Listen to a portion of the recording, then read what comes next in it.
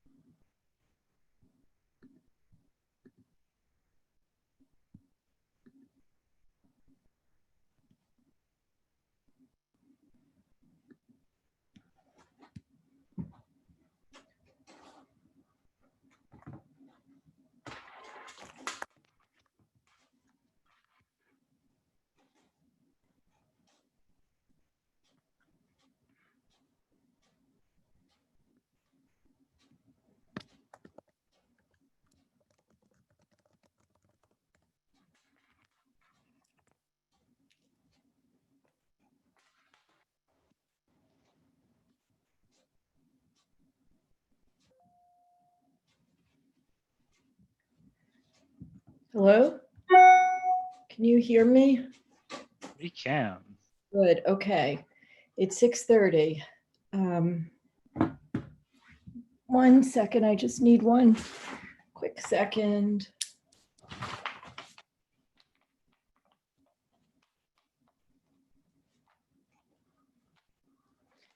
Will, are there any elected officials here now? I haven't seen any, but let's take a look. Okay. If you are an elected official or you work for one and they are here, would you chat me?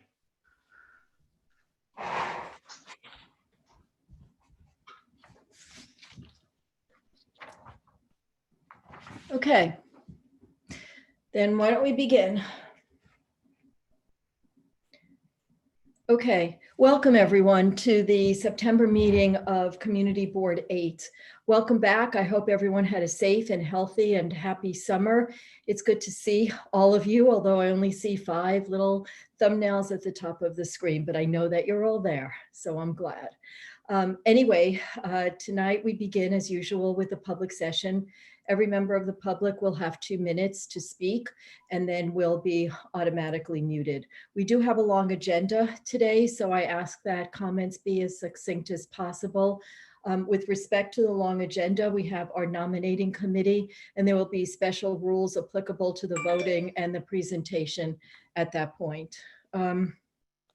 Sorry, just putting my phone on quiet. So we'll go over that when we get to that point.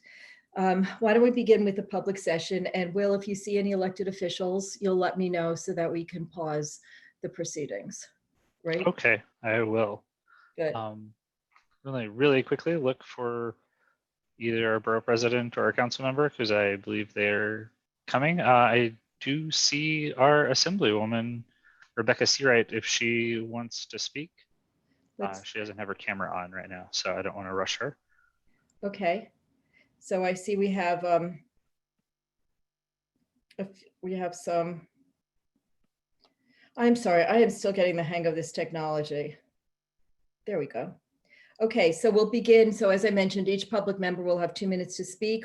We'll go in order: Jillian McManus, Stephen Williams, and Maggie Barber. Thank you. And then we'll go so that Will has a chance to unmute you. And in fact, if you 3 could raise your hands, please, Jillian, Stephen Williams, Maggie Barber, Will can unmute you much more easily than having to scroll through the almost 80 people that we have in attendance. So Jillian, are you here? Could you raise your hand? Okay, I don't see you. Stephen Williams, are you here? Can you raise your hand? The virtual hand, I'm sorry, the virtual hand at the bottom of the participants list. If you click on participants at the bottom of your screen, there are images of approximate images of 2 people with the number 82 next to it. Okay, Maggie, I see you raised your hand. If you click on that, it will open up the list of participants, and at the bottom of that list is the little virtual hand, and that applies for everyone. Okay, so since Stephen had signed up first, why don't we go with him and then Maggie will? All right, Stephen, you may have to confirm unmuting. I'm just gonna put up a timer for everybody to see Stephen as you. Hi, can everybody? While you're doing that, I just want to remind everyone that if you'd like to speak in the public session, you still have until 6:45 to sign up, and then you'll have an opportunity to speak. So your timer is not going yet, Stephen. Thank you for your patience. Okay. Sure. Can everybody hear me? Yes. Pretty good. Can I share my screen, or do you just want me to talk? I think just speaking right now is what we usually do. Yeah, we can't actually have 2 people sharing the screen, and you have to see the timer. Okay, sure. It's going to be very short. Hi, folks. My name is Stephen Williams. I represent the Accessible Dispatch Program. This is a program that connects the community to wheelchair accessible taxis, but anyone can use this. You don't have to be using a wheelchair or any type of mobility device. This program is available 24 hours a day, 7 days a week in all 5 boroughs of New York City. No enrollment is necessary. anyone is eligible. In fact, you can get service right now if you want. Passengers only pay the metered fare set by TLC. So even though these cars are larger and they can hold a wheelchair, and you have somebody to assist you in and out of the car, if you request that, you pay the same fare as a regular standardized taxi TLC cab. All drivers are trained in wheelchair securement. So if you have a person who's traveling via wheelchair, the driver is trained on ramp operations and also entry and exit protocols. This service is on demand. You can get on-demand service or advanced reservations. There are three ways to access the program or to access rides, a cab. You can go to our website. You can download our mobile app, which is free, Accessible Dispatch NYC, or you can call our dispatch call center, which is 646-5999-9999. And if you have any questions, just call our dispatch call center. You can email us at accessibledispatch@mtm-inc.net.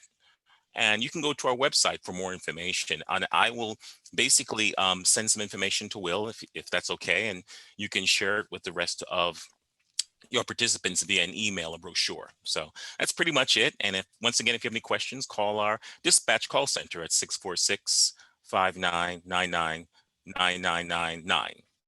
Thank you so much, folks. Thank you. Good Okay. timing. Okay, Bye-bye. thank you. Thank you. So next we have, I think it was, my phone keeps closing with the list. I think We you have had Maggie. right? Okay, and then after that is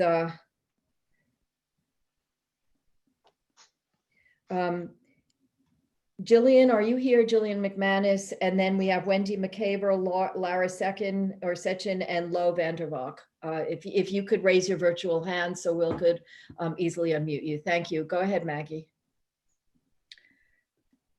Hi, I'm Maggie Barbour, and I'm with the New York Public Library.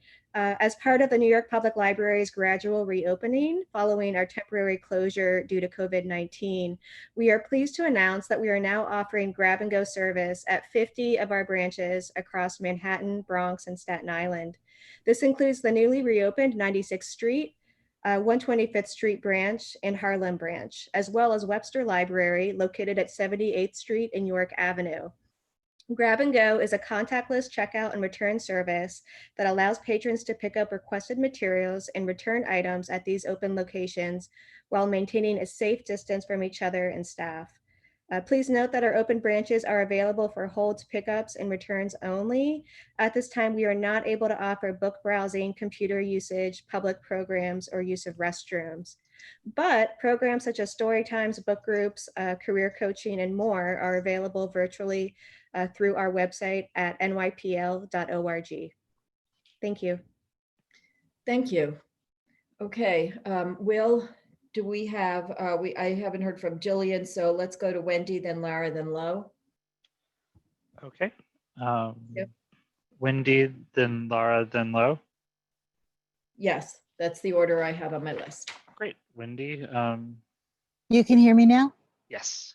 Excellent. First, I want to thank Community Board 8. I've been sitting in since the pandemic has encouraged us to stay indoors so often. I've been to many of the Community Board committee meetings, and I'm so impressed with how devoted people are to our community and to public service. And I can't tell you how much I appreciate it. I've come before you tonight again to talk about the 210 height cap. I know that the zoning committee meeting will be meeting next week on the 24th. That's a very important session. I hope everybody will try to attend. I'm with the East 79th Street Neighborhood Association, and along with Andrew Ravisher, we've done periodical literature review regarding health and safety of building heights. Above 210 feet, there is a dramatic exponential emission of climate change gases. And I don't know if you're aware, when you're looking in the sky yesterday and today, that we're seeing the effects of the forest fires from California. Some of that particulate matter has reached us. It's heavily concentrated, I believe, over Cincinnati right now, and we can expect some more days of it. We need to be very careful. We're a fragile coastal region, and we need to have an absolute height cap so that we don't have this bantering back and forth, the bargaining, the false promises that voters are so tired of, where we're promised various amenities in order to let builders go to the sky. In addition, it's not really fair to the builders to constantly have shifting expectations depending on who they know, or the rumor is, and I certainly don't know this, who they've paid. But we deserve to have an absolute 210 height cap for our safety and health. We're going to start, I think, in earnest, looking at more ULURP applications from builders. And I think the time is now to come out strongly. I'm asking the community board to really represent the different people in the community to strongly come out with that recommendation. Thank you so much. Thank you, Wendy. We are, as you said, having that meeting, and we do have the community support. We're working hard on that issue. Thank you for your support and for mentioning the meeting. Okay, Lara. Laura. Try that again. Can you hear me? Yes. Okay, sorry about that. Hi, I'm Laura, and I'm representing Friends of the Upper East Side Historic Districts, and I want to talk to you about the 210 East 62nd Street application that went to the Landmarks Committee last Monday. So, Friends believe that the 2016 approved project is completely out of context for the Treadwell Farm Historic District. If built as approved, the massive and boxy rooftop would have overwhelmed this row house. Instead, the addition was overbuilt, both in height and area. We are dismayed that the owner is asking for the community to approve this egregious and illegal addition. We'd like to take this opportunity to request that this board not only disapprove the legalization of this rooftop, but also revoke their previous recommendations to approve the massive and out of context rear addition. The encroachment into the rear garden space is excessive and will set a bad precedent for others on the block. The historic large garden spaces are a special feature of the Treadwell Farm Historic District and are prized by neighbors. The proposal seeks to permanently alter the open donut space of the surrounding row houses. We urge the applicant to rethink his approach and be more respectful towards the building, the historic district, and the neighbors. And finally, we'd like to note that this is the second legalization applications within the Treadwell Farm Historic District that this board will see today. Thank you. Thank you very much. Before we go to Will, let's hear from Assembly Member Rebecca Seawright. Assembly Member Seawright, I'd like to welcome you to our meeting of Community Board 8. Thank you. I don't think we need to have the timer on. Exactly. Oh, we do not. Well, thank you. Thank you, Alita, and good evening, everyone. It's been a very busy summer, and I want to lead off by thanking all of you as board members for your dedication to the community and the neighborhood, and to your chair, Alita Camp, who spoke at a press conference that our office hosted on August 26th for celebrating the 100th anniversary of women getting the right to vote. We had some daughters of suffragettes. We had a 106-year-old woman who is regularly seen around the neighborhood, who has spoken at my press conferences previously, and is asking to volunteer in our community storefront office, as well as a few other women testifying or speaking at the press conference. And we were on New York One and got a lot of coverage calling for renewed energy for the passage of the Equal Rights Amendment, not only to the New York State Constitution, but to the federal Constitution as well. Last night, we hosted our 25th consecutive town hall since COVID hit in March. And we featured two of your community board members who are neighborhood presidents of associations, as well as previously a town hall on combating anti-Semitism. I say it's been a very busy summer because our storefront office, as well as our political office, was the victim of an anti-Semitic sexual harassment attack. White paint was splashed on the front door, and an inappropriate note, anti-Semitic and sexual in nature, was slid under the door. I'm happy to report, working very closely with the 19th Precinct, the state troopers, and the district attorney's office, that the perpetrator has been arrested and is in the process of being prosecuted. And as a result of this experience, I've introduced legislation to strengthen the hate crime laws for New York State. One of our town halls was the victim of a Zoom bombing. I understand a couple of my colleagues today hosted a forum that also was Zoom bombed twice. So I'm working very closely with the district attorney's office on some legislation specifically targeting Zoom bombing and the invasion of electronic communication and security. But I want to talk a little bit about COVID. New Yorkers are resilient to the challenges posed by the COVID global pandemic. We flattened the curve by following state guidelines across the board, which has led to our low infection rate.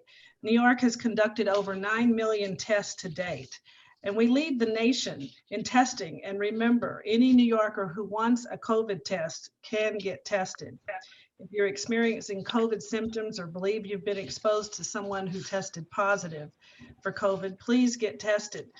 And following the guidelines, we are protecting one another from the threat of a new wave, a second wave, and further infection. Tomorrow from 12 to 2 p.m., we will be handing out free masks. Again, we do this every Thursday on a weekly basis. We've passed out thousands of masks, gallon jugs of hand sanitizer, and pocket size. So we invite you to visit our office between 12 and 2 to get your free mask and your free sanitizer. We're happy to report that Governor Cuomo announced indoor dining in New York City will resume September 30th with a 25% occupancy limit. All restaurants that choose to reopen will be subject to strict safety protocols. New York City will provide a team of 400 enforcement personnel to work with the state police task force to ensure compliance. Patrons who observe violators can report issues by calling 833-208-4160 or texting violation to 855-904-5036. Yesterday, we hosted a flu clinic in our district office and provided over 40 free flu shots. Our next one will be on September 30th. It's booked out, but we do have a wait list going. Please call our office at 212-288-4607 if you'd like to be placed on that wait list.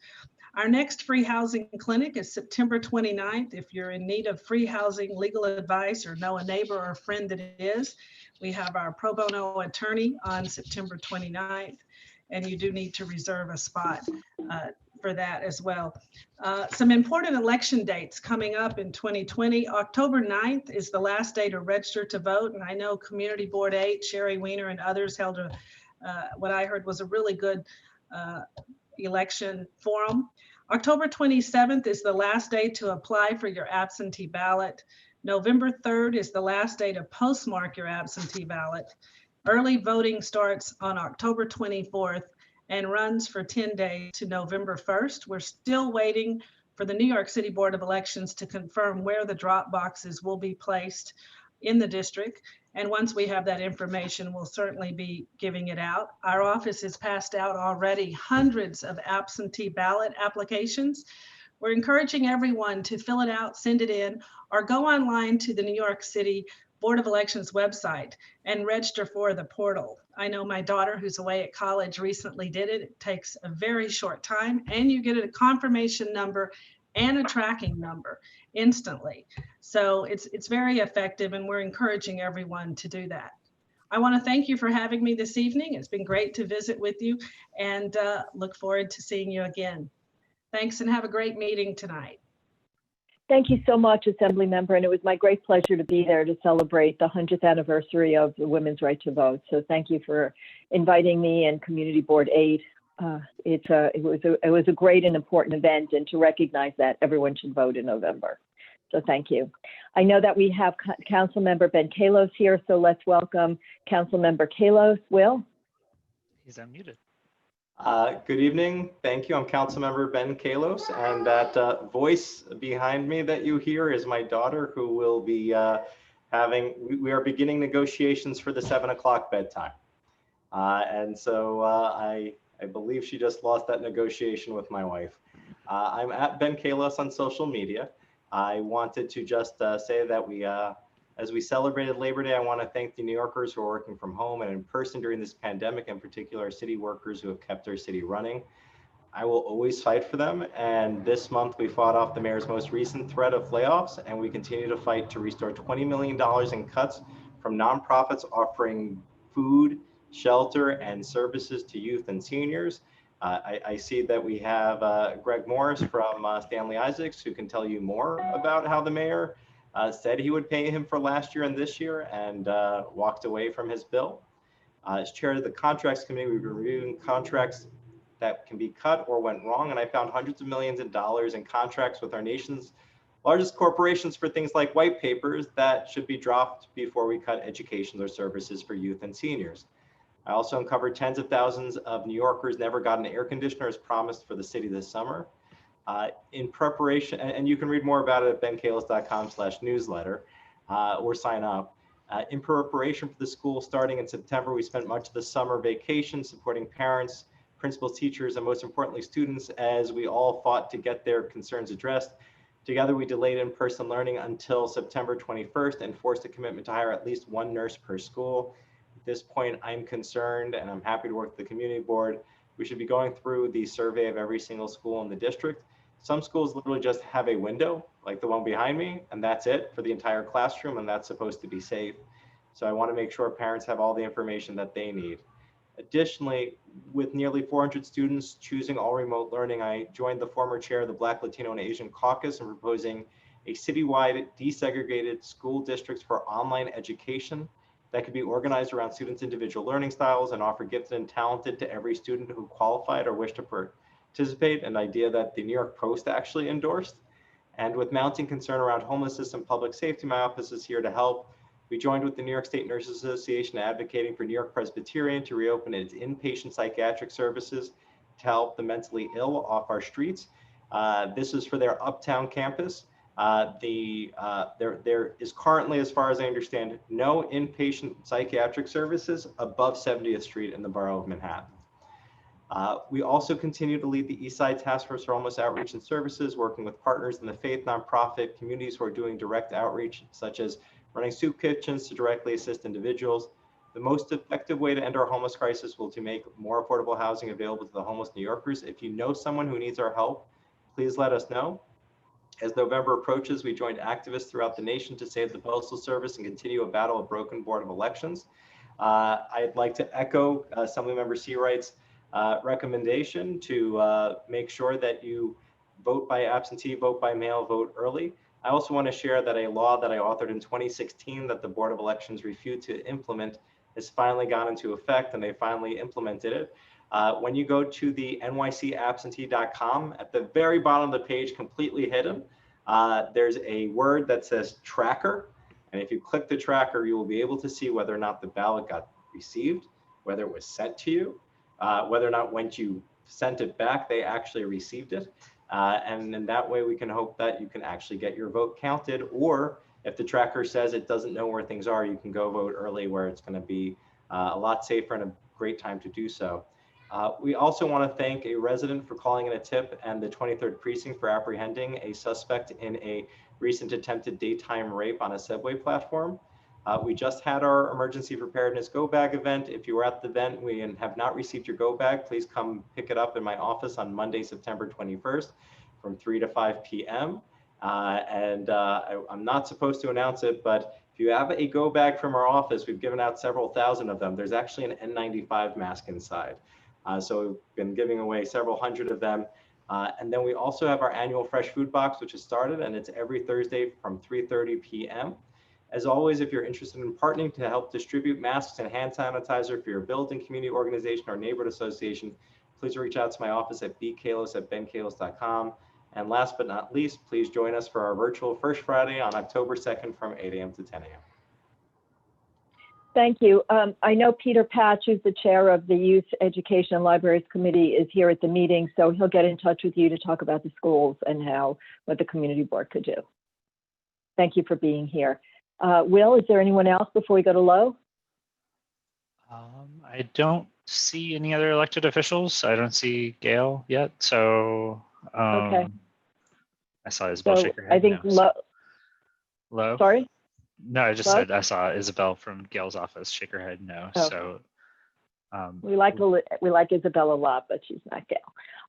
Lo, is can you not raise here. your hand, or do you see him? Oh, he's not here. Okay, then let me pull Oh, up the he list. is here actually now. Okay. Lo, you just have to confirm unmuting and you will be able to start your public session. Okay. Am I on? You are. Yes. Okay, start. Oh, start. Okay, got it. Go, Lo, you're running out of time. Okay.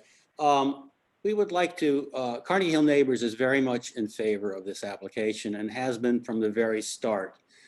And the reason for this is that although the community board disapproved the extension, and we also disapproved the extension when it was 6 feet, we reached a compromise with the owner. And before the landmarks hearing, and they cut it back by 3 feet. So the extension is only 3 feet out from where they were, and it's 3 feet short of where the largest extension in the block are. So it's right next to that. So it is, and now the sidewalk is much wider. There are no trees blocking that area. Landmarks, we testified at Landmarks. Landmarks approved this with only a 3-foot extension. And I feel it is only good faith to, even though the community board now is seeking not to allow the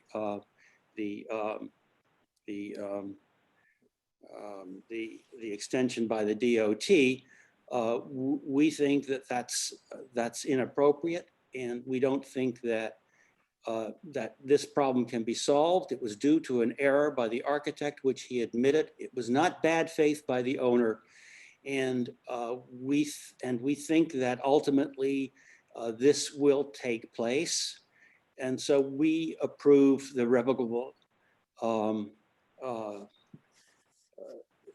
provisions, and we hope that the community board will take that into account. Thank you. Thank you so much. Thank you, Lo. Just really quickly, you didn't state which application you're talking about. Oh, I'm sorry. This is regarding 14 East 96th Street. It's a brownstone and its extension into the sidewalk of the areaway, which, by the way, is recessed downward, unlike its immediate neighbor to the west. Thanks, And- Lo. Thanks. Thank you, Lo. The documents are on the board members have access to the documents.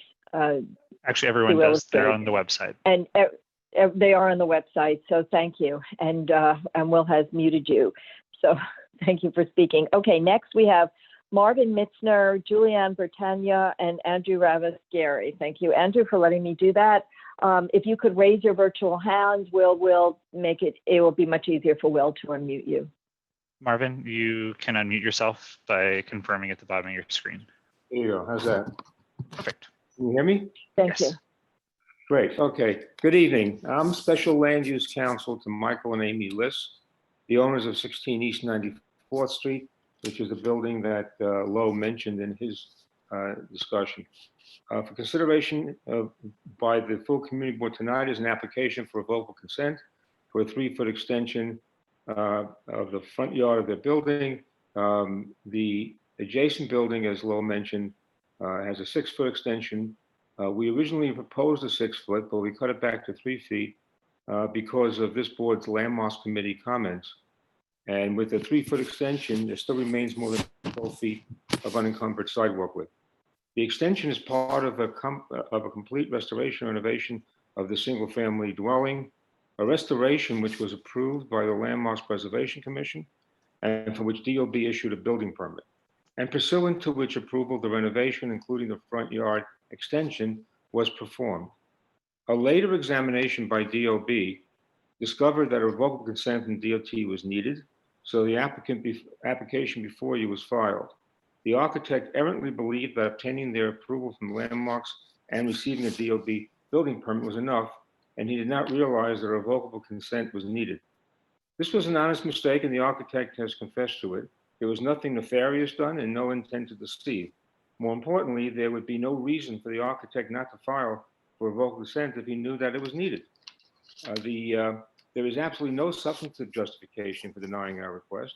In fact, the draft resolution by the Transportation Committee before you tonight points out that the physical aspects of the project are positive and no negative impact from the extension was mentioned. The only rationale for the split vote to deny our application is the alarm the committee expressed that the process broke down as it did. The problem expressed if the intent of the negative vote by the committee is to send a message, then send a message through a resolution, but don't punish the owners. Thank you. Okay, Julianne and then Andrew.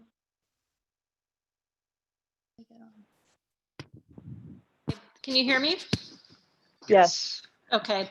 My name is Julianne Bertagna, and I'm the president of Treadwell Farm Historic District Association. And I'm speaking on behalf of the executive committee and the neighbors to urge CB8 to outright reject in its entirety the application for 210 East 62nd Street and to request CB8 to take all the necessary steps to request that LPC revoke the original COFA from May 2017. We are desperately asking for your help to make right what was done wrong. And what we know so far is that there is an as-built rooftop addition that is visible from the street and is already taller and deeper than LPC approved. We also know that the rear building extension, which has yet to be built, is completely inconsistent with the architecture of neighboring buildings and extends out materially further than any other building extension since the original landmark designation in December 1967.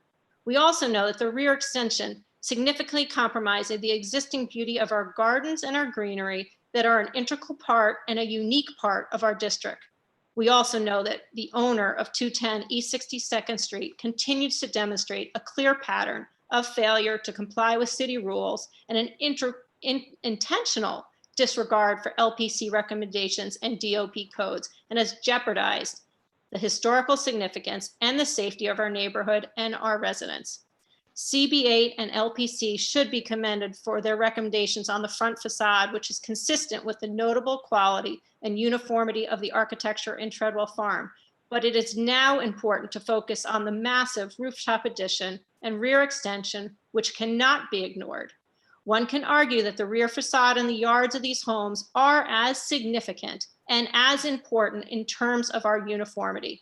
We are asking your help to stop and reverse the out of context project that will set a very unwanted precedent for future development, obscuring the uniformity of the district and disturbing the consistent height, roof lines, cornice detail, rear yards, and completely undermines the beauty of our rear gardens and the historic donut.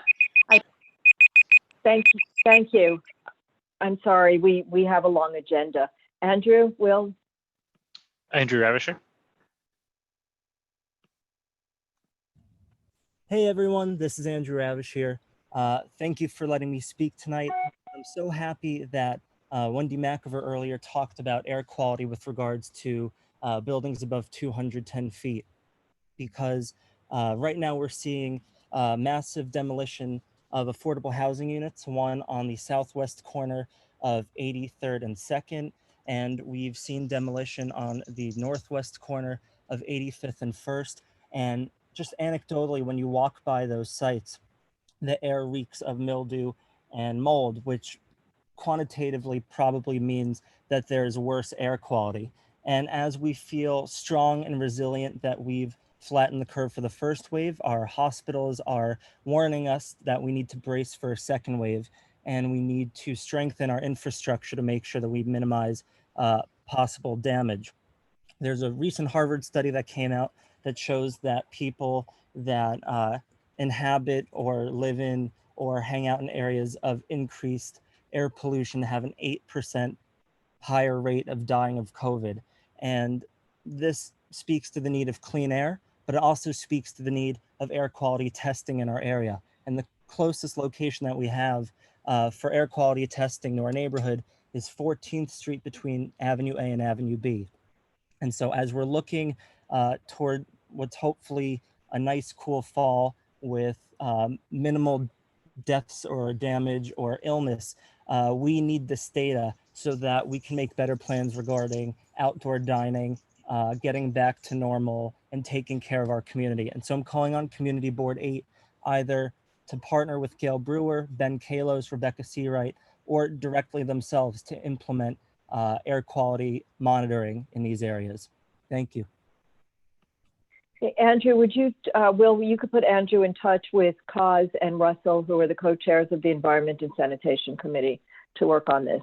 Thank you. Okay, next we have Betty Cooper-Wallerstein, Vanita, I hope I got that right, I'm sorry, Solomon and James Solomon. If you could raise your hands, your virtual hands. Betty, you just have to hit *6 to unmute. Right, Betty's on the phone. *6 or *9? *6. Oh, *9 raises the hand. 6 is for muting. Betty, just hit *6 or we'll come back to you after the next speaker. Okay. Betty, we'll move on to the next speaker, and then while you work that out, and then come back to you, Will.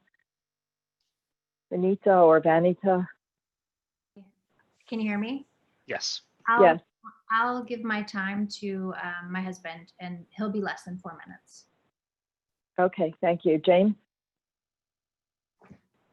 Good evening.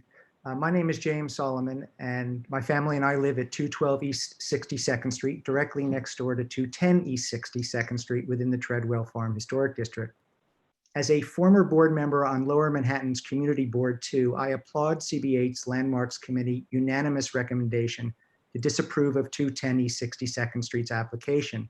That said, I wish to alert CB8's full board to 3 points not stated within the Landmarks Committee resolution before you this evening, which in my view should be included. Point 1, no reference is made in the resolution to the extraordinary pattern of non-community compliance by 210 East 62nd Street. 3 stop work orders, 37 open DOB violations, over $280,000 in unpaid fines, dangerous and illegal underpinning, severing neighborhood telephone lines, failing to safely maintain its construction site. I'm not making this up, all are factually supported. Some on this board may contend these items are a building department's matter. In my view, 210's past conduct is a community matter, and as a former member of a community board, I believe any resolution coming from CB8 should also speak to 210's blatant disregard for its neighbors and neighborhood. Point 2, the resolution before you contains measurements provided by 210's architect that are simply inaccurate and misleading. How do I know? The architectural firm of David Atchison was able to measure the as-built and to verify 210's inaccuracies. For example, the height of the as-built rooftop addition is at points actually 34% taller than what was submitted to CB8 and Landmarks. 210's rooftop addition is actually built over the adjacent properties by 7 inches on one of the sides. CB8's resolution should not only call on LPC to verify 210's measurements, but also raises the question for this board, can this applicant be trusted? And finally, point 3, the resolution before all of you this evening does not reference a question that was publicly asked by multiple members of CB8's Landmarks Committee this past Monday at the committee hearing. How did CB8 ever approve 210 East 62nd Street's original Landmarks application, which came before this board in 2016? Given 210's conduct during the past 4 years, you can imagine how disconcerting it was during the Landmarks Committee meeting to hear a majority of the Landmarks Committee say, we made a mistake in ever agreeing to this proposal. In my view, by CB8 not acknowledging its prior error, it is doubling down on it. It's not too late for CB8 to attempt to reverse this consequential mistake. 210's rear yard extension has not been built at all. 210's vastly overbuilt rooftop addition, while framed, is far from finished. 210's rear and front cornices are unfinished as well as non-compliant. So while I applaud the Landmarks Committee's recommendation to disapprove of 210's present application, I strongly urge CB8 to consider recommending to LPC that it revoke 210's certificate of appropriateness from 2017. 210 has revealed through its actions that it never intended to abide by CB8's, LPC's, or DOB's requirements. I believe that CB8 should now call on LPC to reconsider 210's entire landmarks application from the start, not just its proposed changes here. Thank you for your time and consideration. Thank you. Will, is Betty able to get on? Let me check. Betty, just hit Betty, star are you there? 6.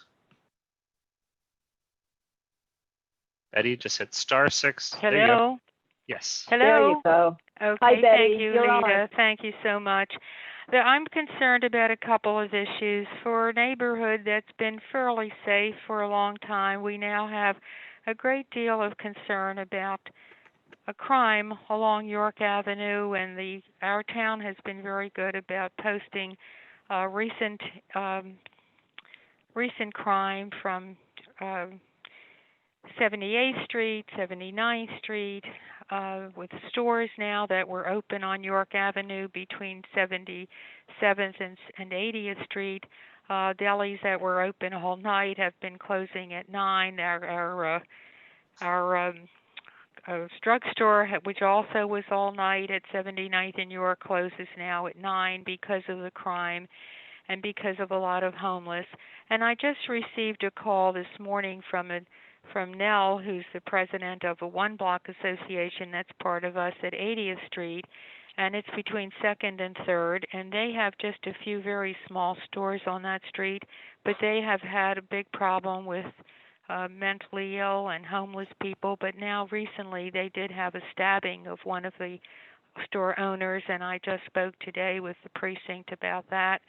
So I'm very concerned about this, the fact that we are now all over our area starting to see a lot more crime. When I spoke today with the precinct, I just heard about the fact that they are very much concerned and spending a lot of time with the Madison Avenue now has had stores that have been robbed. You know, I remember that from sometime in April, and I thought that was down in the 50s and 60s. I'm not sure where it is now, but the other issue I brought up to them was about, because I would call if there were vendors who were on the sidewalk instead of in the street, and I learned today that the police are not on that anymore, that any problem with the vendors has to go to Consumer Affairs. So concerned about that, and also bikes. We had someone injured just yesterday at First Avenue. Did we lose Alita? I'm sorry, Betty, I was on mute myself. I'm sorry, we have set a timer for everybody because of the Zoom and the length of the meeting. For the public safety issue and an increase in crime, Barbara Rutter and Rebecca Dangor, the chairs of the Health Committee, which now includes public safety, will be in touch with you with respect to the vendors, Michelle Birnbaum, who's chair of that committee, and with respect to the transportation and the bikes, Chuck and Craig. So you could work with everyone, all of those committees on those issues. Thank you very much for having called in. Okay, let me get to the list again. Next we have, I'll just do the last 4 that we have, which are Leslie Chow, Arthur Alchu, Joseph Selman, and John Dempsey. If you could all raise your hands, please. And the order, Will, you have the order: Leslie, Arthur, Joseph, and John. Are you here, you guys? I did see Leslie Chow here earlier, so. I see Joseph Selman has his hand raised. So we'll go to him first. Joseph, just confirm unmuting. You're good. Yes, can you hear me? Yes. Yes. Yes. All righty. Good evening, all. My name is Joseph Selman. I've lived in the district for some 35 plus years. I'm a former postal worker, retired, and I currently do outreach as an active member of Black Lives Matter Greater New York. I'm also an active member advocating for an elected civilian review board. My purpose here tonight is to introduce the idea that Community Board 8 consider its support for an ECRB. Purpose, what do we stand for?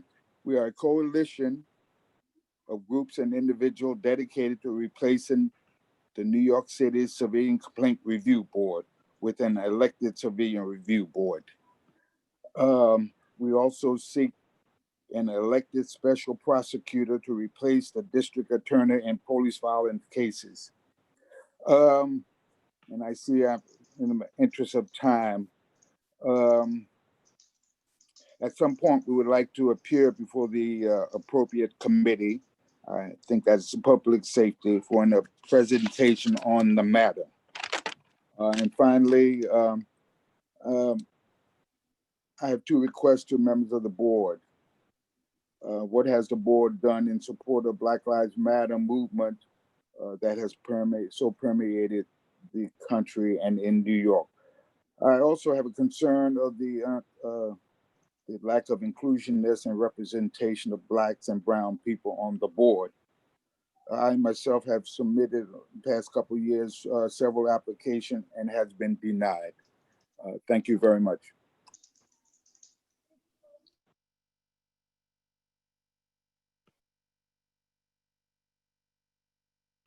Alita, you're muted.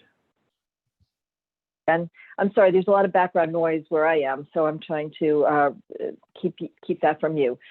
Joseph, the community boards have nothing to do with appointments. Those decisions are made by the borough president and the city council members. And they are aware of, they are very much have the desire to keep the boards in line with the ethnic and other diversity of the communities. But thank you very much for bringing all of this to our attention, and stay tuned because the board is working on racial equity and social justice issues. Thank you for coming and speaking. Okay, we have now,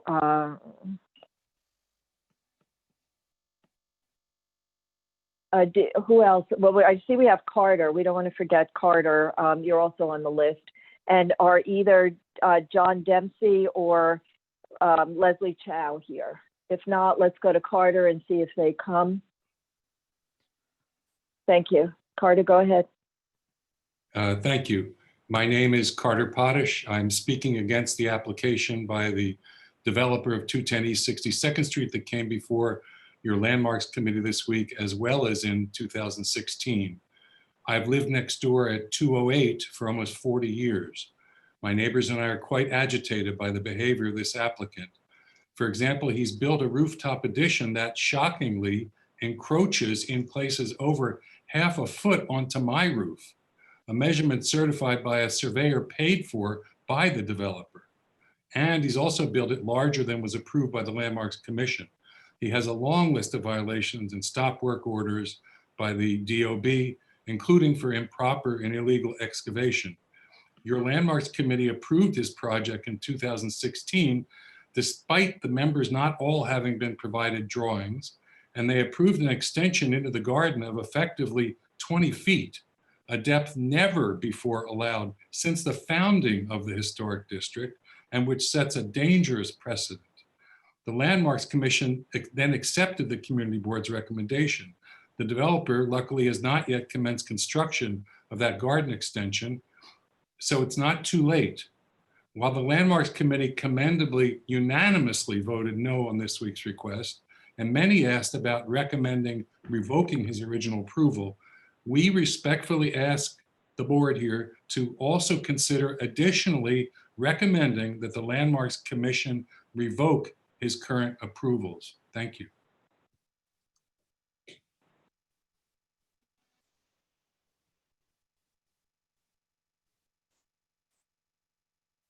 Alita, you're muted.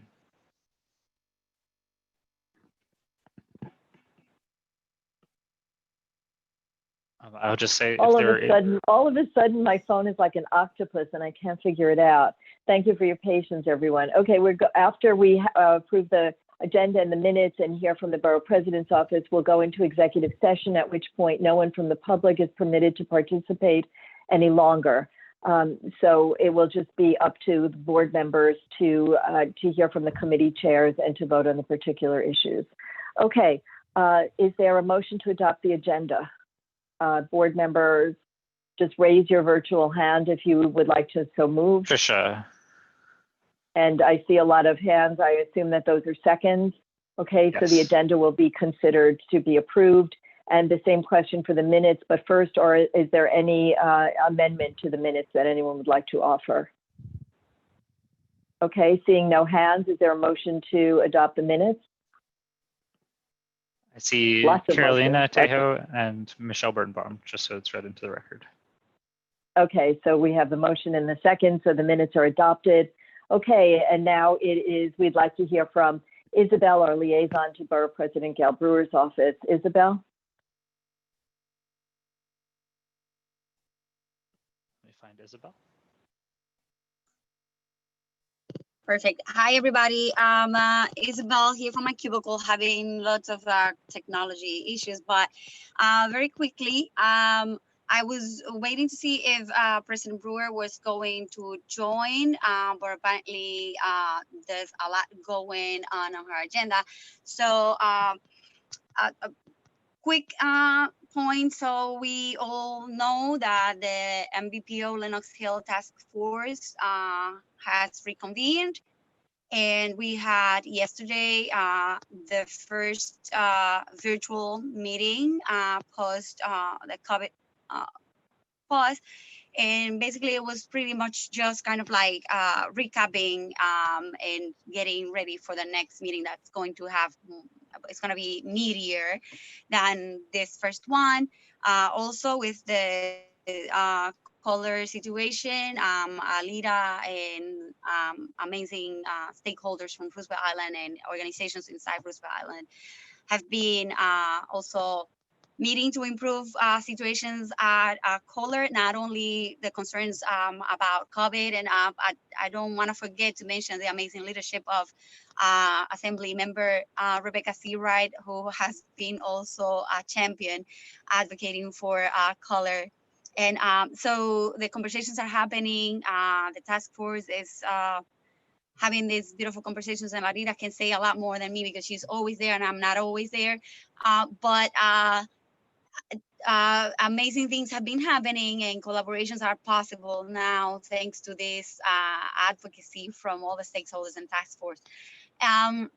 So President Brewer and some members of our team last month, as well as Alida and Will tried to join, but we were late and Will had somewhere to be. But we did the small business crawl where we dropped off masks, face masks, and hand sanitizers on businesses. And also Alida used the opportunity to go and post the amazing document that was created by the community to inform community how to help small businesses stay within guidelines and stay open. That was a beautiful afternoon. And to build upon that, you know, to remember that President Brewer, as well as Speaker Johnson and Councilwoman Rosenthal, created and passed a law, I'm reading here, Local Law 157 of 2019 created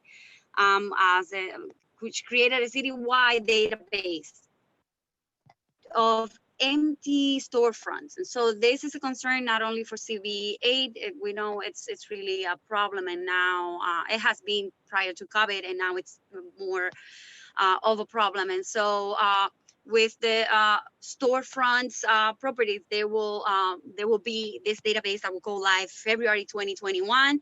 We will be sharing with every community board. It'll be available for the public, and it'll have information reported by property owners, including census tract level data of the median length of leases, size of rentable floor area, and current rents. So all this is important information as we are trying to keep small businesses open. And also we are asking for more liberal regulations, changes to the city regulations for the extension of outdoor dining to help save restaurants. We are hearing stories of how difficult it is for many to remain open. And citywide, many are reporting that they're still struggling to keep up with rent, and they have rent arrears. School reopening.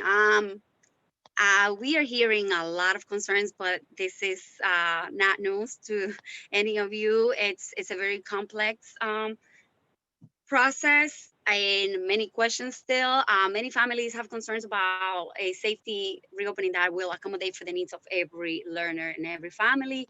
We sent recently a letter to Chancellor Carranza and President Grillo regarding challenges and the status of technology contracts and the ability of schools to receive Chromebooks with RESO 8 funding.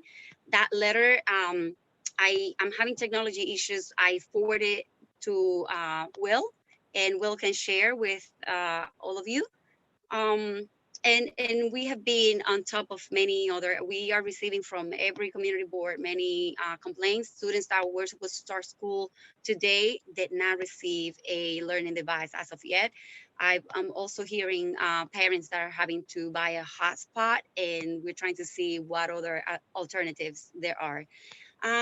Monday, this is good. Monday, 9/21 at 7:30, our staff and interns will be doing distribution of COVID kits to school. I sent a link to a Google Doc for you to register. Schools near you that you would like for us to stop by and bring some hand sanitizers and some COVID kits. I will forward this information to Will to add to the chat with our number that people can call. And I sent the link to that Google Doc. I really don't have much more to say, but if you have any questions, I probably don't have many answers. There's a lot of issues. Oh, Isabel, I should have mentioned this at the beginning, but we're not having any questions of the elected officials or their reps. So with your contact information that we'll put in the chat, any board member, any member of the public will be able to get in touch with you directly. Thank you so much for spending this time and giving us so much information. And I'll just have a very brief statement about Kohler when it comes to my report. Thank you. We appreciate all the good work that Borough President Brewer is doing, and your always cheerfulness at our board meetings. Thank you. Okay, thank you. Are we able to go to the next? You're finished, right? Okay, thank you. Will, I see Abby. Will all of the elected official reps please raise your hand so that Will could unmute you quickly? Thank you. Will, I leave it to you. All right, I see Jenna Klaus up first, so I'm going to let her go first. Thank you. Jenna is from Thank you, Keith's Will and office. Linda. Hi, everybody. Hope you all are well. And I just want to catch you up on what's happened last month, since we didn't meet last month. But Councilmember Powers joined his colleagues in state government to introduce the Small Business Recovery Act. The Small Business Recovery Lease Act gives businesses the opportunity to renegotiate their leases to a more affordable rent while providing owners with a tax incentive to negotiate with their small businesses. Councilmember Powers also joined Councilmember Levin last month to introduce legislation that would establish basic fairness in housing applications, which would make criminal background checks illegal in housing while also prohibiting housing providers from advertising that they will not accept people with conviction histories. Banning the box on housing applications makes sure that our most vulnerable New Yorkers have access to housing. And then finally, on Friday, we had a Love Your Neighborhood Day. Friday, September 11th, we did graffiti removal in Carnegie Hill, trash pickup on East 86th Street, and we distributed hand sanitizer and masks to small businesses in the East 60s. It was a really great time. We're looking forward to doing more of these in the future. So if you belong to a neighborhood association, please contact me and we can get something set up. Thank you. Thank you, Jenna. Will, who's next? Rebecca Grigas from the Assembly Member's Office. Hello, everybody. Hi, Rebecca. Hi, this is Rebecca from Assemblymember Dan Court's office. I hope everyone had a great summer. I have a few things in my report tonight.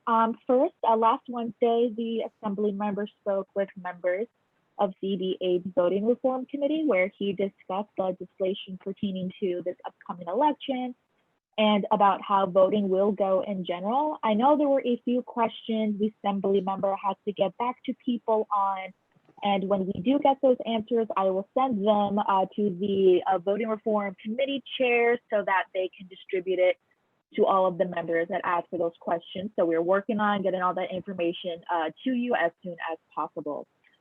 Second, this Friday from 5 to 7 p.m., our office is hosting a phone banking session for the census. We're going to call our neighbors and make sure that they fill out the census before the end of this month, since it closes on September 30th. So if you would like to, please go to dancourt.com/census. I'll put the link in the Zoom chat box if you are interested in signing up. And as always, our office is still assisting folks with unemployment, tenant resources, and a lot more. So if you need help with anything, please give us a call or send us an email, and we'll do our absolute best to help you out. Thank you all, and have a great meeting. Thank you, Rebecca. When did you say the phone bank for the census is?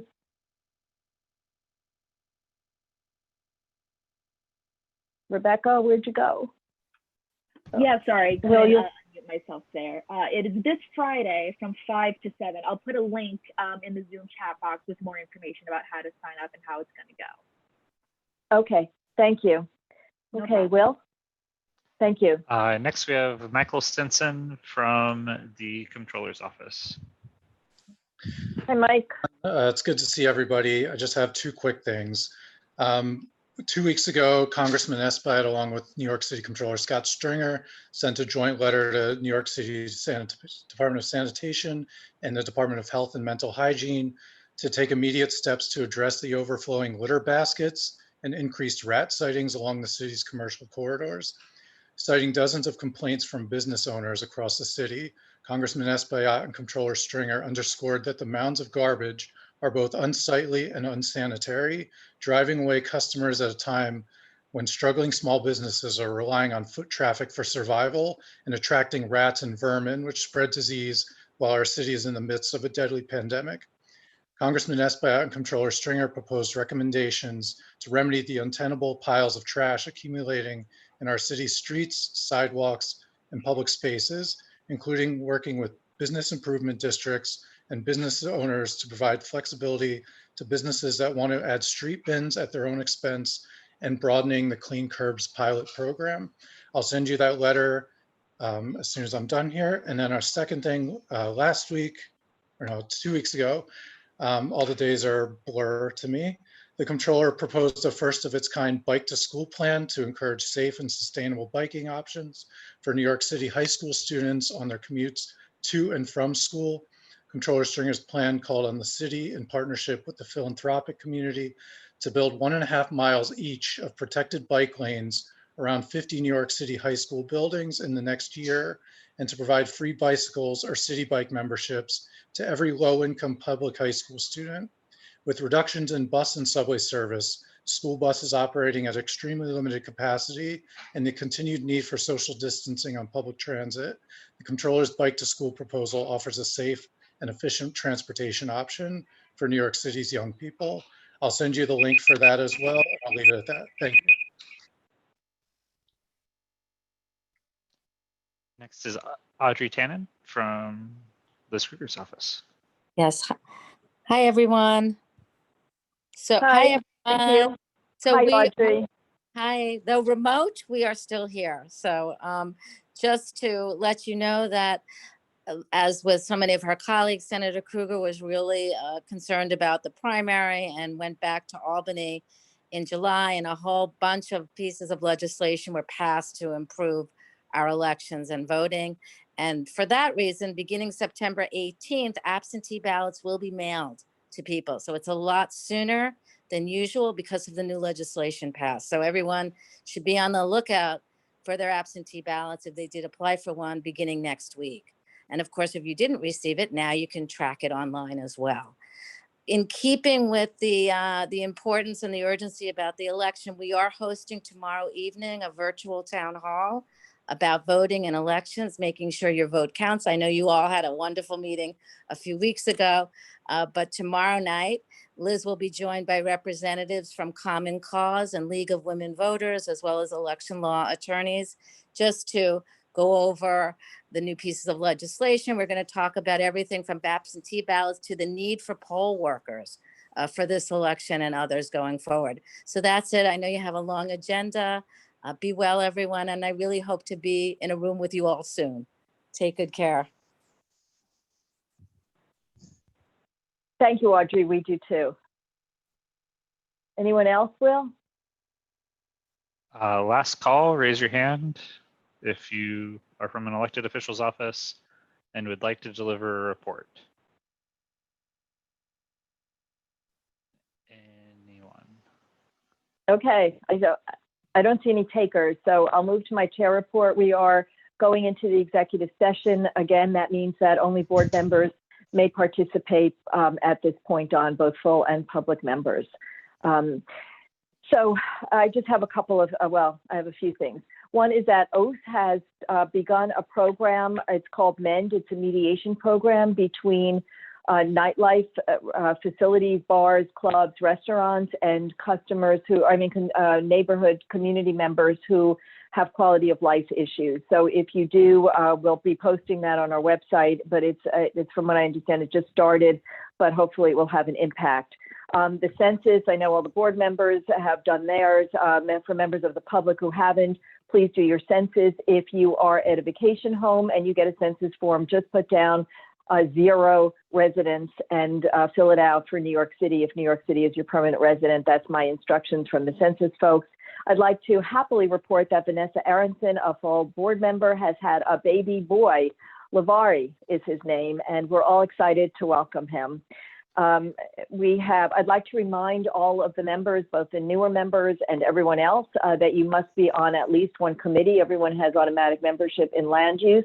You must join another committee. When you do, please, when you want to join a committee, please let the chairs know, and Will and me, and you'll be put on that committee. Does anyone want to be trained to be an interviewer or use not an interviewer, but to use the cameras and the equipment at the Manhattan News Network so that we could continue with our CB8 Speaks program? We have lots of equipment allowing us to conduct interviews and do stories from outside the studio. So if you'd like to get trained, please contact Will Sanchez you could contact him either with his direct or through Will. Kohler, just in reference to what Isabel had said, there's been a lot of progress. We've met with Dr. Katz from H&H, and he has been so far very responsive to improving the quality of life at Kohler. I won't give you any specifics. And the document that Isabel also referenced was the flyer that all of us who put on our welcoming small businesses back and helping them reopen. We did that great flyer with your input, and I've been going around to a lot of storefronts who put them up, asking if they want them, and I'm very gratified to see that a number of them put them up immediately in their store windows. Good work for the people who worked on that. Okay, Will? I just want to say I put a copy of that flyer in the chat for everybody if they would like to download it and share it with a local business in their neighborhood. To follow up on one of Alita's points, I sent all the board members a list of the committee assignments and committee memberships. Please, as soon as you get a chance, please fill that out. Let us know. Send it back to Alita and myself. Who don't make us please don't make us go one by one and ask you guys. Then I also want to just say thank you to all of our board members who joined the special meeting earlier this month for the hiring of a new assistant district manager, Max. Max's first day is Monday, so please help give him a good welcome whenever he joins on Monday. That's all I'll use for my report. Thank you, Will. And again, yes, thank you, everybody. Okay, so it's time to go to the nominating committee. So for this, the special process I referred to earlier is that everyone will be unmuted in order to make the voting process and the nomination process much easier. So I will ask people who would they nominate to be on the nominating committee. And as you may know, the nominating committee will interview any potential candidates for the board offices and a report back in October. at which point they may or may not have candidates, and people may also be nominated from the floor. There are 7 members of the nominating committee, so I will ask if you'd like to nominate someone. I will then ask the person who has been nominated if they would like to be on the nominating committee, at which point please just use the yes or the no button at the bottom of the participants list to indicate either your assent to or rejection of a nominating committee position. I see a lot of board members have already raised their hands. I'm hoping that this is for the nominating committee. Murat, who works at the board office, has constructed a very good list, so we'll be able to see, or way of calculating the number of votes for people in the nominating committee. So we'll be able to see that as it works, and the votes will be automatically tabulated. So first we'll proceed with nominating potential members for the nominating committee. And I'd like to remind everyone that if you served on the nominating committee last year, you are ineligible to serve on the nominating committee this year. Okay, let's begin. Elizabeth. So I thought everyone was unmuted, Will. Not yet. We'll do that whenever the roll call vote happens. Okay, so we'll do that with the roll call vote. I Will have and two I spent a lot of people. time on this. It's okay. I have 2 people asking me right now how to raise your hand. If you're on the phone, it is *9. If you are using Zoom, you need to find the participants button. The participants button looks like 2 people standing next to each other with the word participants, or whatever your language your Zoom is set in. Translation of the word participants underneath it has a number 94 next to it right now. That number will change. If you click that button, a box will open up on your screen. You'll see the raise hand button at the corner of that box. Please chat me if you still cannot find it. I know there's a couple of board members who were asking me that question, and I'm happy to have Zoom meetings with you afterwards to show you and walk you through it. But otherwise, chat me. Sorry, Alita, I just wanted to make sure every board member had the equal opportunity to raise their hand. And that is very important, so thank you. Again, chat Will if you have any questions. Otherwise, we'll start, and for anyone who hasn't yet figured that out, will be able to help. Okay, Elizabeth. And I'm gonna share my screen. I have a document open that has both last year's members and the members who you guys will be nominating. But go ahead, Elizabeth. Sorry. I nominate David Hilpern. David, do you accept? Either click the yes or the no button.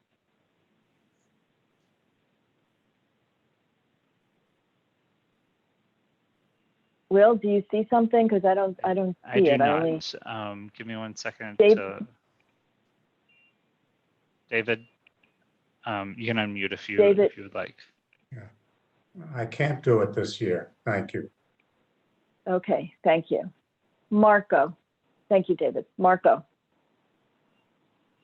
1 second. I'm sorry. I would like to nominate Peter Patch. Okay, Peter, would you accept the nomination to serve on the committee?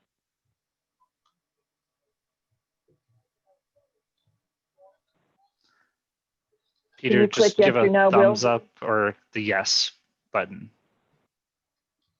Just please use the participants feature. He says yes, I believe. Okay, great. Yes, he did. Okay. Right.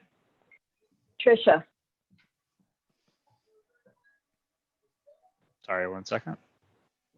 I lost everybody who had their hands up. We had Tricia next while everyone re-raises their hands. So I know Tricia, right, you had raised your hand. Go ahead, Tricia. Hi, everybody. I nominate Will Sanchez. Will, do you accept? Will has not said yes or no. So Will Sanchez. Yes, I see your yes. Okay. Okay. Sherry? Just 1 second.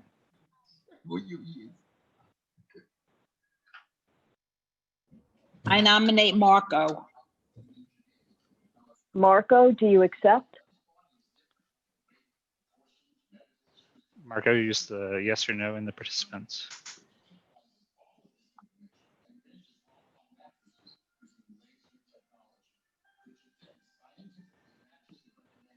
Marco gave a thumbs up. Okay, let's add him to the list. Billy?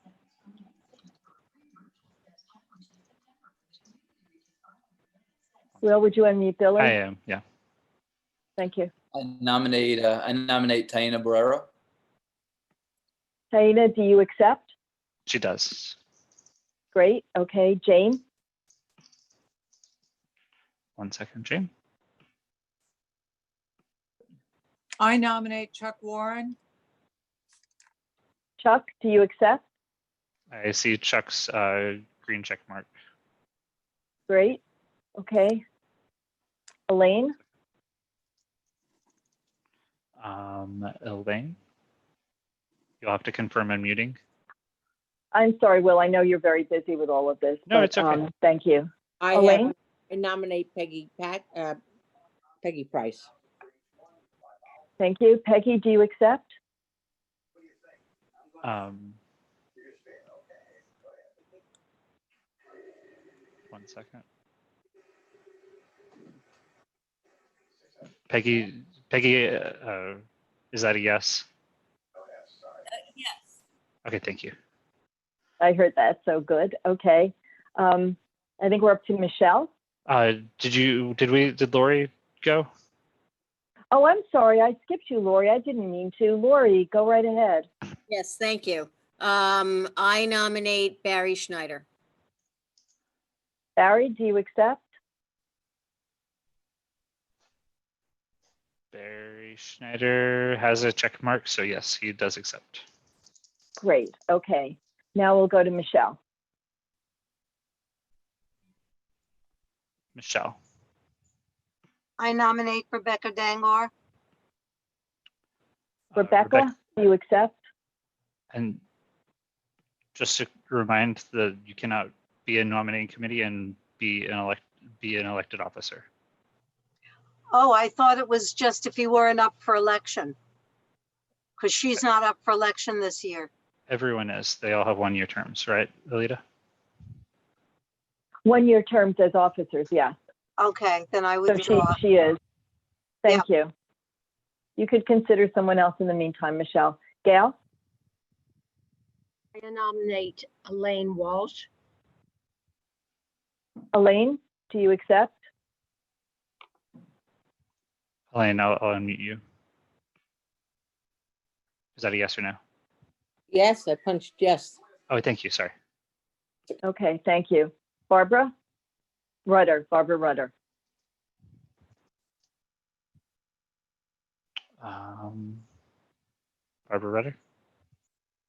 I nominate Lori Boris. Lori, do you accept? Yes, she does. Okay, thank you. Cause? Oh, I'm sorry. Wait. I skipped Wilma. Wilma? *6, Wilma.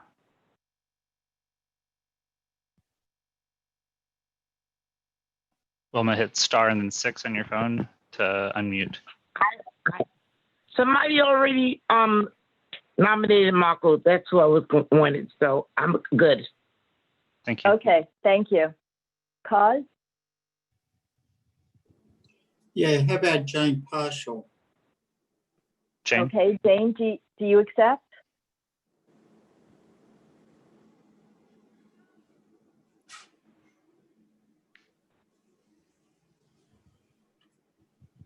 Will? I'm looking for her. She says yes. Great. Okay, Valerie.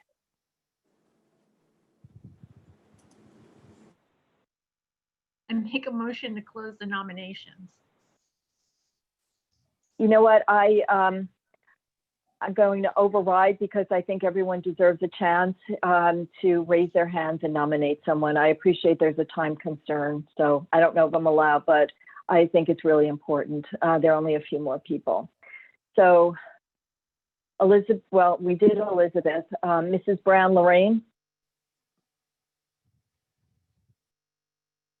You'll have to confirm unmuting at the bottom of your screen, Mrs. Brown.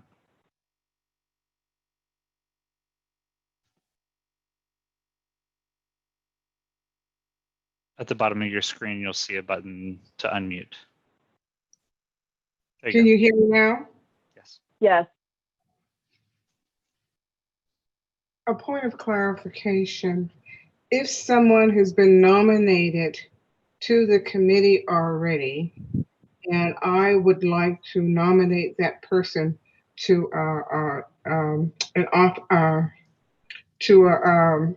a position on the board other than the nominating committee, would that person decline being on the nominating committee and then accept the nomination for one of the seats on the board?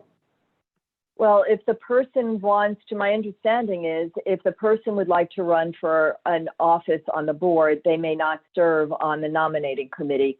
So that's something that could be figured out tonight, and we can have an alternate member because we can only elect 7 people to the nominating committee. We could have an alternate to step in if that person decides to run for office rather than serve on the nominating committee. Okay, so we won't be able to nominate anyone for office until October? That's correct. The nominating committee will meet with potential candidates and decide whether make their recommendation about the appropriate people to run for office. And if they don't recommend anyone, don't nominate anyone, or if there is someone who would like to run in addition to those that the nominating committee selects, then that person may be nominated from the floor in October. The month between September and October is an opportunity for the nominating committee to meet with the potential candidates.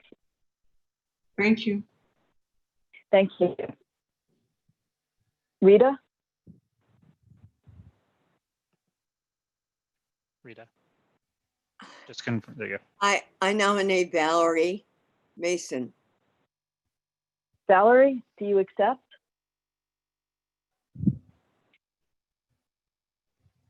You're muted, so you need to yes or no button. No. Okay. Peggy, we heard from you before, I think. Did we, Will? I've lost let's count. go to. Okay. Well, let's go to Elizabeth Rose first, and then continue. Okay, Elizabeth. So I'd love to see representation from the newer classes. So I would like to nominate Takako. Takako, do you accept? Takako, do you see? He said Will? yes, she does. Good, great, okay. And Anthony? 1 second.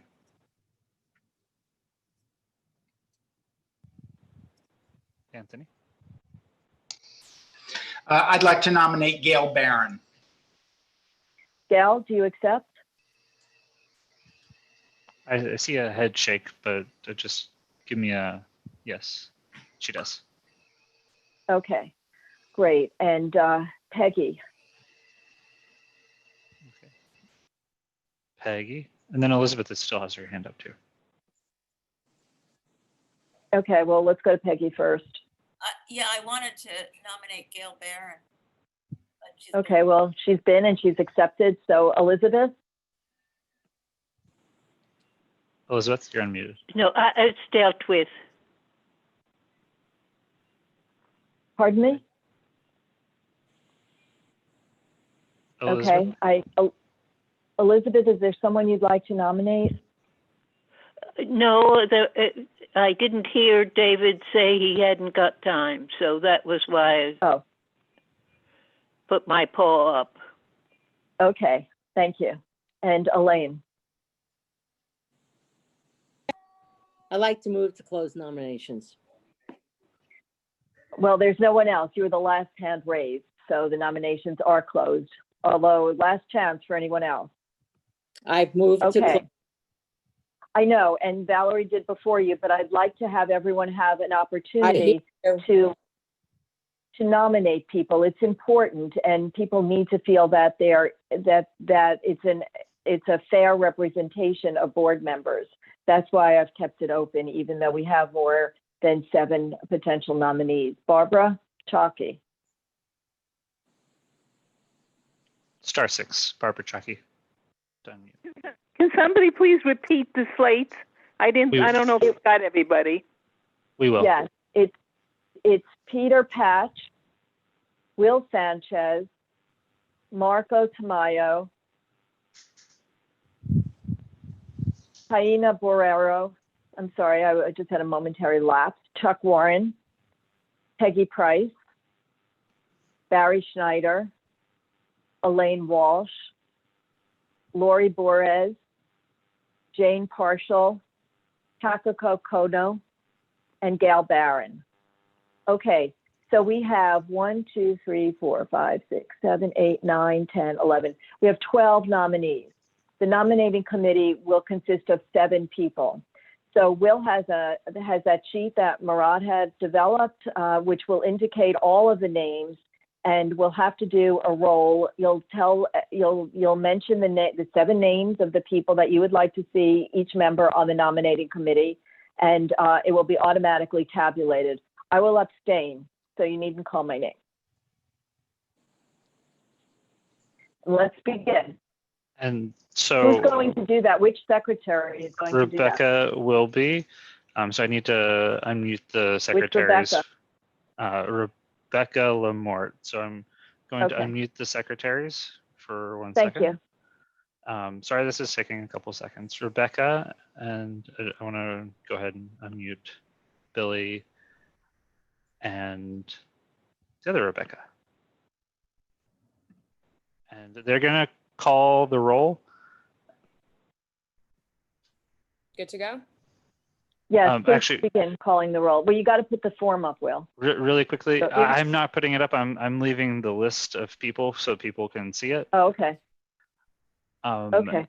And Will Sanchez just asked if he could withdraw. Yes, you may withdraw, Will.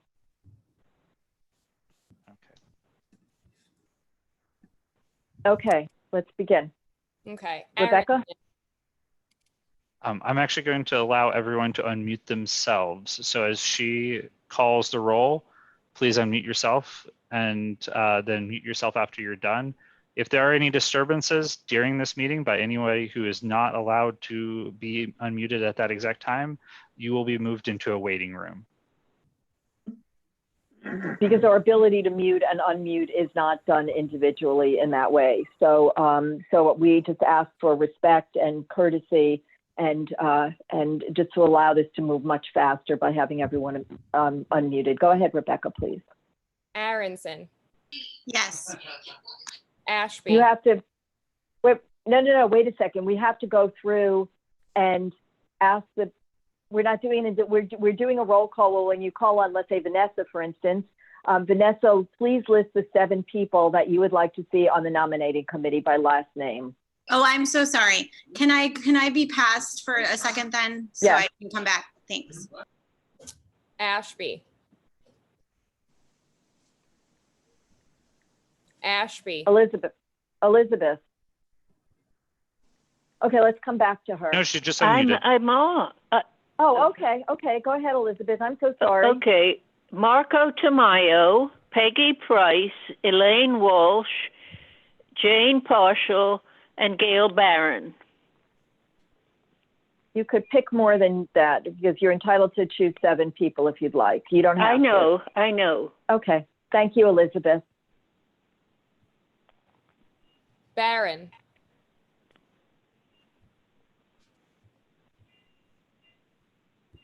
Unmuted. Barron. You're unmuted now, Yeah, Gail. okay, thank you. Peter Patch, Marco Tamayo, Borio, also Peggy Price, Elaine Walsh, Jane Partial, and myself. How about Takako? If you're unmuted, we can hear you. So please only unmute whenever you're ready to be speaking. Barton. Okay. Elaine Walsh, Jane Partial, Barry Schneider, Peggy, Chuck Warren, Marco, and Peter Patch. Sorry, could you repeat that? Okay. Jane Partial, Elaine Walsh, Barry Schneider, Peggy Price, Chuck Warren, Peter Patch, and Marco.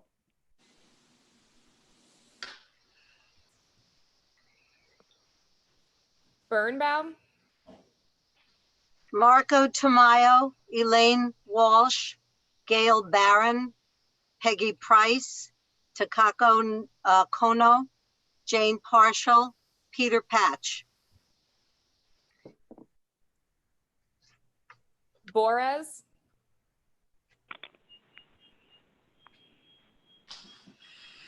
Lori. Sorry, I muted myself. Okay. Peter Patch, Chuck Warren, Barry Schneider, Lori Boris, Takako Bono, Taino Barrero. Barrero, Patch, Tamayo, Borrero, Schneider, Kono, Warren, and Partial.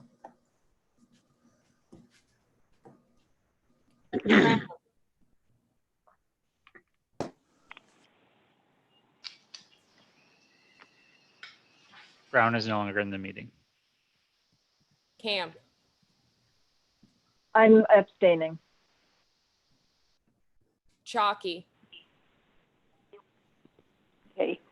Barron, Price, Partial, Patch, Marco, Walsh, and Barrero.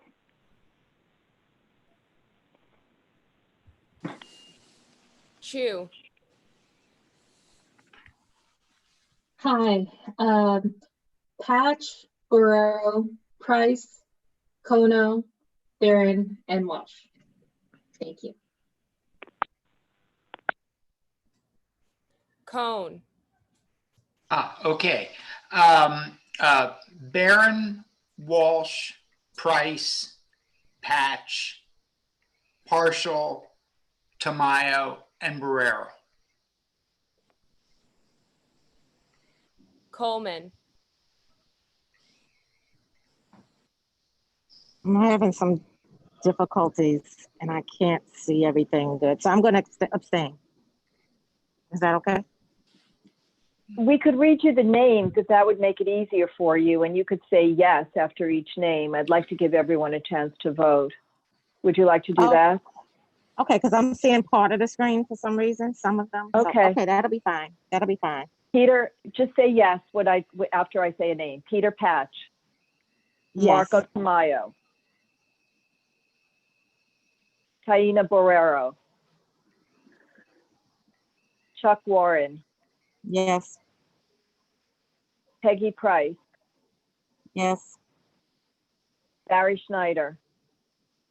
Yes. Oh, yes to Barry? Yes. Elaine Walsh. Yes. Lori Borez. Yes. Jane Partial. Yes. Takako Kono. Yes. Do we have 7 for Sandra? Yeah, it was already 7. Okay. Okay, thank you. Okay, thank you.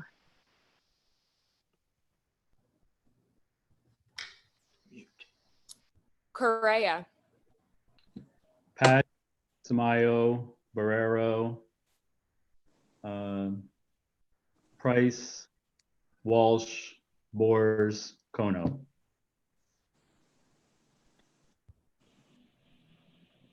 Dangor, Warren, Borez, Partial, Patch, Tamayo, Walsh. Is that 7?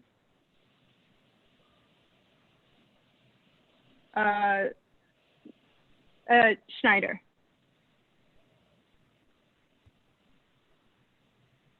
Farber,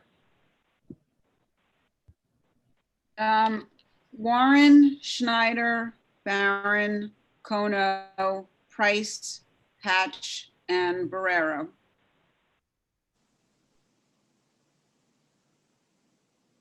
Freeland, I didn't hear you, Rebecca, sorry.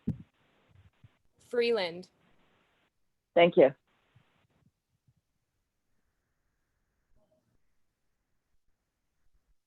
Okay. Billy? Yeah, sorry, I wasn't able to mute myself for a sec. Okay, Patch, Barrero, Warren, Schneider, Kono, Barron, and pardon me, Price.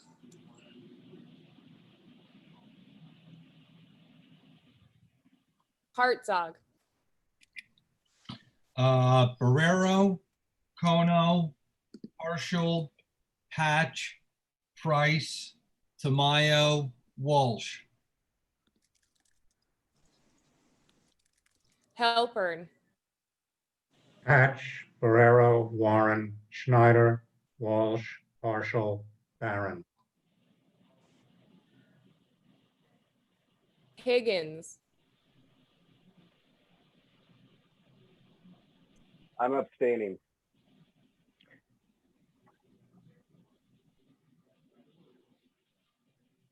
Johnson. *6, Wilma.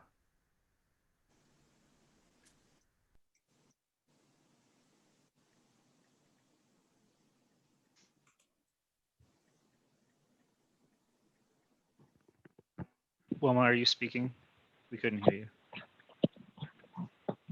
Chuck Warren, Marco Tamayo, Elaine Walsh, Peter Patch, Peggy Price, Jane,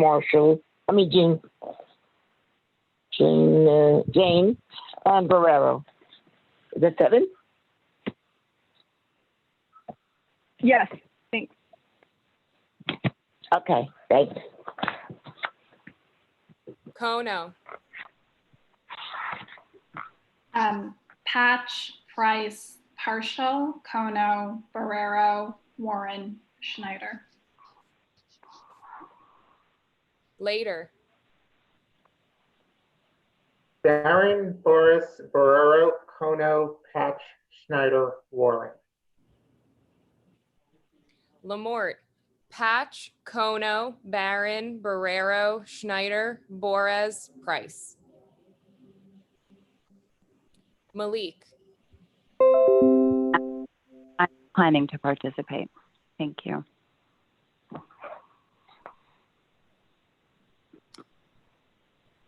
I'm abstaining. Okay, I was just gonna say, thank you so much. Mason. Okay, Patch, Tamayo, Kono, Price, Schneider, Walsh, and Barron. Sorry, can you repeat that one more time? Okay, Patch, Tamayo, Kono, Price, Schneider, Walsh, and Barron. If folks can cast their votes a bit slowly, that would help the secretaries a little bit, just with how we're calculating these. Thank you, Billy. Morris.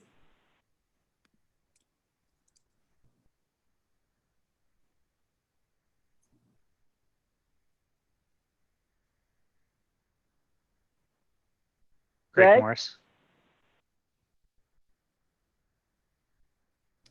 Greg, we'll come back to you. Newman. Patch, Barrero, Price, Schneider, Walsh, Partial, Barron.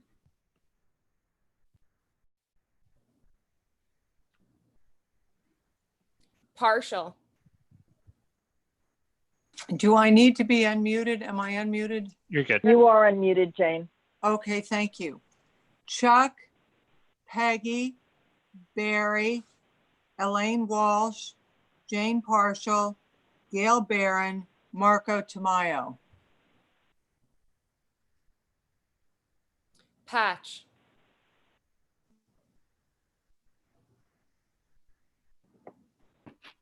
Okay, Barron, Kono, Partial, Boris, Walsh, Schneider, Tamayo. Would you repeat those, Peter? I think we missed one. Sure. Barron, Kono, Partial, Boris, Walsh, Schneider, Tamayo. Pearson Paines. Sorry? Yeah, me. Hi. Tamayo, Barrero, Price, Walsh, Schneider, Partial, and Warren. You may want to repeat that Sorry, one more guys, time. we're really gonna need everyone to go a little bit slower. All right, sorry about that. Tamayo, Barrero, Price, Walsh, Schneider, Partial, and Warren. Did you get that? Yes. Great, thank you. Pope Marshall. Oh no. Boris, Patch, Schneider, Price, Barron, Barrero, Taina Barrero. That should be 7. Great. Yep. Popper.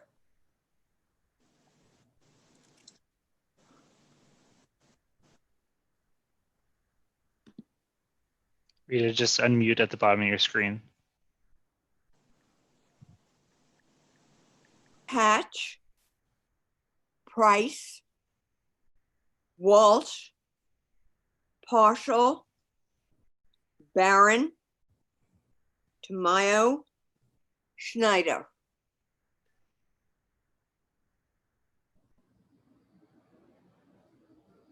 Price.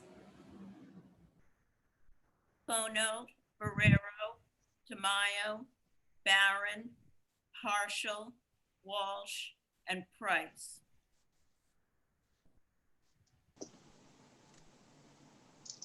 Rose. Patch, Schneider, Kono, Barrero, Warren, Price, Boris.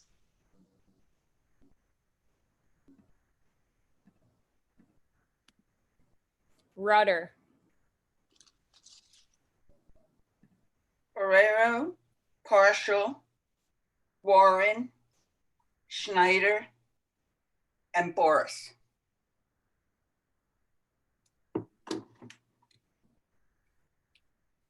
Salcido.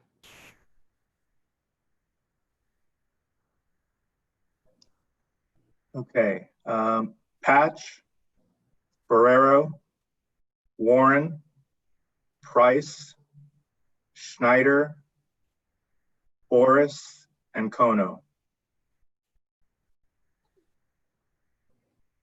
Sanchez. Barrero, Chuck Warren, Becky Price, Barry Schneider, Elaine Walsh, Jane Parshaw, and the great Gail Barron. Schneider. Patch, Barrero, Warren, Schneider, Boris, Partial, Barron. Shimamura. Patch, Barrero, Warren, Price, Schneider, Partial, Kono.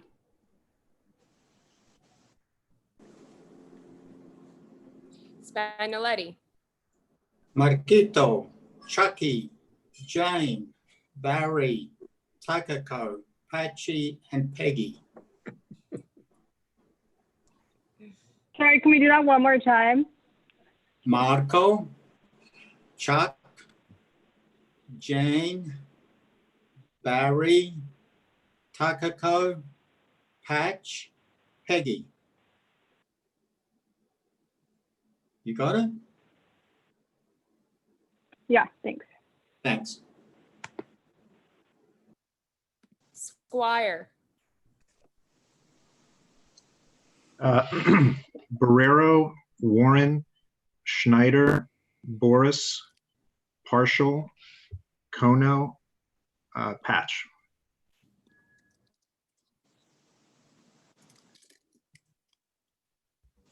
Tamayo,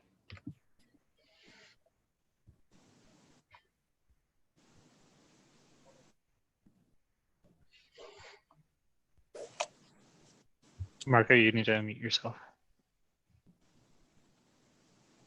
Can you hear me now? Yes. Oh, okay. Yes. It will be Jane, Gail Barron. Wait, Marco, back up a second. I think we might have missed something. Start from the beginning, please. Sure. Patch, Tamayo, Price, Walsh, Jane, Gail Barron, and Kono.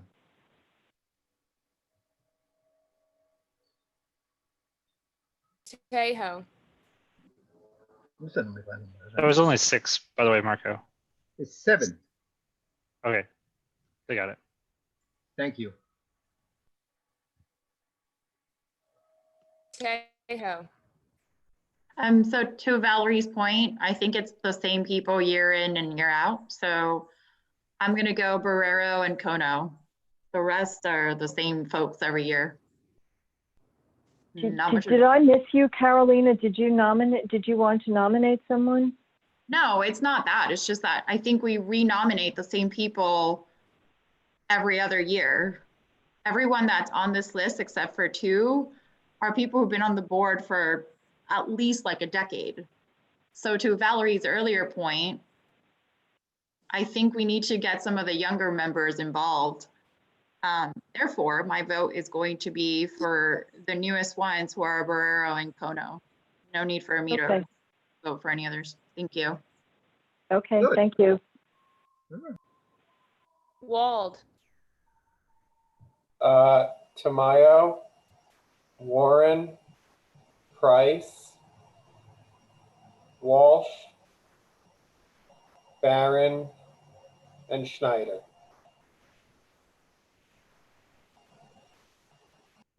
Walsh,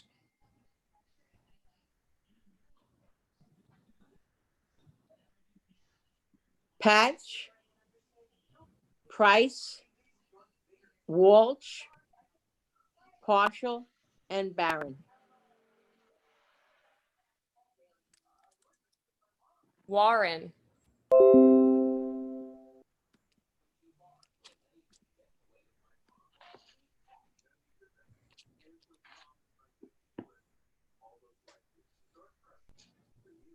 Warren, Chuck? Here. Chuck, I know you're there because you accepted the nomination. Well, where is it? Unmute. You're unmuted now, Chuck. You're unmuted, Chuck. You go ahead. Hey, can you hear me? Yes, Can you hear me now? Okay.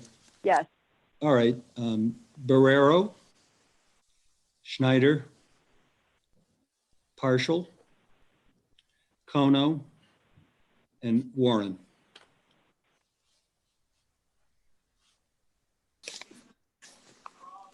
Wiener, Patch, Tamayo, Price, Kono, Barron, Barrero, and Boris.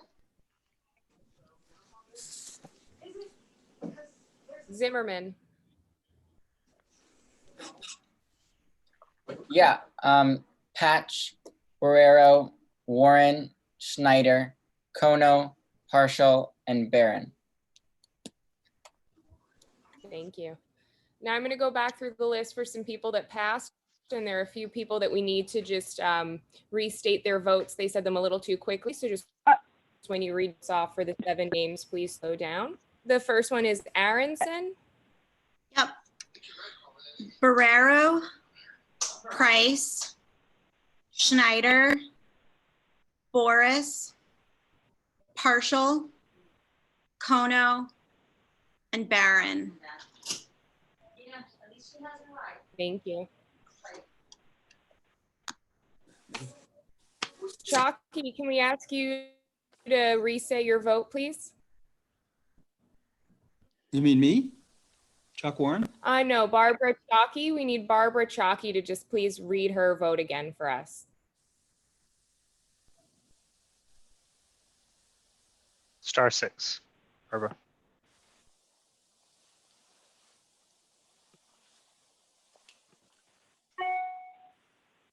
Okay.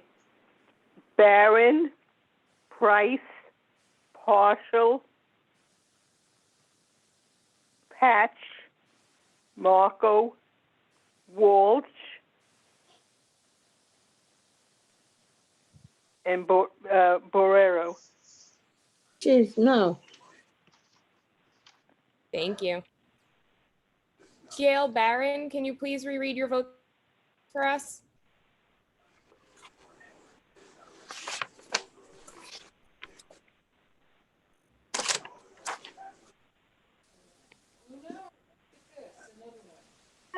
Gail Barron.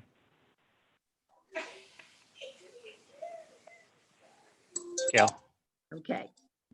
Patch, Tamayo, Barrero, Price, Partial, and Walsh. And you. And me. Didn't you say that the first time? And Barron, sorry. Mrs. Brown, please read your votes.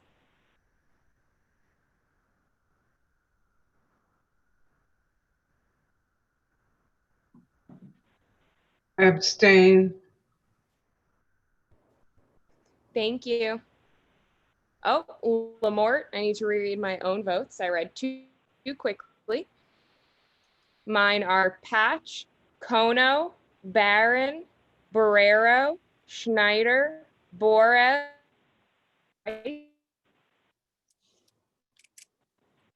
Rebecca, your last vote cut out.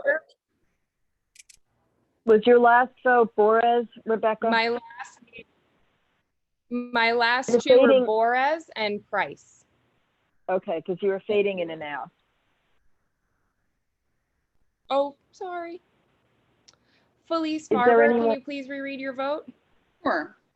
Chuck Warren, Barry Schneider, Gail Barron, Takako Kono, Peggy Price, Peter Patch, and Taina Borrero. Thank you. Greg Morris, please read your votes. Okay, can you hear me now? Yes, thank you. Yes. Barrero and Kono.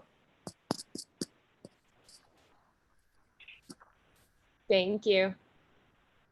And the final one, Jack Zimmerman, can you please reread your votes?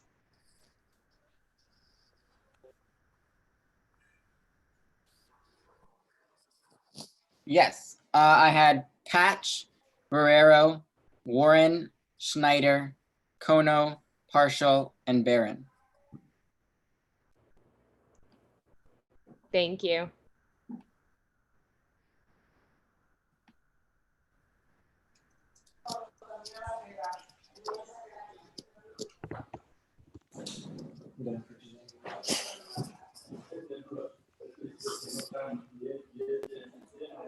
There's a way to tabulate it, right, Will and Rebecca? Yeah, and However, and then- it looks like someone might have changed the name on the last sheet and we lost something. So I think we have to look through it. No. That was for Will Sanchez dropping out.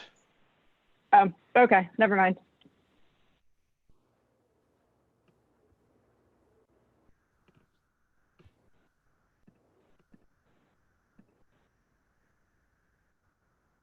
Would one of you start reading them in order of highest to lowest? Well, also, Will, are you able to create a breakout room for them to go in, for the members chosen to go into to select a chair? I can.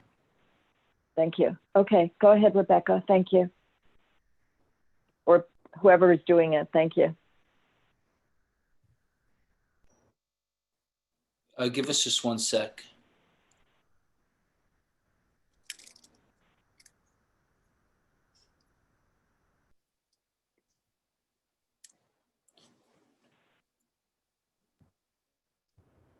Oh, this could be interesting. Yeah. What does that mean? Oh no, that's 7. That's 7, right? 1, 2, 3, 4, 5. Yeah. Yeah. No, we're good. We're good. All right, so the Oscar goes to here is the nominating committee: Patch, Guerrero, Price, Schneider, Partial, Kono, and Barron.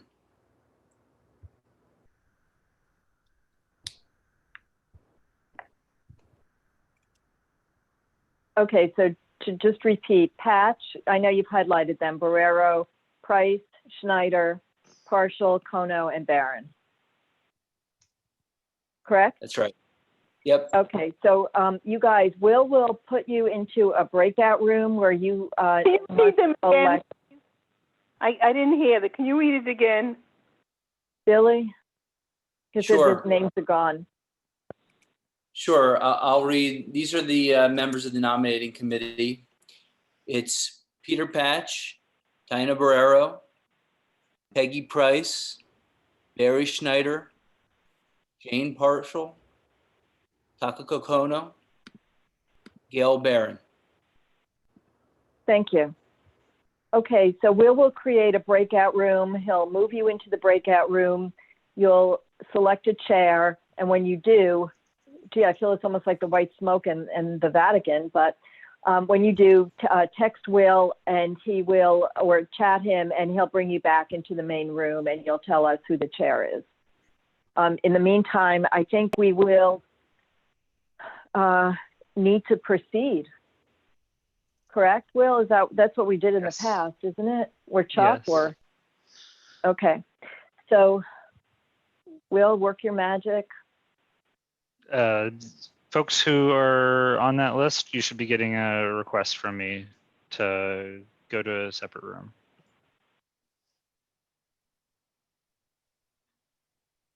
And no one will be able to hear you or see you while you're in that room. And if you need help, you can always call me in.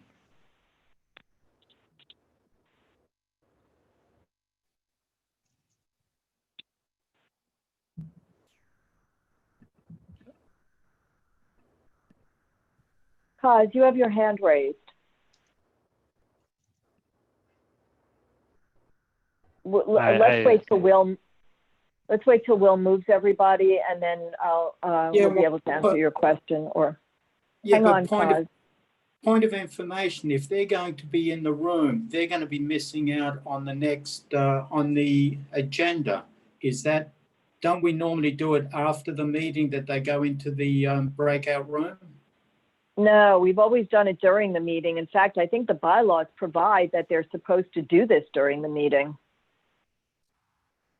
It should be pretty quick. We start with landmarks. Okay. And we need Jane. Well, maybe. Hopefully they're quick. Hopefully they're quick. Or David can start with one of the landmarks resolutions that he's in charge of. Would that be acceptable, David and Jane? Will, is everyone in the breakout room? No. David can handle all the resolutions. David, did you just say David can? Yes, and I think she left.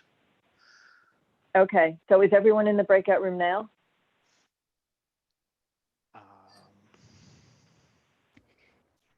I believe so. Okay, thank you. Okay, so Kaz, did you have anything else, or can you lower your hand if you don't? Thank you. Okay, Barbara Rudder, and then Chalky. Rudder? Yes. This was always done as the last item, and then we met just to say who's going to be chair. There's no reason why the full board has to know about it. So it's too bad that it's slowing just for the Okay, well, this is how we've done it. It shouldn't slow things down with David's help. Chalky?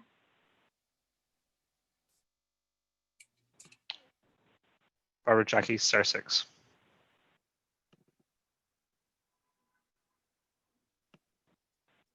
We do it at the very end of the meeting. We never made the people go out and miss the rest of the meeting. We do it at the end of the meeting. We always vote.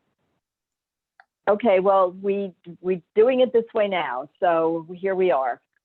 Maybe they'll be quick. We still have to hear from Billy, and maybe they'll be back before we get really far into landmarks. Billy? Yeah, oh, I was just going to suggest, given what I've just heard from everybody, why don't we bring them back in, finish the meeting, and then have them do this as the last item? I think it would still be considered within the meeting, and we could get things moving. And everyone won't mind waiting until they come back?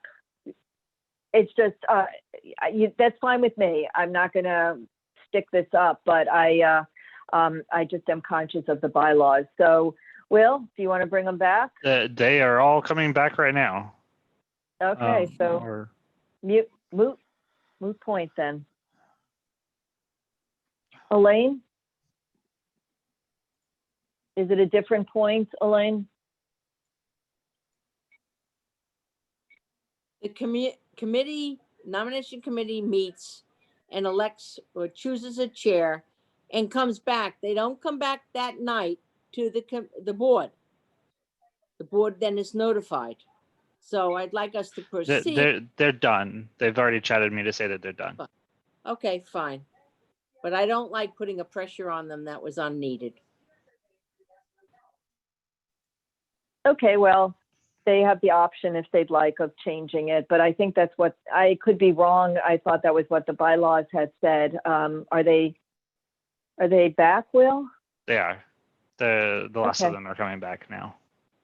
And also, that's not my recollection from previous meetings, but just as well. David, while they're settling in? David, you're not unmuted right now. Just I'm confirming. unmuted or I'm not? You are now. Now we can hear you. All right, well, I think Jane should handle hers since they've come back. So I will start with 793 Madison Avenue. Can you put that up? Yes, give me 1 second. And which one did you want to start with? 793 Madison Avenue.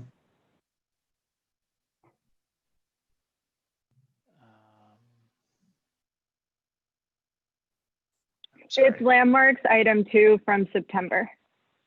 Correct. It is not showing up in my group, so sorry. Give me 1 second.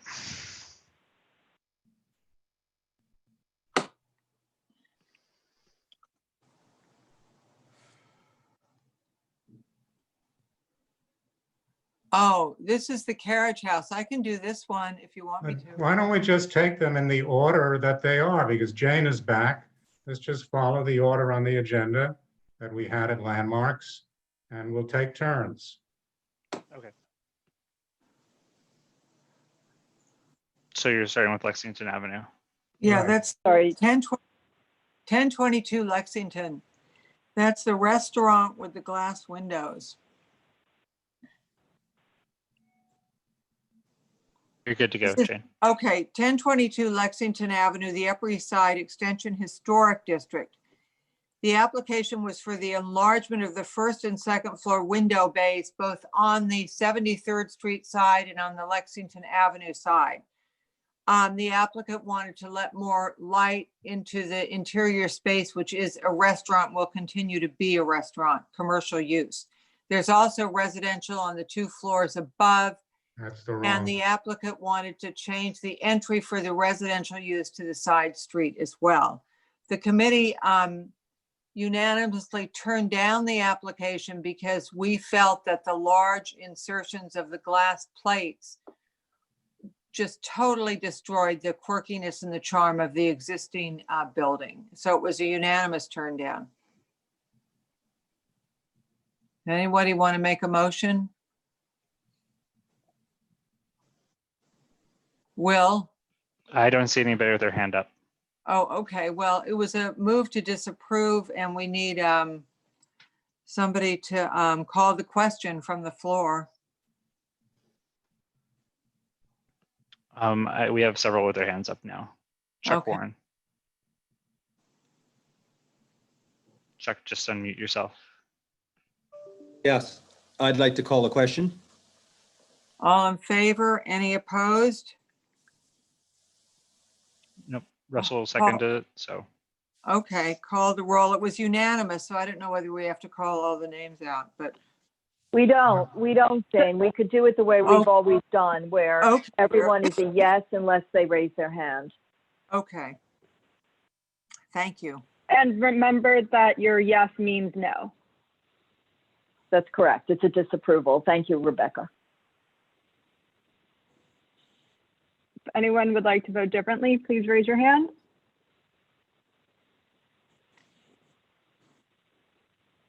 All right, seeing none, it was a unanimous.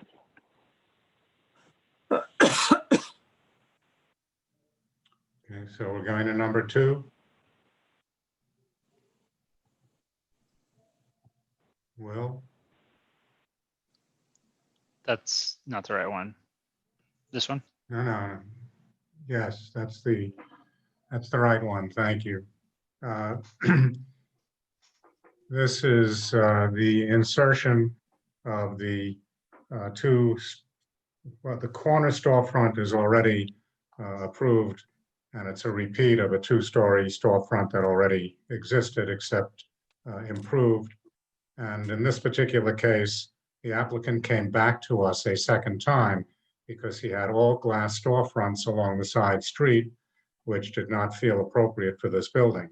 So what he came back with was the central door between the 2 large windows that you see. And he also came back with the lobby, which is at the far end, which is set back 18 inches so that the fire escape can come down in front. Basically, he's now respected the masonry character of the building, and he's carried out the theme of the bronze and the glass throughout, and he solved the egress problem from the fire escape. So this, I think, had 6 in favor from the committee, 2 abstentions from the committee, and 2 public members in favor. And I guess we need a resolution from the floor, or a You have A move Mark. to- Oh, sorry. Thank you. I was the person who abstained. And the reason is this corner building has a narrow facade facing the commercial district. And the applicant is proposing large windows as commercial buildings have, and that is approved.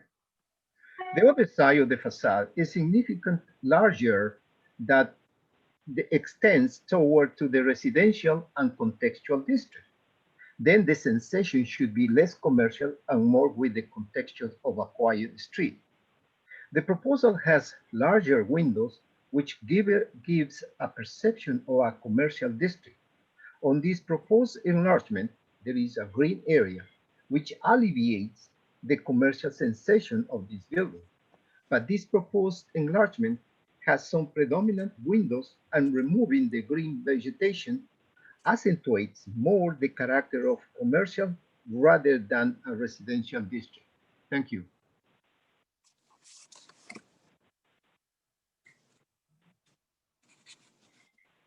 Anybody else a comment? You have Chuck Warren and then Michelle Birnbaum. Chuck, just unmute. Yeah, I was going to call a question, but if Michelle wants to say something, I won't, I'll hold off. Okay, Michelle. Thank you, Chuck. Yeah, I just have a question. If I have the right application, I think I abstained. David, Jane, you'll know, refresh my memory. When I look at this plan in front of me and I see the window bays, I had questions about whether or not the reason that they're divided, and is that masonry in between? If you remember in the discussion in the committee, I wasn't re- sure about that, and so I abstained. Am I on the right one? Well, I don't think you abstained, at least the way the vote sheets came to me. But what was explained is that these windows are right in front of the masonry pier behind them. So what the architect has done is to, in some sense, create show windows or windows into the store. But at the same time, he's retained the original masonry openings behind the window by showing those piers. So what he tried to do was layer this, which is sort of a contemporary approach, but one that enabled you to see what the original masonry was, and at the same time create a symmetrical relationship around the door. And if you notice, the windows above are symmetrical with the show windows below. So he was very observant of the order of the building. And I think, in all deference to Marco, he did something which is certainly more in keeping as you move down a street, which becomes residential. But he certainly didn't do anything as obviously commercial as what you have on the front of the building. Yeah, So, this is the one I was talking about. I believe I abstained. It won't matter in the end, so it doesn't matter, but I believe I abstained. well, if you abstained, then we had 5 in favor, 3 abstentions. So it still winds up as a positive recommendation from the committee. Correct.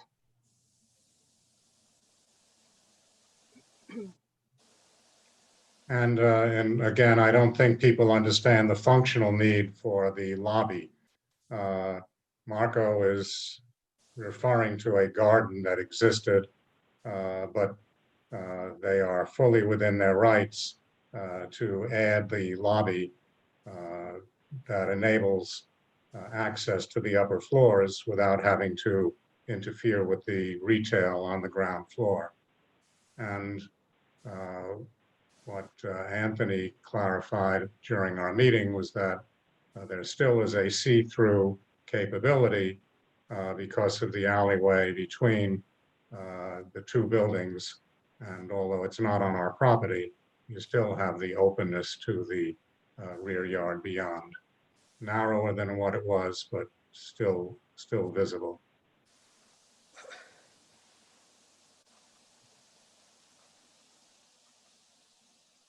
You have Elizabeth Rose.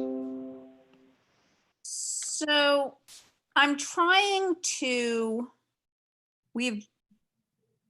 parse the distinctions between, sorry, that's my dog who is clearly hearing things. I'm trying to parse the distinctions between this application where the building's windows were previously modified, and so now you have a pre-existing new large windows, and the situation on East 73rd Street that we just voted down, where Farrow and Ball seems to have enlarged windows, but you know, either the landlord or the tenant did not enlarge the windows on 70 for the restaurant site. And I'm just a little troubled by the seeming inconsistency here. So Elizabeth, if I may interject just for a second, David, can you hear me, Elizabeth? I can. Maybe David could explain the inconsistency, but there were 2 totally different applications. The windows you see in the application that's on the share screen were pre-existing.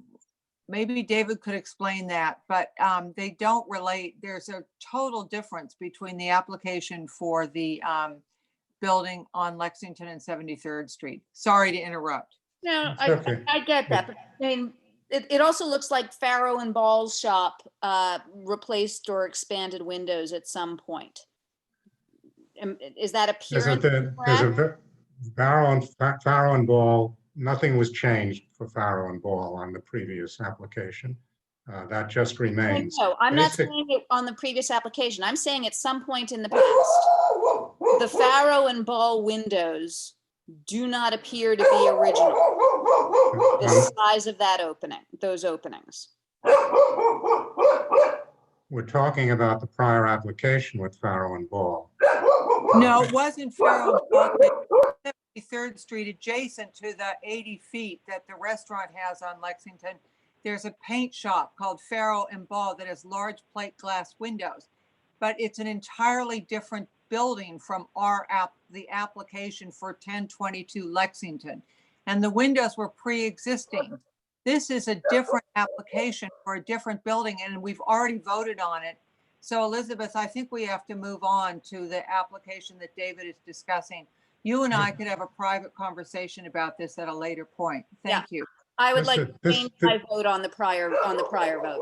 I would like to oppose the prior vote. Pyrrhic though it may be. We can't change the prior vote. I'm not sure what you're asking for. No. Can I change my vote on the prior vote?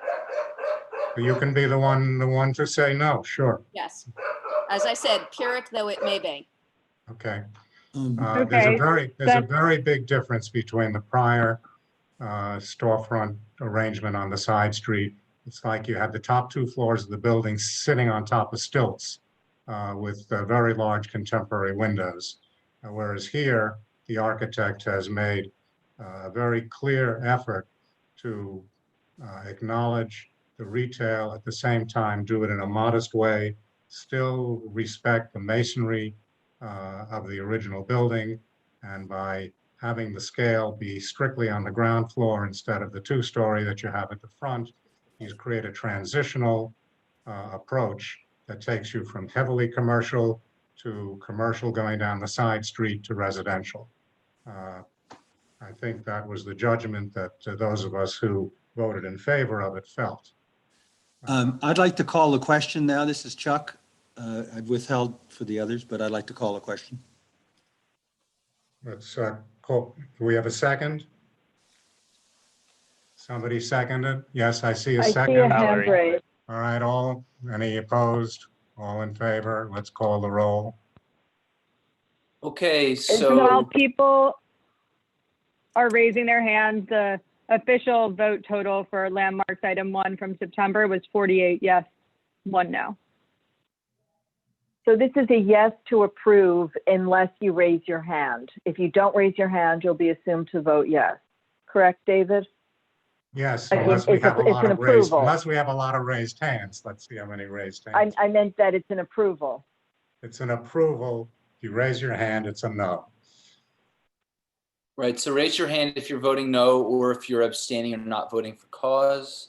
We'll start with the first hand I see, which is Michelle Birnbaum. Abstain. Got it. Marco? Abstain. Okay. And Sherry Weiner?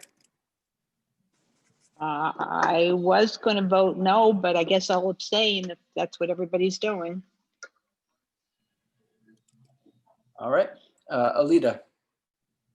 I'm abstaining as well. Thank you. Carolina Tejo?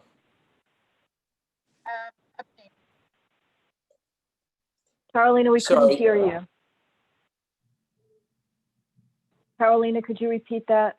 Yes, I'm so sorry. Can you hear me now? Yes, Abstain, please. thank you. Great. And Abraham Salcido? Abstain as well. Thank you. Everyone abstaining. Anyone else? All right. Wait, Wilma. Wilma, wait, Billy, Wilma. Wilma, could you press star Wilma. 6? Wilma, please press star 6. You're unmuted Go now, ahead. Wilma. Abstain, please. Got it.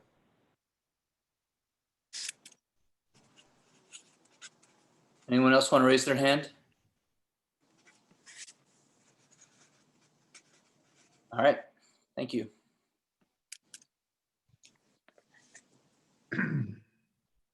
Jane? Yes, number 2 on the agenda, 163 East 67th Street, the Park East Synagogue, an individual landmark. The committee felt that the applicant had not really explained how they were going to construct the conduit that would carry the electricity to the proposed LED signboards. So the applicant agreed to lay this over until next month. Thank you. The next one, 210 East 62nd Street. Can we see the first image?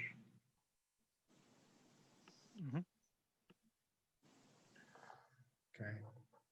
This is the townhouse, which received all of the discussion in the public session. The section on the left and is in fact the building section as landmarks approved it. And you could see the extension to the rear. The section to the right is the larger penthouse or the larger rooftop addition.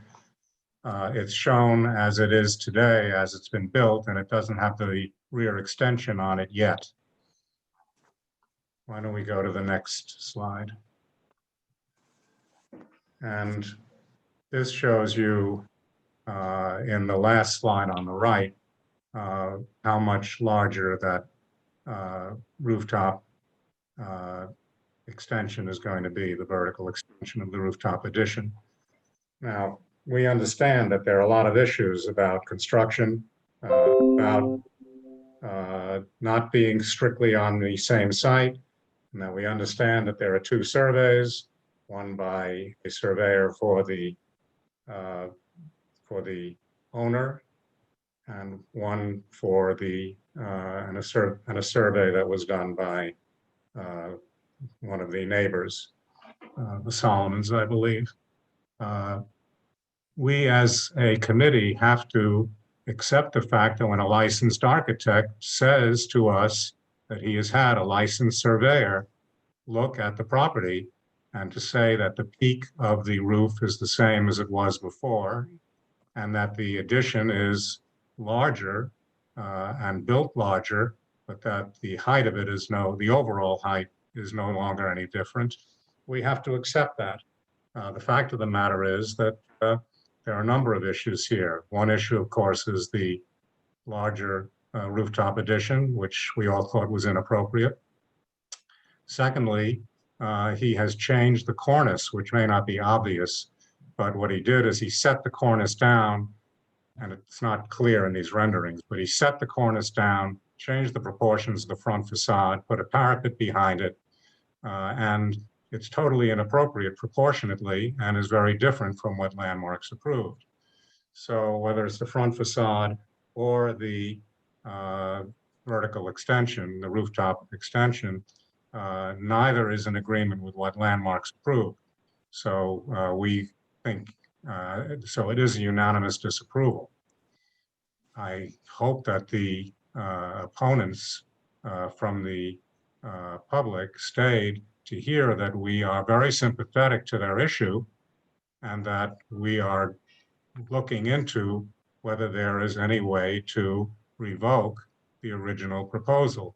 And we will be speaking, if Alita has not already done so, to the General Counsel for the Landmarks Preservation Commission, and also from the General Counsel from the Borough President's Office.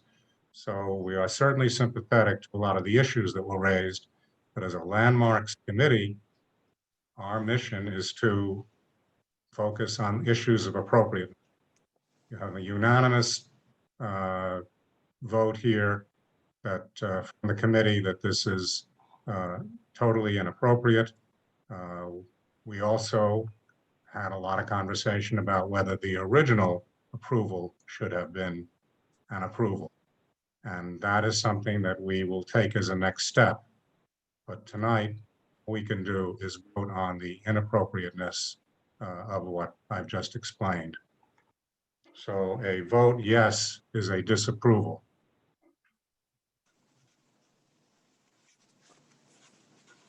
Do I?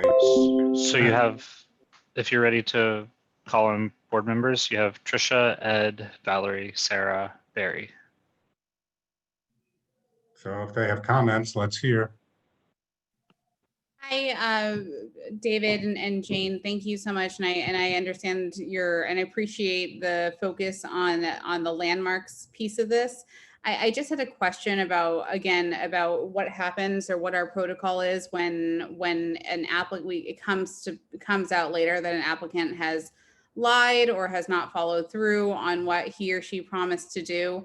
I appreciate what you guys are doing, going to general counsel at the borough president's office and at LPC. I just wanted to know if there was ever an instance where we would take another vote in the board to revoke a former approval, if that's done before. In my tenure, I don't think we've done it, but I don't know if you've ever done that before. In my tenure, we've never done it.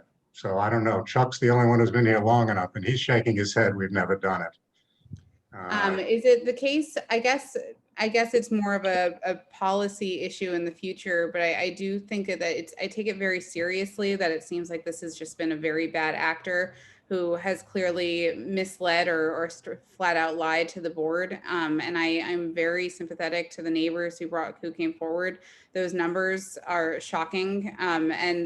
And I appreciate the item that's before us, and I won't take up too much time, but I do think that we should talk about if putting in a policy in place in either taking action on these things or some like formal measure, because I really am disturbed that someone would be trying to push forward when being such clearly a bad actor in this space. The reality Tricia? is that Tricia, is that they recognized that they couldn't get away with what they did because they have to have inspections by third parties, they have to have inspections by the building department, so on down the line. So therefore, because they chose to build something larger than they should have, they're coming back to get a certificate of appropriateness after the fact. We're not about to approve that. And Landmarks has every right to tell them to tear it down and build it per the approval that was received previously. But we also feel that the approval that was received previously was not appropriate, and we're surprised, even though apparently CB8 recommended approval, I understand by one vote. That's the kind of thing where Landmarks really sees a situation where there's no strong feeling one way or the other from the point of view of the board. So they discount that to a much greater extent than as if we had a large majority. So basically, yes, we probably should not have approved it, but given that the vote was 22 to 21, the Landmarks commissioners approved it. And we now have to say, Landmarks commissioners with a new set of commissioners and a new chair, go back and tell your prior commissioners that they did the wrong thing. I'm not saying it can't be done. We're looking into whether it can be done or not. But in all my years, I've never had anybody lie to us who was a licensed professional. And I don't know that our licensed professional was lying to us as much as he was trying to evade some responsibility. And if he was telling us the truth, this was built without the supervision of the architect of record. They just went ahead and built it. Hard for me to believe that, but that's what he said. So again, a licensed professional, you have to accept at face value what they say. But we also have to accept the fact that the owner next door, and I know David Atchison, the architect he used. David is not a surveyor. I'm not sure whether he brought a surveyor on or not, but he was certainly dealing with somebody who has got a very good reputation in the field. And we now have a difference of opinion between two professionals, one who's of record and one who was looking at it from the point of view of the neighbor. And we're going to follow through on that. I guess I'd like to respond, Tricia. Tricia, I'd like to respond to what you were saying. I am really concerned that they misrepresented what they had intended to do when they came before the board 4 years ago. So I'm trying to set up, as David mentioned, those appointments to talk to the general counsel at Gail Brewer's office and at the Landmarks Preservation Commission, because if they've lied, and clearly from even for Chuck and his longevity on the board, if people have lied, it raises, I feel, the opportunity to perhaps go back and revisit it. I'm thinking, and I've been thinking about this since Monday when this came up at the Landmarks committee meeting, that maybe it should be an item of new business where we could take a board vote that if there were misrepresentations at the time they came before us in 2016, that we go back and either revisit it or make a recommendation to the Landmarks Preservation Commission, because they're scheduled to have a hearing on October 6th, and we don't have time to wait until the next full board meeting and ascertain more information. There is evidence that there have been DOB stop work orders and a number of violations, but that's come between 2016 and now. So there are a lot of still open issues, and it would have to be something vague at new business, but I see a lot of hands raised. I just wanted to assert that this is a very, very troubling and concerning situation. Right. So I would just say in response to that, and I will then, and I understand and I appreciate that this is off topic, but I will say that, Alita, I would very much support this being brought up under new business. I don't want to wait and lose our opportunity to have an impact on this in a meaningful way. And if it's not able to be done in a resolution form, I would ask that maybe we consider a letter from the chair or some other way to express to LPC our grave concerns about intentional misleading or whatever it is. And that's it. Thank you. No. Again, Tricia, there are really two issues here. One is whether we were misled, and number two, whether in fact we can revoke something that was originally approved. And that's why it's in Alita's good hands to talk to these attorneys and to do it ASAP, because we all know that the Landmarks meeting is coming up.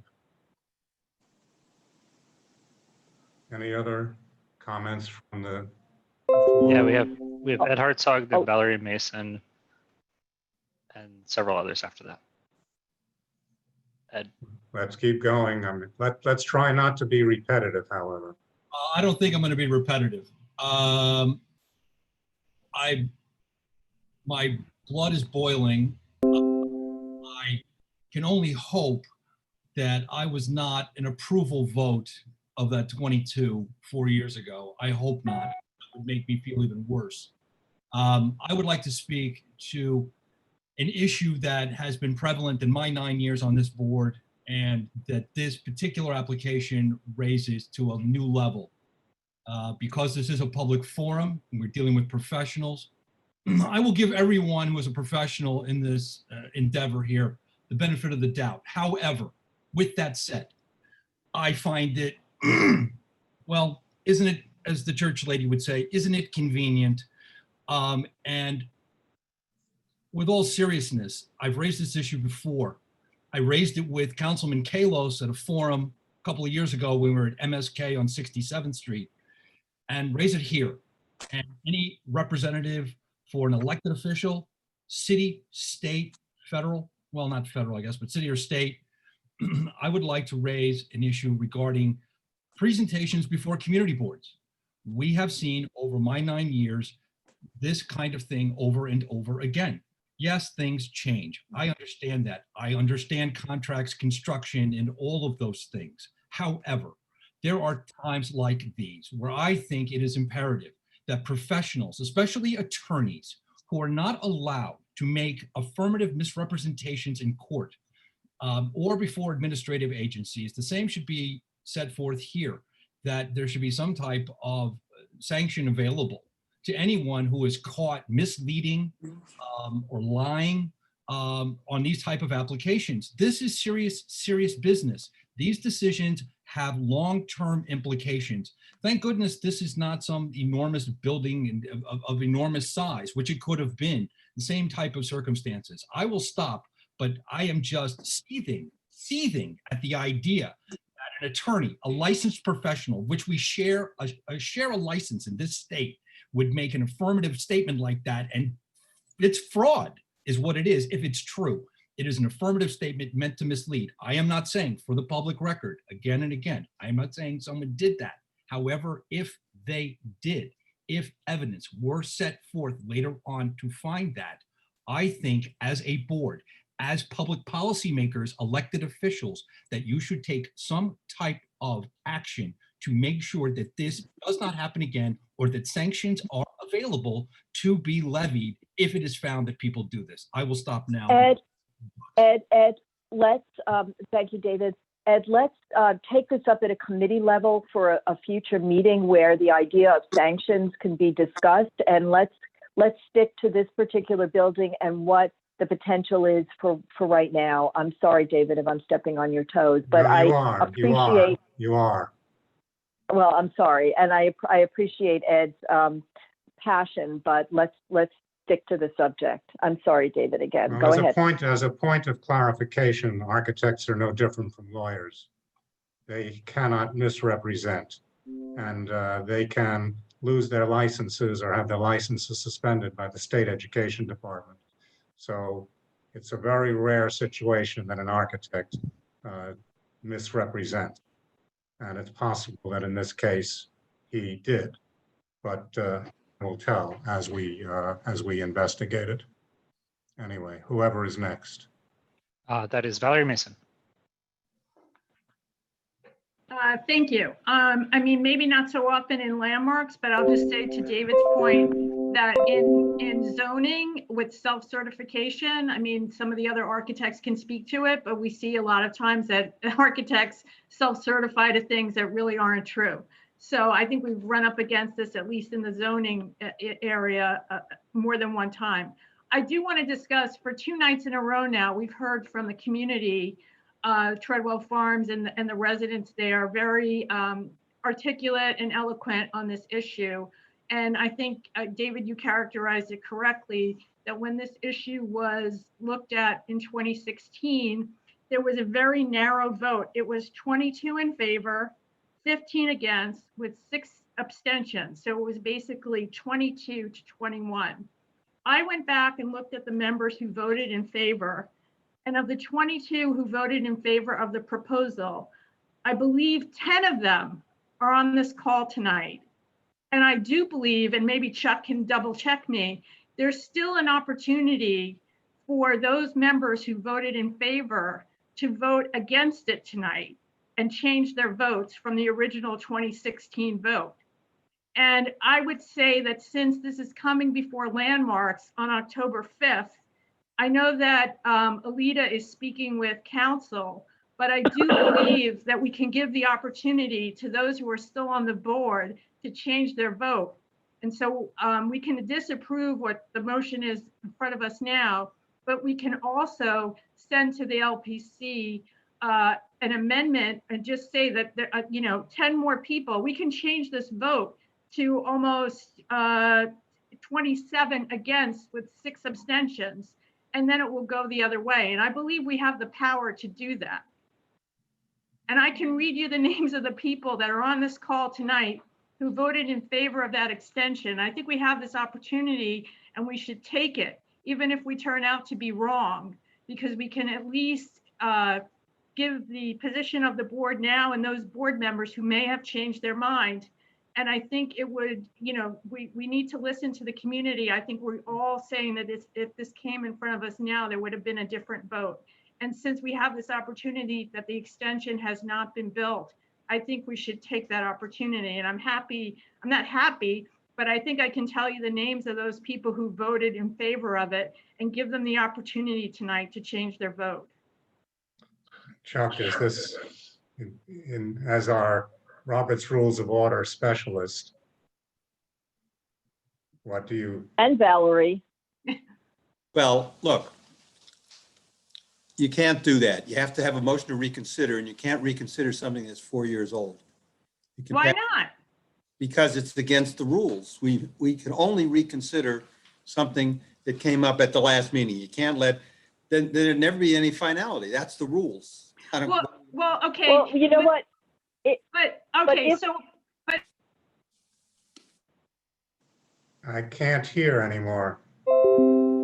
Alita was trying to speak, and I didn't want everyone speaking over themselves. Oh, I didn't want to interrupt Valerie, but if we're doing an investigation and if we're determining that they did not tell the truth back then, that we'll take appropriate action. But I am intrigued by Valerie's idea. But on the other hand, finality and the ability to have certainty, it's like a Supreme Court precedent. The idea of just changing it is not right. It seems, even if we made a mistake, we could, I'm sure, convey to Landmarks what our concerns are. And David and Jane are quite capable, far more than I am, of expressing the concerns of the board and of the community. okay, but let me, can I just say this? Can we at least give the 10 or 9 to 10 members who voted in favor of it to ask, I'm asking on behalf of the community that you can or you can't. If we could have a letter at least saying that if they could, they would change their vote today. And I think that is in support of what the community wants us to do. And it would at least give LPC the direction that this board is saying to them that this project is inappropriate, and that maybe those people, if they, if we could turn back the clock and we were at the meeting after the other meeting, they would have changed their vote. I don't like to belabor it, but I think Alita has the right approach there. Let's investigate it, write a letter to Landmarks, make a suggestion. If we have to pass another resolution, we could pass it, censoring them for if we believe they deserve censure.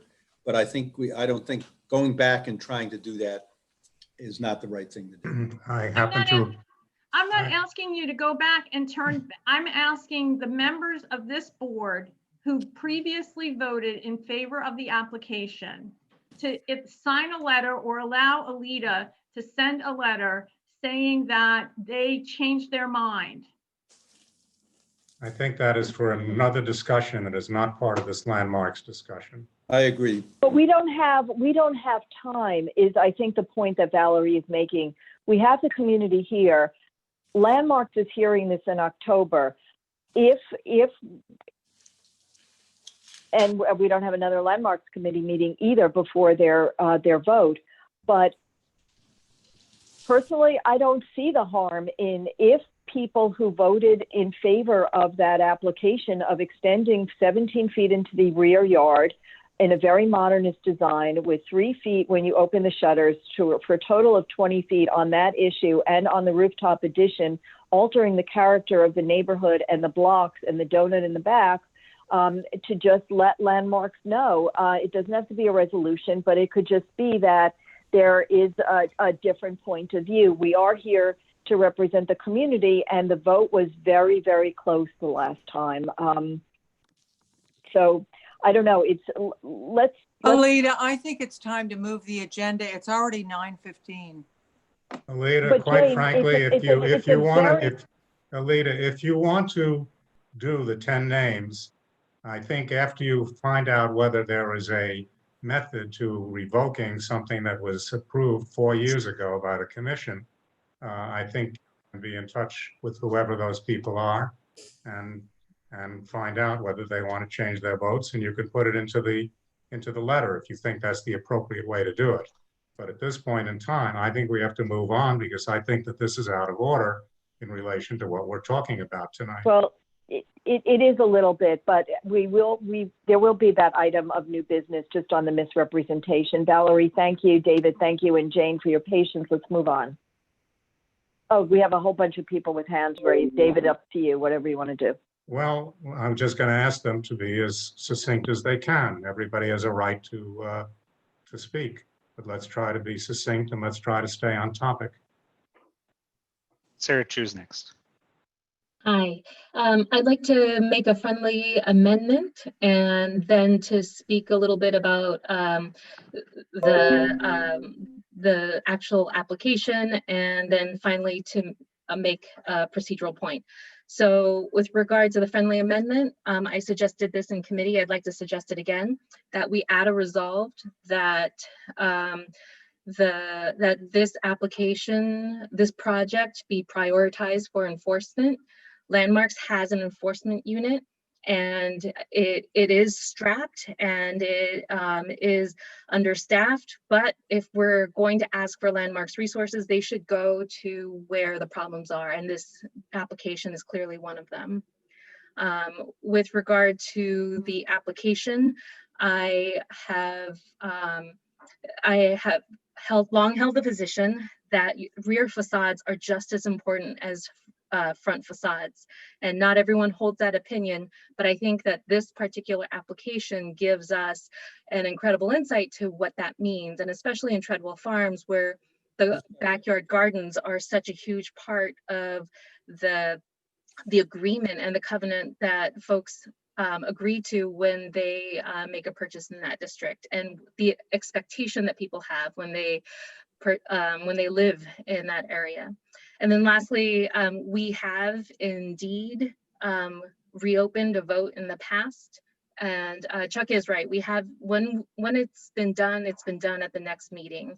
But there were people last night in the Landmarks Committee meeting who voted in favor of this application in the past, who last night swore that they did not vote for it and would never have voted for it. So I think that the letter that Alita suggested is, I'm sorry, the letter that Valerie suggested is a great idea. And I think that that there are a number of folks who can put their money where their mouth is from what they said last night. Thanks.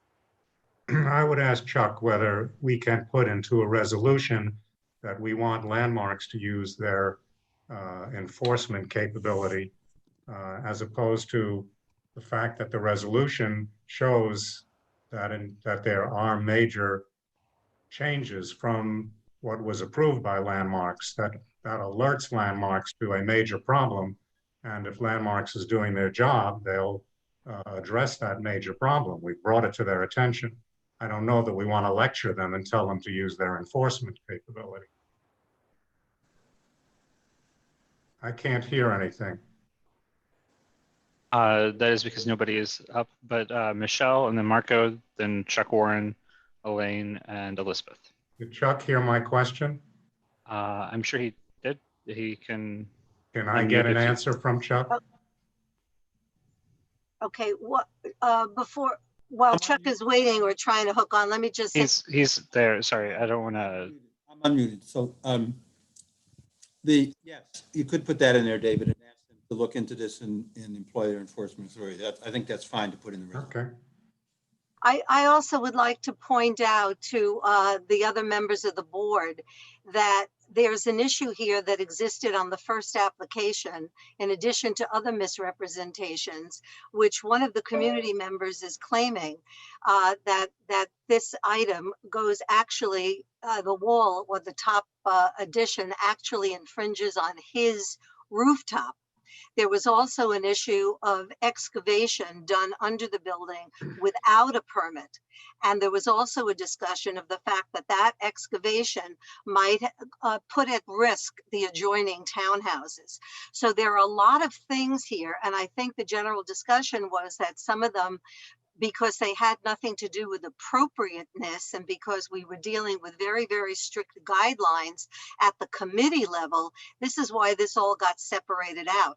So I think if we go ahead and as a board unanimously disapprove the resolution that's in front of us with Sarah's amendment, if that's all right with everybody, but if we approve that, and then with Alita's letter, or contact with the attorney from Landmarks, if all of these additional concerns can be put into her conversation or a follow-up letter, or however Alita chooses to address it, just to make sure that the Landmark Committee knows about the claimed what the community is claiming. And I'm sure the people who are making these claims, they have the paperwork and whatever to back it up. And if the board feels uncomfortable about writing a letter without seeing the backup of that paperwork, I have no doubt that those community members would be happy to provide. At that point, we can ask the landmarks committee to go to their enforcement. I know they're supposed to have oversight to those buildings that have work done on them that are adjacent to other landmarks. It's also within their purview to protect the adjoining landmarks. But I think at this moment, we've got to, as a whole community board, unanimously disapprove this. And then if you want to take this up in new business tonight, or call a special meeting after Alita speaks to council, although I think we can have a special meeting and put all of the thoughts that I mentioned and the position of the community in a letter, and we can send it to landmarks, alerting them that this is our plan, and then they will have that in their hand when Alita speaks to them. So, but I suggest that we, if we can, have a unanimous disapproval tonight on this resolution with Sarah's amendment. Sarah, I can easily add a whereas clause regarding that landmarks follow-up and look into this and with their enforcement capability. Next, you have Marco Tamayo. Yes, I think at this point, the best way is to deal what is in front of us, and then we can still discussing about the potential of revoke this application. But let's go move forward the agenda. Let's go disapprove what we have right now, like you are mentioned, David. So let's go move with that, call the roll, and then if you believe this is necessary, we can keep debating what to do, or we can put in the agenda next month or anytime. But the point is, we have to keep moving the agenda, and we have to disapprove. We already disapprove, unless the other fellow community members are opposed to that. But let's go call the agenda for this, specifically what we're discussing tonight, which is basically is the enlargement that they're asking to do. We disapprove as a committee, and now the full board has the opportunity to make a decision, a final decision. So that is my position in this case. And we can keep discussing all the issues that the owner, the adjacent owner is mentioned. I think I read all the violations. I read what is the problem more or less. And I think all the violation is against of the neighbor. And the neighbor is very upset, and he's right. He's not wrong. So let's go keep discussing. And if the professional we find is a misconduct, have a misrepresentation, we can have it against his license. And we can do that. Meanwhile, we have to believe what he is presented to us is true. Thank you. Thank you, Marco. I think what Marco has pointed out and what was pointed out in the public session is that this has already been brought to the attention of the appropriate authorities because there are already violations. And it's not as if the building department and probably landmarks is not unaware of what's going on. So the question is, how much will they act and how far will they take it? There's a limit to what an owner can do. They really can't build something which is not in compliance with what has been approved, both at landmarks and at the building department, and they have to be consistent. So the issue really for us as a landmarks committee is relative to what was approved. Are we going to disapprove the way it has been enlarged without permission? And I think right now, is there anybody else who wants to speak to this? You have Chuck, Elaine, and Elizabeth. Chuck is next. No, I don't have anything. I was just answering David's question. I don't have anything further to say on this. Elaine? Yes. I think that what's before landmarks is not unique in that to zoning and to other applications by developers, there has been misstatements. I would suggest at this point that we request DOB do an audit of the building. You need to move on action. I'm sorry, David. You will hear from landmarks and every other city agency, we're so overwhelmed and understaffed, we can't do blah, blah. Our responsibility is to say, no, you have an accountability here. And from everything I'm hearing, you have an architect who has violated the license because the self-certification that's been going on, and we see it from buildings all of the time, and wheels and deals are done. So I'm suggesting, go forward with your vote, but that we request, not just the letter that will be written, but that we request that an audit be done of the building. That's the only way you can look at these applications. Elaine, I want to be very clear that I have already talked about at the landmarks meeting, the need for the building department to be active in this, number one. Number two, with respect to self-certification, this is not a self-certification project. This is a project that is too large to be a self-certification project. This had to go through a formal approval at the Department of Buildings, as well as an approval for a certificate of appropriateness by landmarks. That's not to say that there can't be some things that are going on here that are not appropriate or that are not legal or that are not in keeping with the drawings or the way something should be done. If somebody is going to underpin, they have to get permission to do it. And they also have to design the underpinning. So believe me, I am very upset when I listen to what's going on because it doesn't speak well of somebody in my profession. The other side of the coin is, if that architect is telling the truth, a lot of this went on without his knowledge. Be that as it may, it has happened, and I'm fully in support of getting things right and holding the people who did this incorrectly or maliciously to task. I don't want anybody to think that I want anybody to get away with anything. The question is how we go about it. And I think we need to have our landmarks resolution. And then if we want to do something that goes beyond a landmarks resolution, that's fine. It uses comprehensive. David, in no way was I thinking you're not on top of it. What I'm saying in my experience is the only way we get buildings to respond is when we request an audit. I have no problem with that.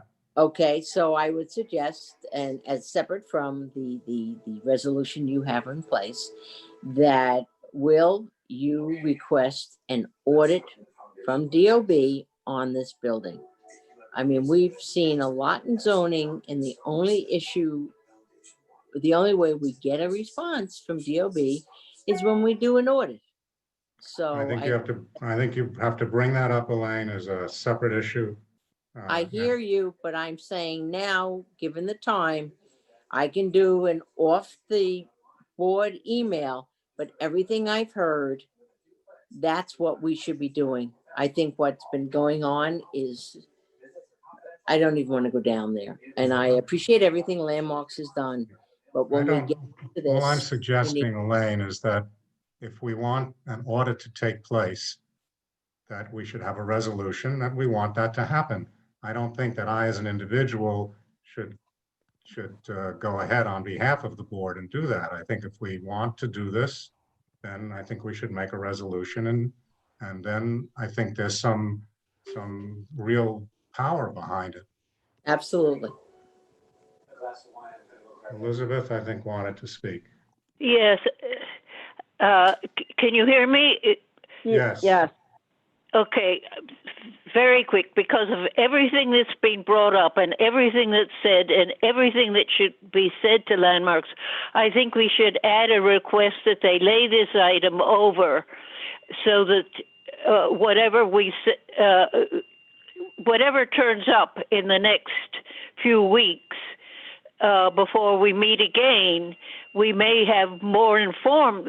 We don't know whether we were deceived on the previous one. None of us who were there can remember the absolute details of each little thing. So I think if we make sure that they don't take an irrevocable step before we can pursue this fully, I think we should request that they lay it over as part of our resolution. I can add that to the resolution if that is something that is appropriate. Again, Chuck, is that appropriate? Okay. He's nodding yes. You have Ed Hartzog and Marco Tamayo. I guess Ed is first. Very quick, David. I found out that I voted yes somehow in 2016. So aside from making me very grumpy for the rest of the evening, I just want to say for the record that whatever voting no, we can do it. I will reverse my mistake from 2016. Well, I don't remember how I voted, but I certainly would vote no today. So, I gotta, someone gave me a little info, gave me a heads up on that. Anyway, that's all. okay. In any event, for what it's worth, Landmarks really did think about that rear yard extension, because if you look at what was originally proposed and what Landmarks approved, it was a lower extension, even though it was still an extensive extension. So the amazing thing is that it got a lot of attention and it was still approved. That's what makes you so crabby, is that they said one thing, and now we see what it was 4 years later. And anyway, thank you. In any event, Marco, you had something else to say? Yes, this is point of information only. I just checked in the web. This job in the Department of Building has audited and accepted on January 14, 2019. However, the job is still on hold. So DOV is taking an action. I don't know how deep, but that's what they're doing. That's I'm checking right now in the DOV. That's the only thing I had to say. Thank you. Well, that's good to know. So Elaine, I don't know where that sets us, because apparently there's already been an audit and the job is currently on hold. So I think we can thank Marco for that little bit of research. Thank you, Marco. That's everybody. Okay, so we can now vote on the resolution, to which I will add 2 clauses. one to lay it over, and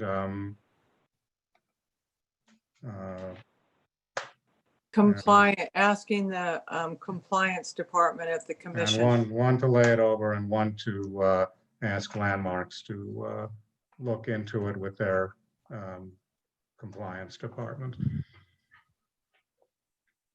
For what it's worth, having the building department audited is worth a lot more than Landmarks, but we can certainly make the request. Rita has her hand up. Rita, just unmute. Call the question. Thank you. Second? I see Ed Hartzog has seconded. Okay.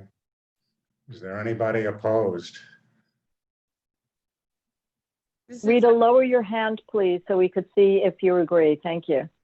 And just a reminder, this is a disapproval, so a yes means no. If you'd like to vote no on this item, abstain, or you're not voting for cause, please raise your hand now. Carolina Tejo?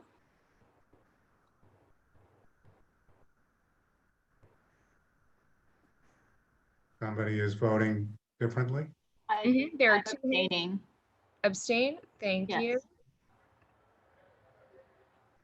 Okay. I see Ed Hartzog.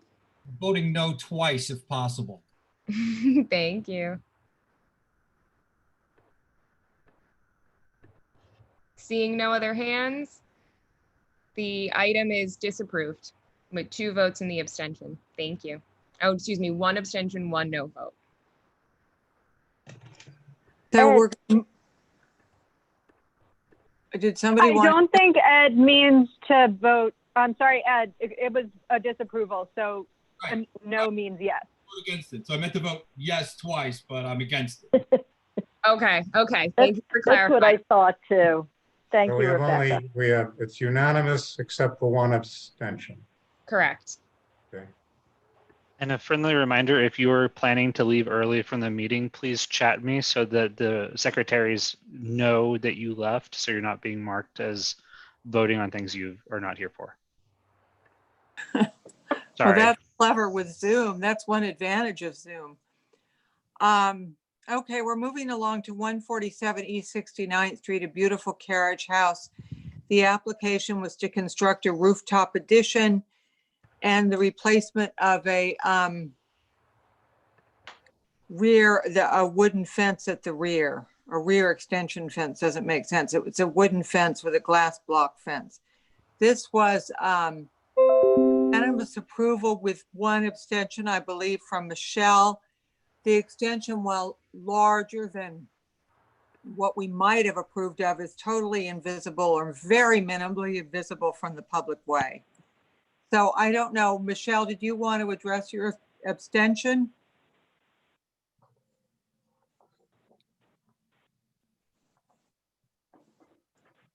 Hello, Will? She does not have her hand up. So, oh, Marco has his hand up. Okay, Marco, Yes, I would like to call the question.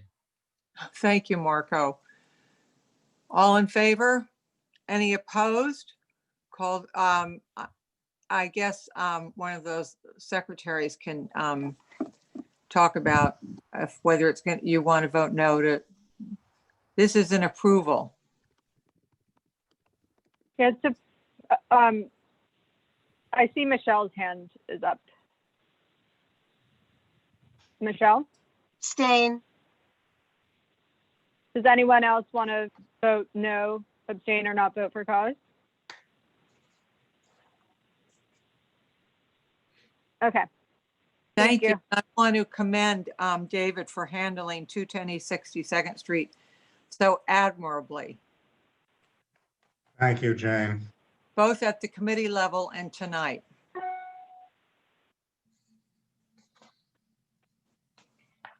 And just real quick, the vote on 793 Madison was 41 yes and 7 abstain.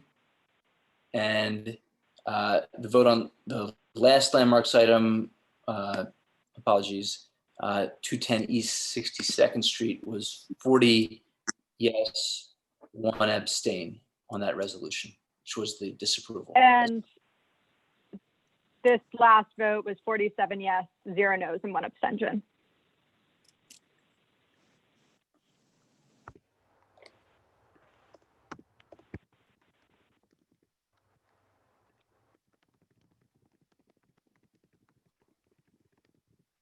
This is going back to August. And this is 220 East 61st Street. We're back in Treadwell Farm Historic District. Paige Ayers Crowley, architect. This project received, according to Paige, 4 certificates of no effect. And according to Paige, this was built in compliance with the with those 4 certificates of no effect, and obviously with the drawings that were filed at the Department of Buildings. It's hard to see in these photos, but there is brick corbelling here and brick corbelling here. And what has happened here is that they have a rooftop addition, and they have raised the parapet, and they have a terrace, and they do not have corbelling, but they do have supports that are a little bit different from corbelling. So there is some play of light and shadow there. Landmarks has said that this was not built in accordance with the certificate of no effect, and that it was supposed to have corbelling, and they want them to take down the parapet, rebuild it, and paste, not masonry, but some kind of synthetic material to simulate the corbelling. We felt that if it was built in accordance with the certificate of no effect, and since it was a seemingly an appropriate design decision to do it as they did it, and if you look at the whole block, you'll find that there's some corbelling, there's some without corbels, and like any of these interior blocks, there have been a lot of changes. But I thought this was important to show you this because you do have the corbelling either side. In any event, we felt that it was an okay design. We felt it was an appropriate design, and we didn't feel it was appropriate to tear it down and rebuild it just to put in a little bit of plastic corbelling. So that's where we stood. Since it was not heard by Landmarks and will not be heard until their next meeting, we now have the opportunity to vote on this as a full board.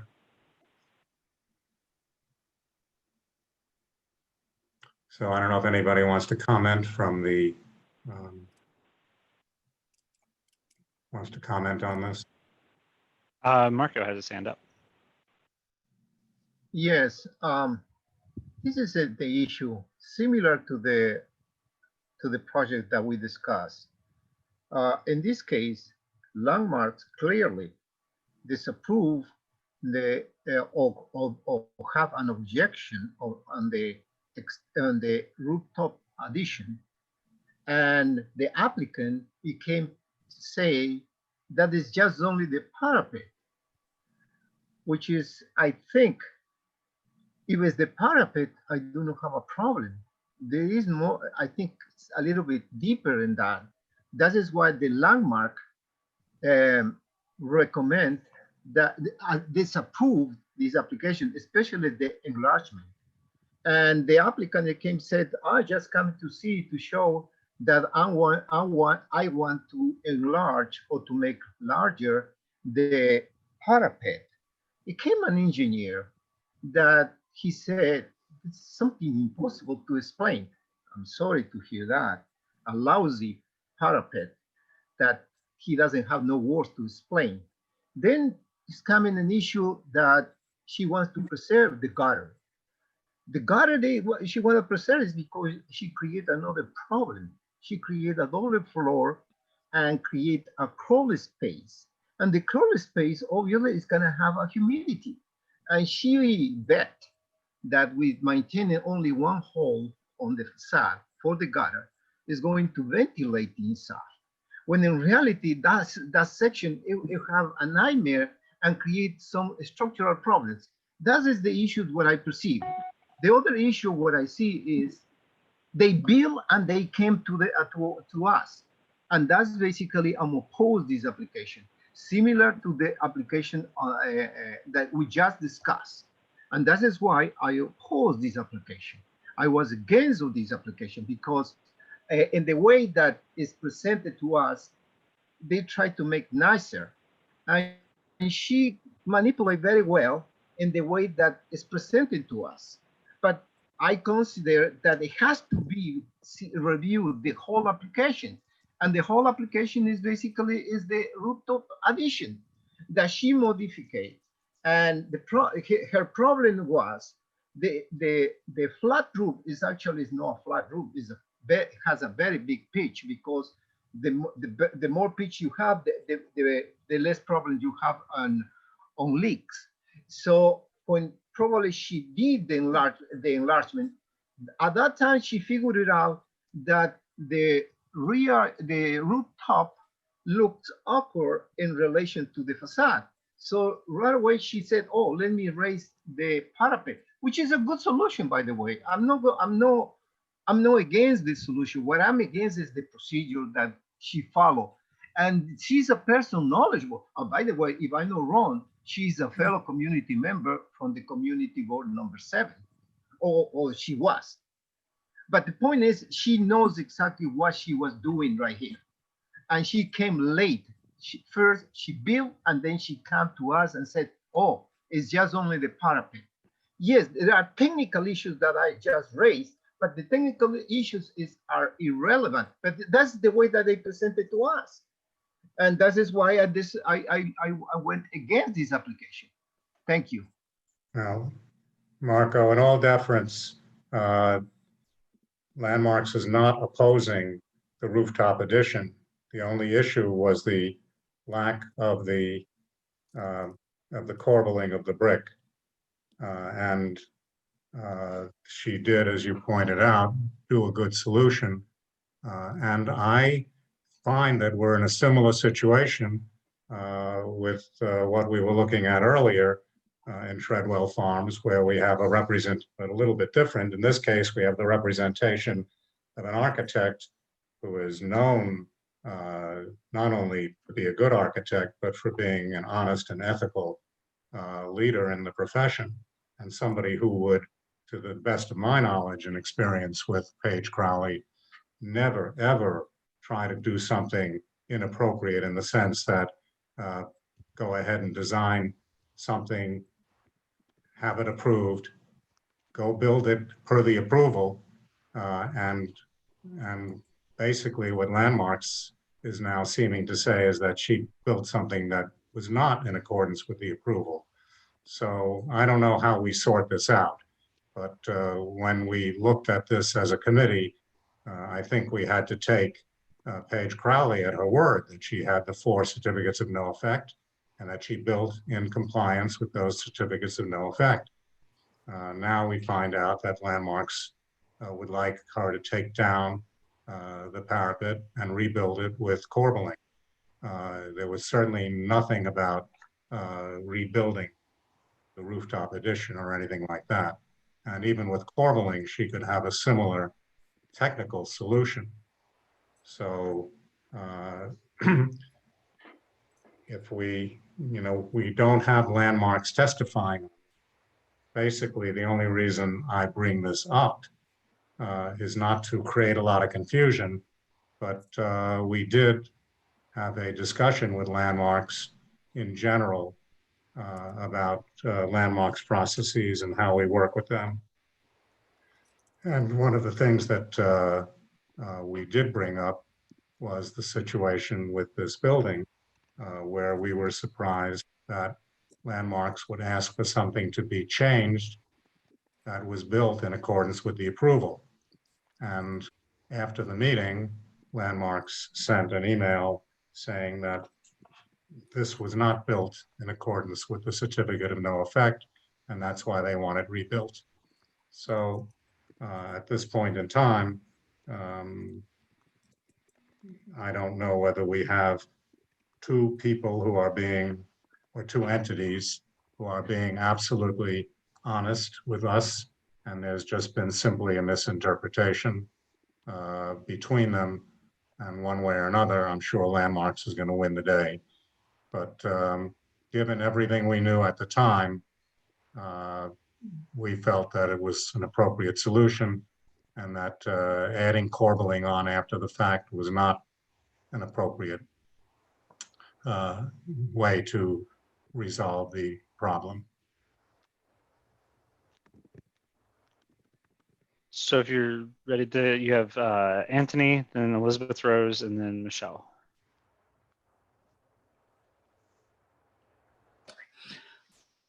Very quickly. Take them in order, yeah. Very quickly, David. David has really presented the problem as clearly as possible, but just to pile on a teeny bit, when we saw this in August, it is my recollection that Landmarks had issued 4 certificates of no effect, and that in fact, just before final sign off, as you can see, this project is complete, They decided that, in fact, they wanted the corbelling that had not been part of any of the presentations made to them. And I think Paige also made a very good argument as to why the corbelling in this particular instance didn't really make any sense anyway, because of the changed height of the parapet and a number of other aesthetic and structural issues. And Landmark's proposal back to them was, in fact, to effectively glue on plastic corbels in order to pretend that this building was being built to look the way it had looked before. And I think those of us who have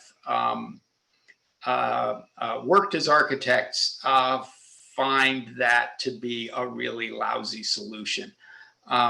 Anyway, that was that. Right, and thank you, Anthony. And in fact, that's part of what's in our resolution, is that by having the corbelling not be masonry and not be integral with the construction and the design of that rear facade, that it was simply inappropriate to paste on the corbelling. So that's in our resolution. Elizabeth Rose. Elizabeth, try that again. I think I'm good. So I completely agree that artificial corbelling, it makes no sense whatsoever. I'd just like to understand sort of what the thinking is. Why isn't the resolution simply, we oppose the Landmark's suggestion of artificial corbelling, as opposed to what you're saying is we propose maintaining this as it is, as built?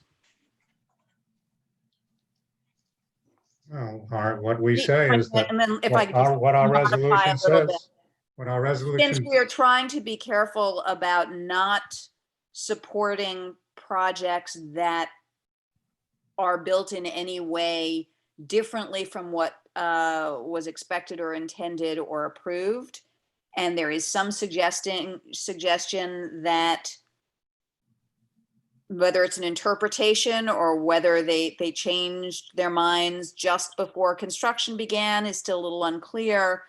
Wouldn't simply saying we oppose artificial corbelling sort of make our position that is unacceptable clear? It's in the resolution. It's in the resolution. It's not the therefore. The therefore is that the upper what I'm portion. asking is why are we taking that next step in the therefore? Why isn't the resolution we oppose artificial corbelling? Because there's a lot of issues. If you read the resolution, it takes a long time to write these resolutions. These resolutions cover all of the issues that were discussed. So yes, you've made it very simple, but as simple as it is, from that point of view, there are other issues. There's the whole issue of the way the gutter was done. There's the whole issue of the structural issues and why it's difficult to remake that parapet. There are a lot of issues here. And yes, it would be nice to be able to say, don't paste corbelling on, but that would not be consistent with the kind of thoroughness that we bring to this. So in the final analysis, you have a 24-line or something discussion of what happened at the meeting, and then you have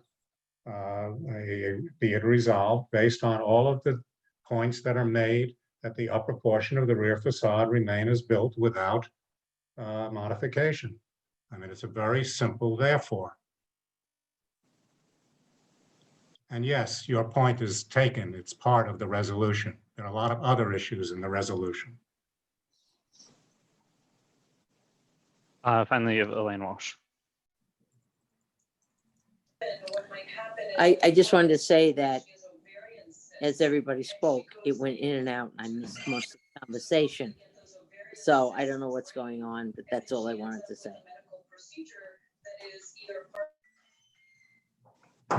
That's everyone who has their hands up. Anybody else who wants to speak? Rebecca has her hand up. Then Gore. I call to question. Ed Hartzog seconds it. Okay, any opposed? All in favor? Call the roll. Okay, raise your hand if you are voting no, abstaining, or not voting for cause. Marco? Yes, I think that is wrong. Thank you. Marco, are you abstaining or saying no? No, absolutely not. Okay, I just didn't hear what you said. I'm sorry. Thanks. I heard a yes. I heard a Okay. yes. I didn't hear a no. Okay, let's move on, please. I Elaine? appreciate that, but thank you. I think Elaine's hand is up. It is. I vote no. Again, I'm losing out. For some reason, I'm not hearing what's going on. Okay, thanks, Elaine. Anyone else? All right, I'll tally it up. Okay, well, we're done with landmarks, David and Jane. Yes, we are, because the second item on the agenda for the August Landmarks Committee meeting was withdrawn because the issue was decided at the staff level. And thank you again, David. David really got the big enchiladas for tonight. Thank you. He did indeed. Thank you. So while Billy's tallying it up, let's get Chuck and Craig online or on board or up front. Thank you, Give me 1 David and second. Jane.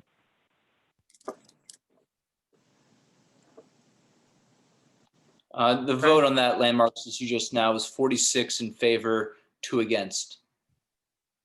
Thank you, Billy. Okay, should we go to transportation? Why don't, Craig, why don't you take the first resolution? We have 2 resolutions here. Why don't you do the first one? I'll do the second one. Sure. The first resolution is for 106 East 78th Street. This was a return by the applicant in June of this year.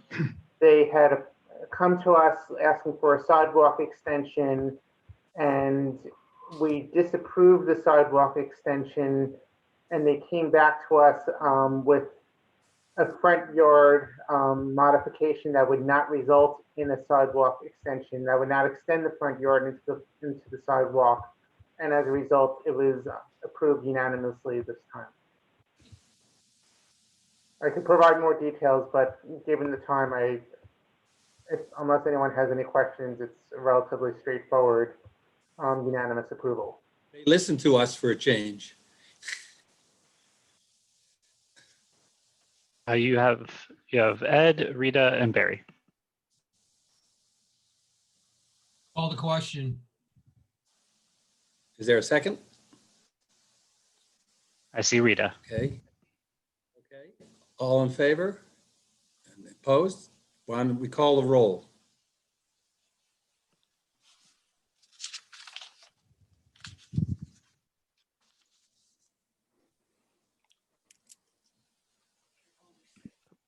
Sorry, Rebecca. There. Sorry, I was raising my hand. Unmute me.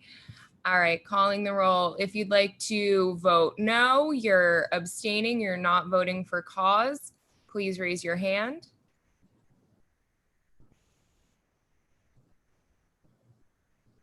Seeing none, everyone will be recorded as a yes vote. Thank you.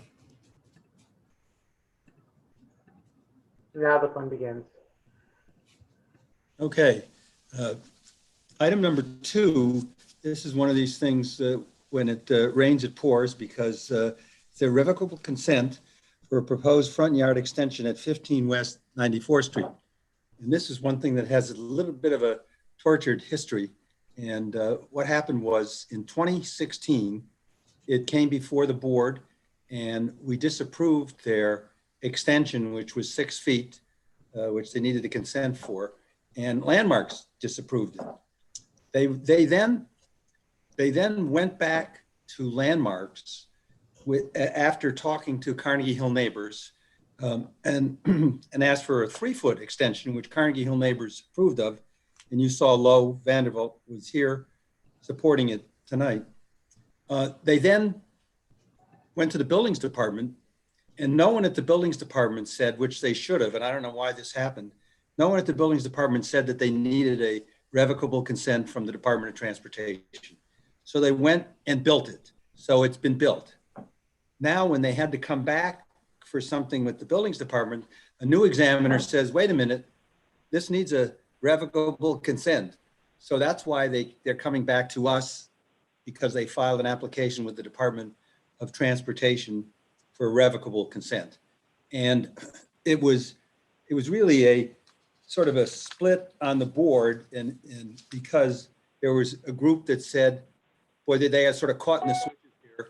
There was another group that said, but this, you know, they should have known, someone should have known, and someone should have been able to do this. And in the end, we passed a resolution basically disapproving their application, but again, by a split vote. And I know that Marco's got his hand raised, and maybe he wants to comment on why he was in favor of approval as opposed to disapproval. I believe that was your position, Marco, right? That is correct.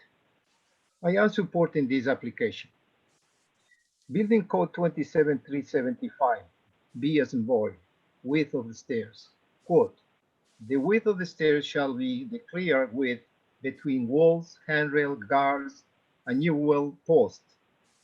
D as in David, landings and platforms. Quote, the minimum width of landings and platforms perpendicular to the direction of travel shall be equal or at least the width of the stairs. End of quote. First, when a professional proposes to alter any part of the building, that section and any other part that is indirectly impacted must be in compliance with the building code. Indeed, the proposed increase on the existing airway is 36 inches to comply with the 42 inches proposed landing. Keep in mind that that distance has to be measured between handrails. Second, in the past, we have been approving several projects like this, as long as the new encroachments do not go beyond any existing encroachment. Viewing from the streetscape, the adjacent building has a grandfather encroachment which is 3 feet further into the sidewalk than the proposed encroachment. Third, we just created a precedent. As a matter of fact, the majority of the fellow community members approved the parapet of the rear facade after the applicant did not show up in our committee meeting before it was built. In addition, another similar proposal was denied 2 days ago and today too by the Landmark Committee. None of these cases needed to be in compliance with any law. Furthermore, the applicants brought a delusional expediter who stated many obtuse arguments which confused many fellow community members. In conclusion, let me be very clear. I do not condone his action, but he needs to comply with the law, and he is asking a minimum relief of 3 feet. Thank you. Is there anyone else who wants to, we have a motion to disapprove on the floor. Is there anyone else who wants to say anything or do anything on this? There are no hands up right now.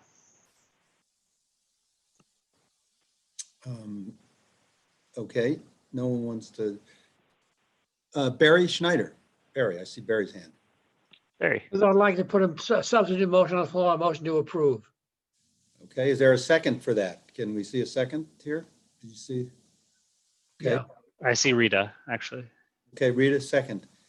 Does anyone want to speak on this motion to approve? Rita, you had your hand up. Oh, Rita just unmute. I just was going to call the question. Well, Wilma wanted to say something. Why don't we let's see if Wilma wants to say something here. Before you do that, Rita, then we'll call you. Wilma, why don't you, does she have to do *6? Yes, please.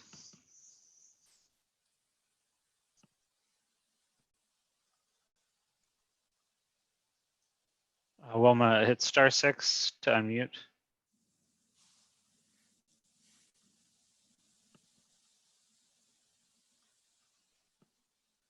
Wilma.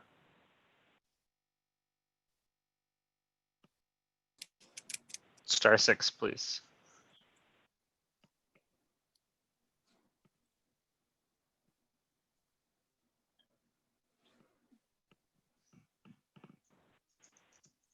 And I guess she's having a problem with that.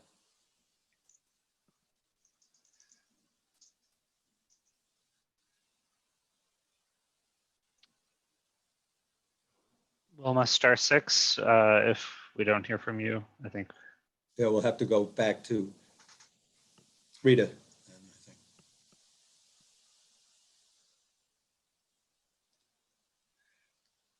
Call the question.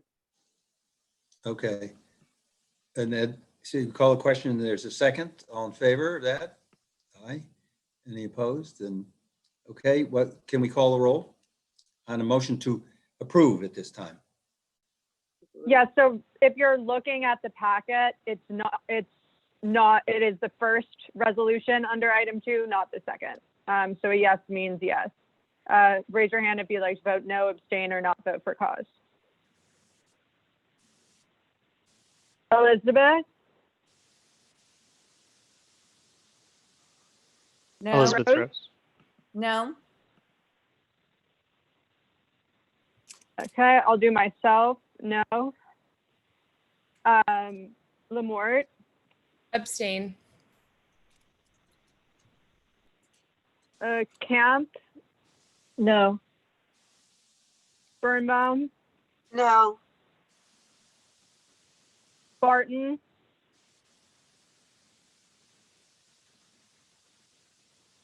No. Barton? No. Mason? No. Billy? Nope. Barron? No. Ashby? No. Malik?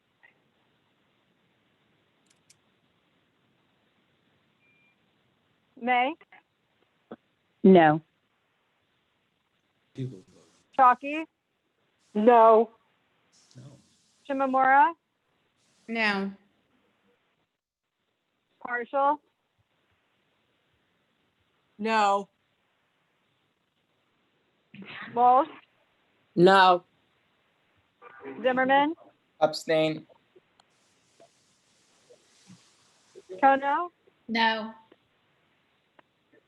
Squire? No. Okay, I will calculate that quickly.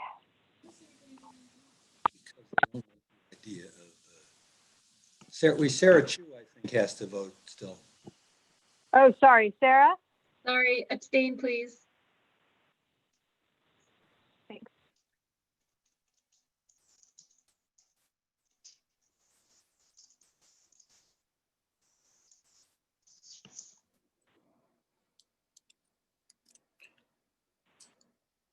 I'm sorry, did Kono vote no, or did I mishear that? She did.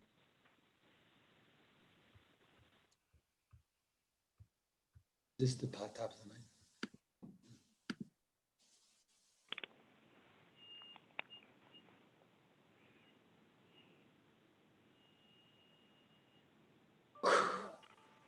Jeez, that's a big one. First home run of the season.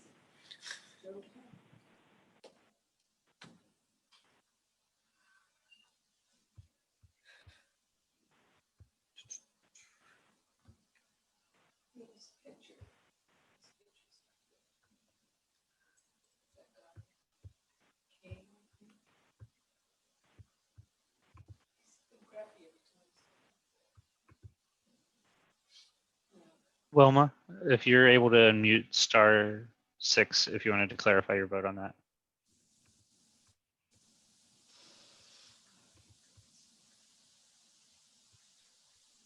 *6, Wilma.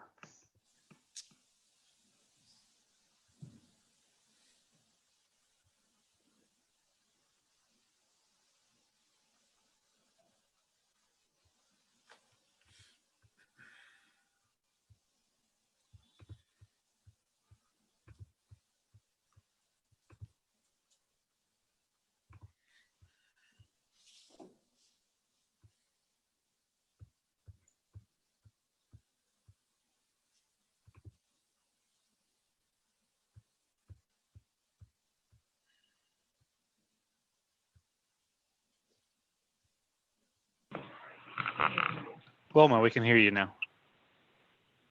I'm trying to put my vote as no. Thank you. Thank you. So then it's 29 yes, 16 no, three abstentions.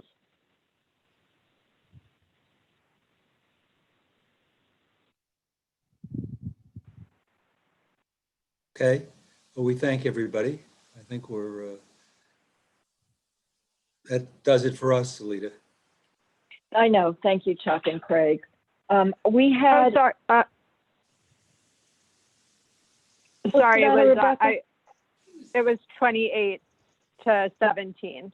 Sorry. Okay.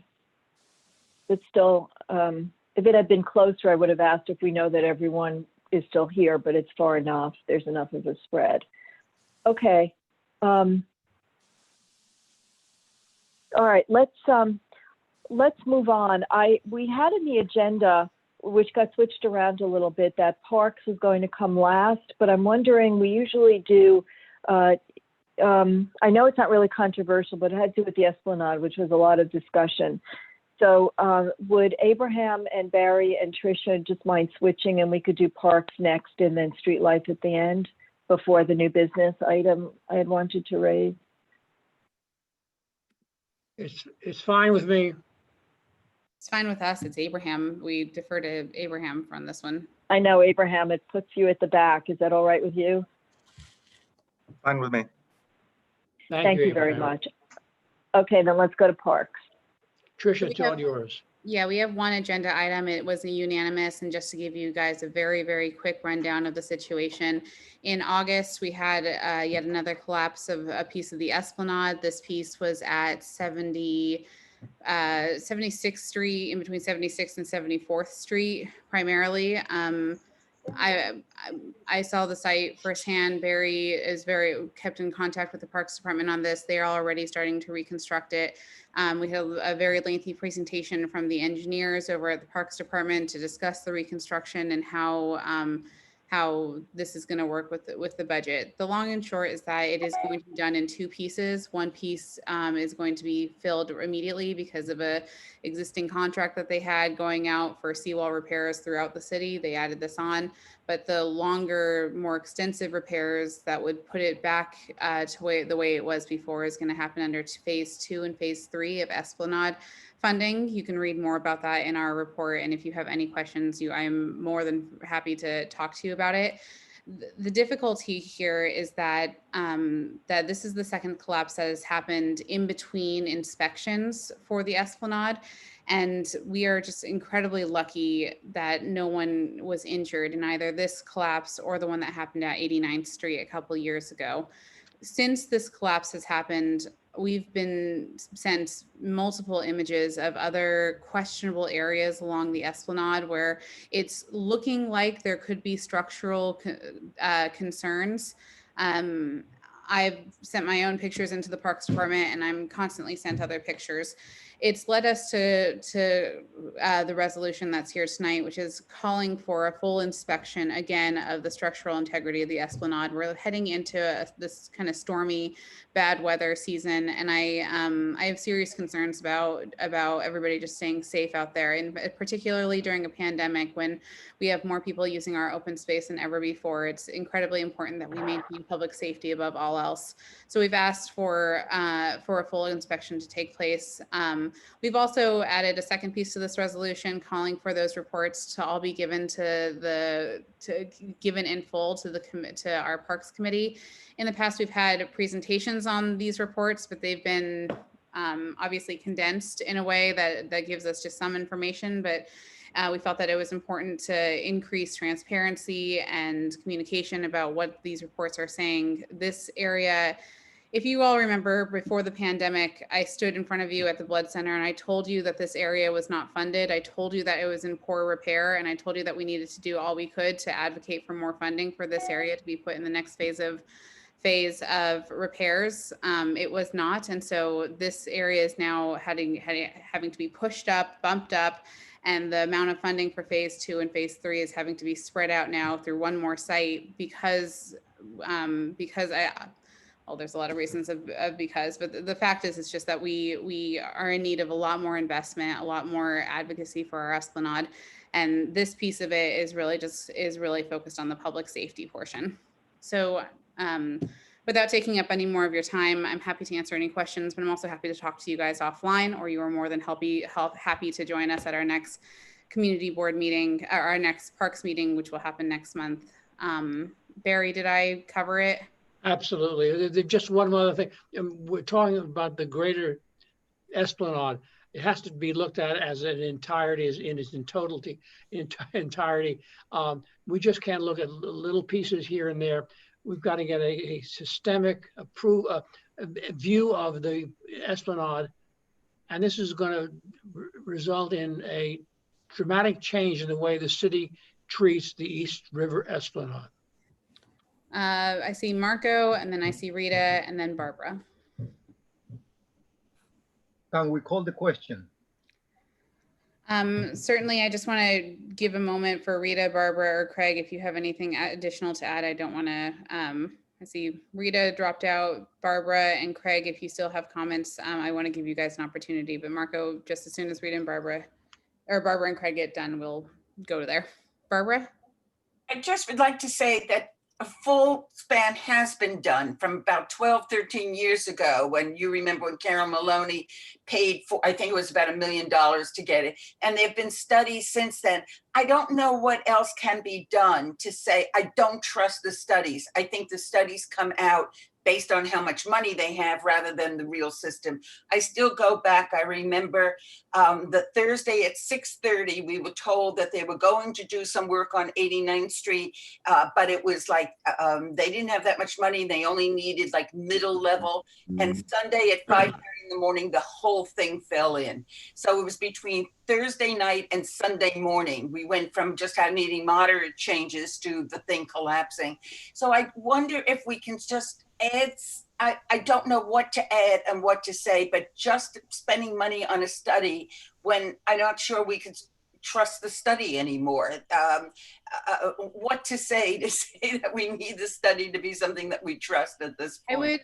I would gently push back on that, in that the reason why I knew where this collapse was happening before Barry even could tell me where it was because of the 2018 study that was done. So the studies are important. We have to try. I mean, I'm not an engineer, so I have to rely on those who have engineer backgrounds and degrees. And the last study was done by EDC in 2018. Based on that study, we knew exactly where the weak points were. This was just a weak point that was deemed in poor condition, not in extremely poor condition. And all the extremely poor conditions are still, all those spots are still really bad. It's just that this one was in poor condition. So I would push back and say that the studies, that calling for another more timely study to ensure that there are no other big kind of spots to be concerned with for public safety. I think that that's something that, I mean, I'm not sure what else we can do on that point. I think that what we do with how the city responds to those studies and the money that we allocate to repair those studies, that's where I join you in my concern and distrust for how we appropriately respond. But the studies themselves have been spot on, truly, for where there was. You say that. What I do wish, at least, and I don't know if we can add that when they do find something's in a dangerous zone, that they block it off, not with temporary little something that gets broken, but in such a way that everybody knows not to lean on the fence, not to walk in that area. It is, there will be something bad happening soon, and it is very scary. I'm perfectly fine adding that language, but I'm not sure if if that's like a friendly amendment or not, but asking for more permanent, more official taping barriers. Barriers is, I think, completely fine with me. Craig?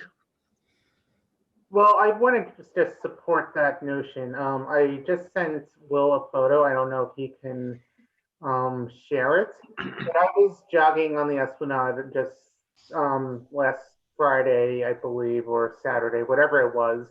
And I took this photo at 100th Street. So clearly out of our district, but close to our district. And this is why we had the resolution written so that it would extend beyond our district.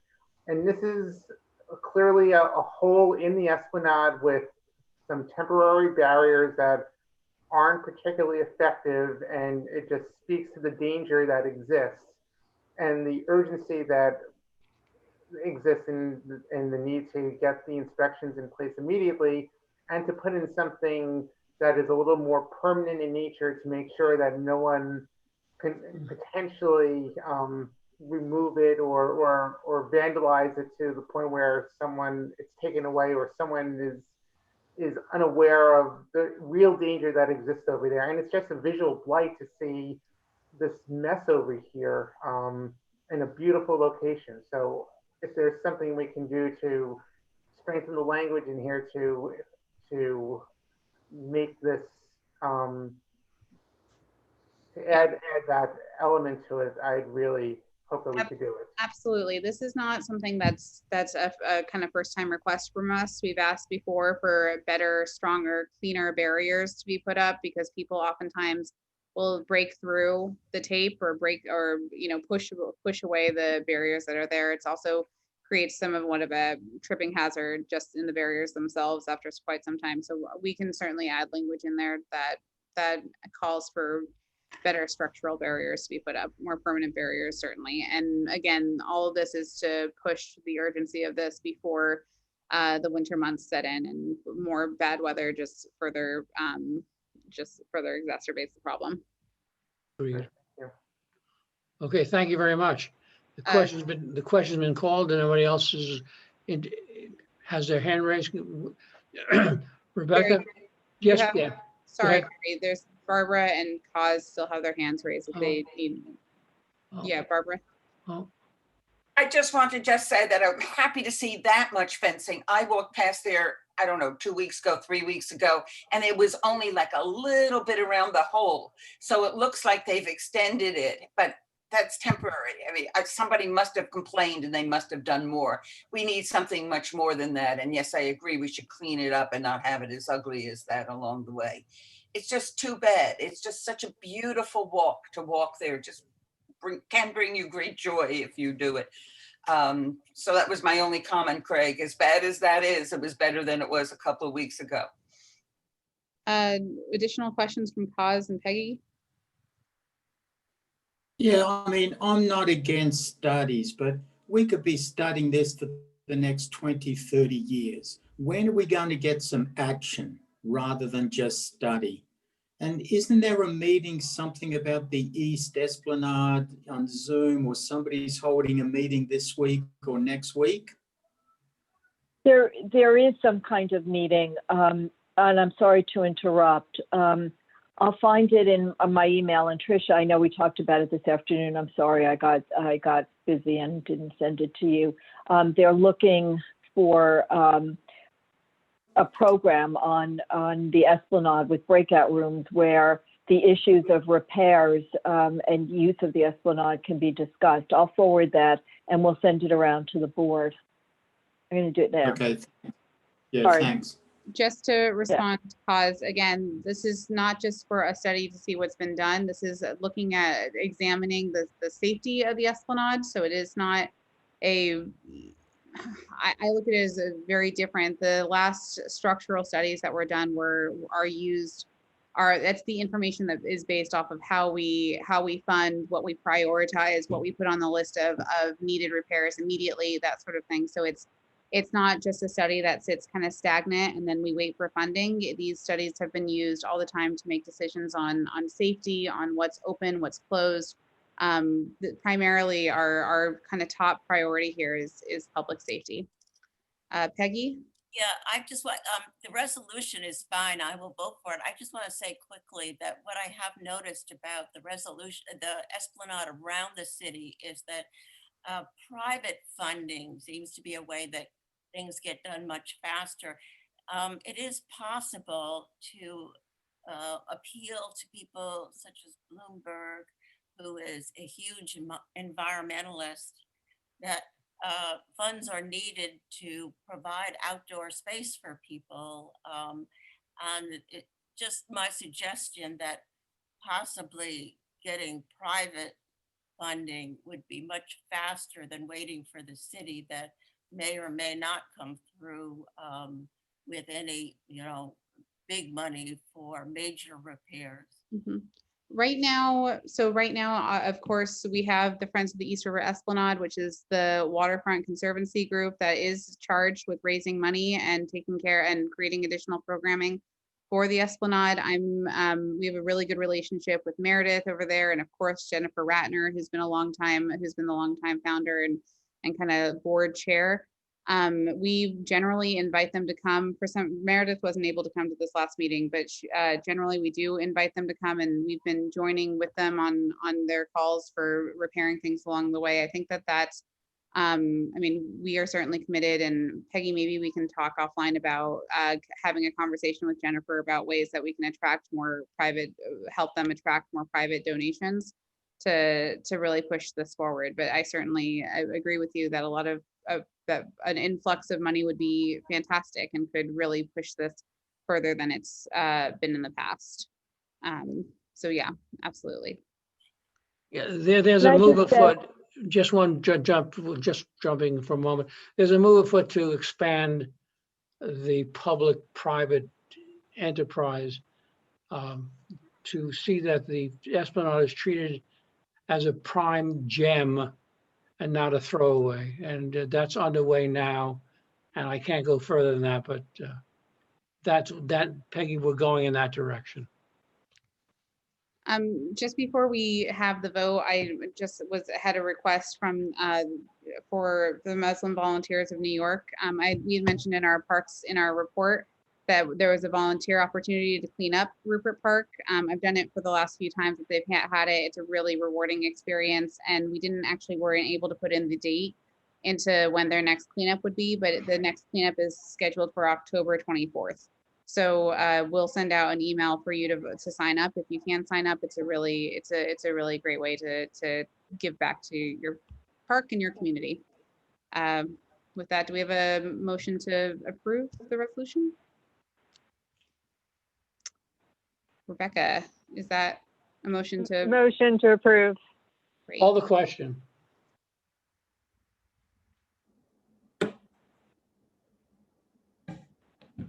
Okay, I think I'm doing this one. So raise your hand if you're voting no, abstaining, or not voting for cause on the Parks resolution. Looking to see if anyone's hand is up.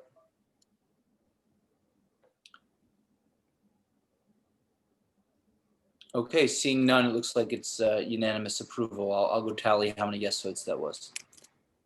While you're doing that, I just would like, if you don't mind my interrupting, to address Kaz's question. I don't know if we're talking about the same thing, because while I'll send this, we'll send it out, it has to do with CB8's waterfront along with other community boards, and it's a comprehensive waterfront plan. It's not until October 27th. So if you're talking about something sooner, then it must be something different, Kaz. Go ahead, Billy, I'm so sorry. No problem. I'm still plugging in the yes votes. One sec.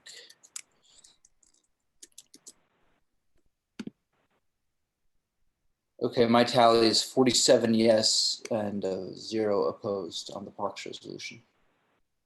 Thank you. And I sent that waterfront plan out. Everybody should have received it. If you didn't get it, please email me.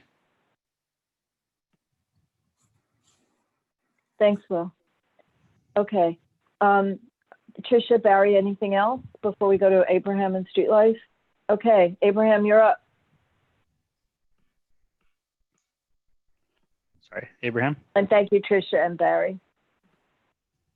All right. Hi, everyone. Hi. Hi. So we have 2 months worth of resolutions from August and September, but thankfully they are all unanimous.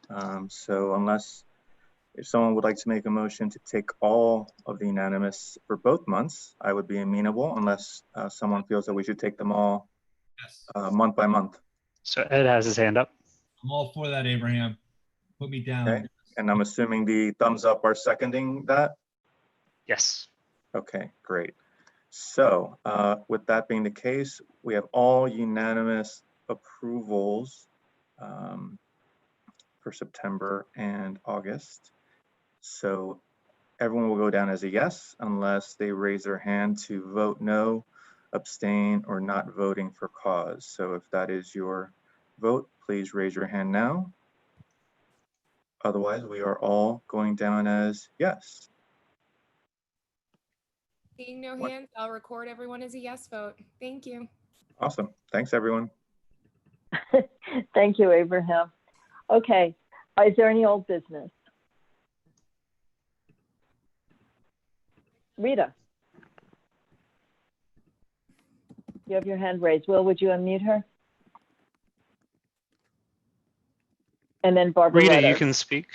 Could we find out who are the 7 people who are the nominating committee? We spent so much time on it. Yes, yeah, that was announced earlier, but let's go over it again. I can read it again. Thank you, Rebecca. It's Thank you. Paz, Barrero, Price, Schneider, Partial, Kono, Barron. Thank you. It's in the chat as well. Thank you, Rebecca. Is that okay? You got it, Rita? Yep, thank you. Okay. But maybe we Well, should let me know the just- chair. That's right. That's what I was just going to ask. So thank you. Who's the chair?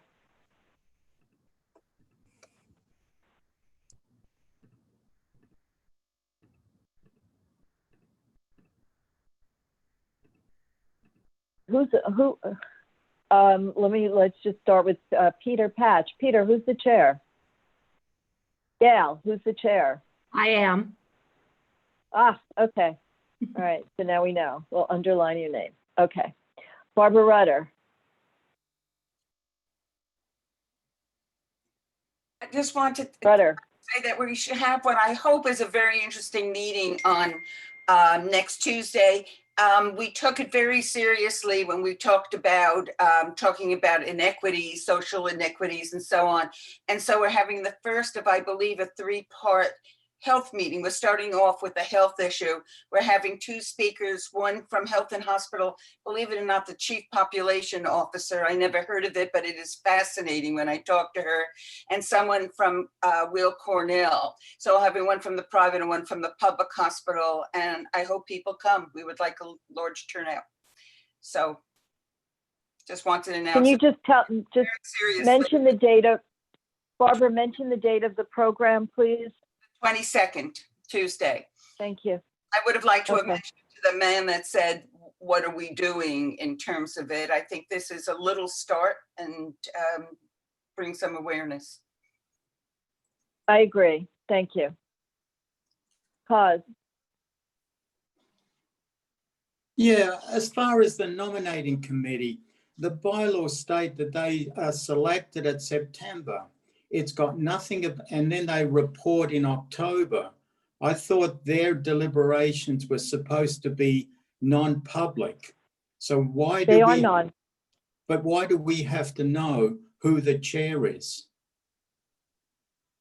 Well, because that's who, oh, you know what? Thank you for reminding me, because I neglected to mention, that's who gets the emails from anyone who's interested in running for office.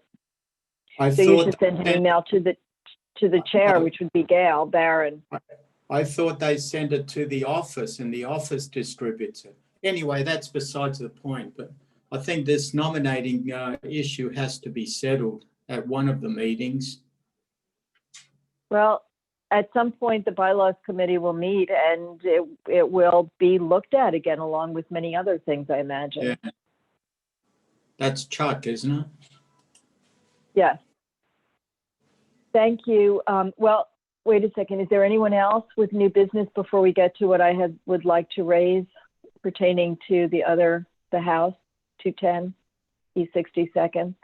All right. So I would like to ask for a resolution that if there is an investigation, that we go back to Landmarks and ask them to revoke. And in the interim, Anthony Cohn sent some part of a document from the Landmarks Preservation Commission suggesting strongly that they can revoke if there has been, they can revoke prior permission with under some circumstances, including if there has been a prior misrepresentation in the application process. So I would ask for a resolution that we do an investigation, and if we determine that there's a problem, that we go back to Landmarks and ask them to revoke. Barbara Chalky?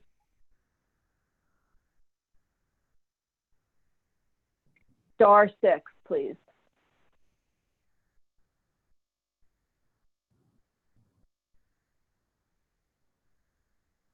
Barbara, hit *6, please, and you should be able to. I move the resolution. Second, Valerie, is that a second? Yeah, and Rebecca Dangor. Okay. So would one of the secretaries, is there any discussion? Does anyone? Okay, well, we still need to call the question, sorry. Would anyone like to do that? Valerie? Valerie has her hand up. And Barry? Is that a second, just Barry? unmute. And Marco? Okay, are there any comments? I should have asked before calling the question. Does anyone have anything to say that they'd like to say? I mean, I don't mean to sound rude. Gonna clear Valerie, everybody's no. hand. Barry? Russell? Russell? Russell? You're unmuted. Thanks. Okay, thanks. So I would just request, can we be a little more vague about what the purpose is going to be? I think it makes sense to investigate this, but I think there's still discussion as to, whether we can revoke a previously passed approval and so on and so forth. I mean, I still think that warrants further discussion in terms of the specifics of what would come out of the investigation. I think it's totally appropriate to investigate it, but I just, the resolution is phrased, I think, was just a little bit too specific for my preference. So I'm, if that comes back as the recommendation, then that's the thing that we can vote on, I guess, at the next meeting when this comes before us. But I just want to leave it a little more open-ended. That's the problem, is that if the Landmarks Preservation Commission doesn't table it, they're hearing it on October 6th. We don't have time to have any additional meetings. So then maybe I misunderstood what the resolution is about, because I thought there was. I guess maybe it could be I'm not being clear, is that if there's an investigation that determines that the applicant lied when it came before us in 2016 about the application, that we go back to the Landmarks Preservation Commission and ask them to revoke the permits that it issued initially when the board had approved it. So it's okay. It's not clear to me exactly what the process is. So investigation by whom, and then after the investigation is complete, what further action is necessary? I mean, is the idea that we're just sort of delegating something to someone to investigate, and then those folks will decide to send it based on the vote that we're taking now, or it's just not clear to me who's investigating what, and then what happens after that? I think we should look at what there is that we could get from the city and see what their plans look like, what they've built, what they're doing, what they've done, and try and ascertain whether there has been any misrepresentations to us back in 2016. If Landmarks relied on the vote of the Landmarks, or on the vote of the full board, which was a very close vote, it was separated by one vote between the approvals and what amounted to no's, then they should, that we would then urge them to reconsider and revoke their prior approval. But okay, so what I'm still trying to understand more specifically is who is investigating, and at what point in the course of an investigation or the results of some investigation does something go to Landmarks? I mean, it sounds like, I can envision a situation where somebody investigates something, comes back to the board, and the board votes on something. What I'm not understanding is what it is that's going to be taking place, who's investigating what, and what the process is that yields some kind of substantive, something that can be sent to Landmarks before their meeting, I guess, at the beginning of October. That's just what still is not clear. I'm just asking for what the specifics are. Well, to ascertain what we can with the information that's available, and then say that we have, I guess the best that we could do is say that we have serious questions about what the representations to us were in 2016, that we voted, I know my English is not very good right now, that we voted based on those representations. And if there are questions about the accuracy, to raise it with landmarks. I mean, they're the ultimate authority for granting a certificate of appropriateness and making determinations. Okay, it's still, so, and I'm sorry to be taking up all this time, but it's still not clear to me exactly who, when you're talking about trying to ascertain things, and it's just still not clear to me who is doing that. And when you're saying going back to landmarks, it's not clear to me who is doing that, unless we're talking about the full board, which that would make sense to me, but I just don't understand who can look at this, or who is proposed to look at this, and then who goes to landmarks before their meeting if we're trying to do that before a full board meeting. That's what I am not understanding. So I apologize for the back and forth, but we would send them a letter, and I guess I would go over it with David and Jane or anyone else who is interested. That's why I'm trying to do this now, because we don't have time to go over it, and yet it doesn't feel, especially given the reaction of the board members earlier and the community, that it's something that we should just let go, that they came before us. And if there are certain red flags right now, and we don't know enough to determine or to even look at it and make any kind of preliminary decision about whether there might have been misrepresentations. We're not the ultimate authority, so we could say it's come to our attention that there have been misrepresentations. Our vote was based on them, and therefore we're going to landmarks and asking that they reevaluate or reconsider, and that they can do a more thorough investigation. okay. Well, then this is, and I'm sorry to come back again here, but I think there's a distinction between asking landmarks to prioritize enforcement against them, which I think is what we put in our resolution, which I think, you know, I definitely think there should be consequences for them having told us one thing and done another, whether it was actively dishonest, which, you know, it very well may have been, or whether it was, you know, gross negligence or whatever. I mean, I agree that that's totally unacceptable. And I think that it's right for us to prioritize enforcement and try and address that. But to me, the question of whether, you know, whether we can redo something that we already voted on the merits, and whether that's even what we would want to do. I mean, the fact that they didn't do the thing that we voted on, you know, what we voted on is the thing that we're upset that they didn't do at some level. So to sort of try and undo that on the merits years later, I don't think makes a lot of sense. And I think that's, you know, still potentially an unresolved issue, although if that's ultimately what this vote is over, then it is. But it seems to me that the question of dealing with the misrepresentations is sort of one issue that doesn't necessarily have to be, it doesn't require a redo of a vote that we already took about a previous application. That's the issue, is that there were two different applications, the one that we heard on Monday and voted on tonight, and the one from 4 years ago, and whether the board vote at that time was based on something that they were not truthful about. But let me see if Chuck can explain it more articulately than I can. Chuck? Will, would you unmute Chuck? Chuck is. Thank you. Chuck? What I think is being sought here, and I think we can do it. I don't think we're talking about redoing the vote. What I think Alita is saying, as I understand it, we're asking the Landmarks Preservation Commission to investigate, and they have the power to investigate. If they find that what they did was wrong and based on a misrepresentation, then we want them to go back and revoke the approvals that were granted to them, by the Landmarks Preservation Commission. And I think that's certainly within our right to do that. And it's not asking us, we're not getting into reconsidering our vote, but we're asking them to go back and reconsider their action based on what is a misrepresentation of facts. And it was to us, but it was also more importantly to them. That's what I understand this resolution's about. And David Halpern actually ought to come in and talk about this a little bit too. I know he's raising his hand.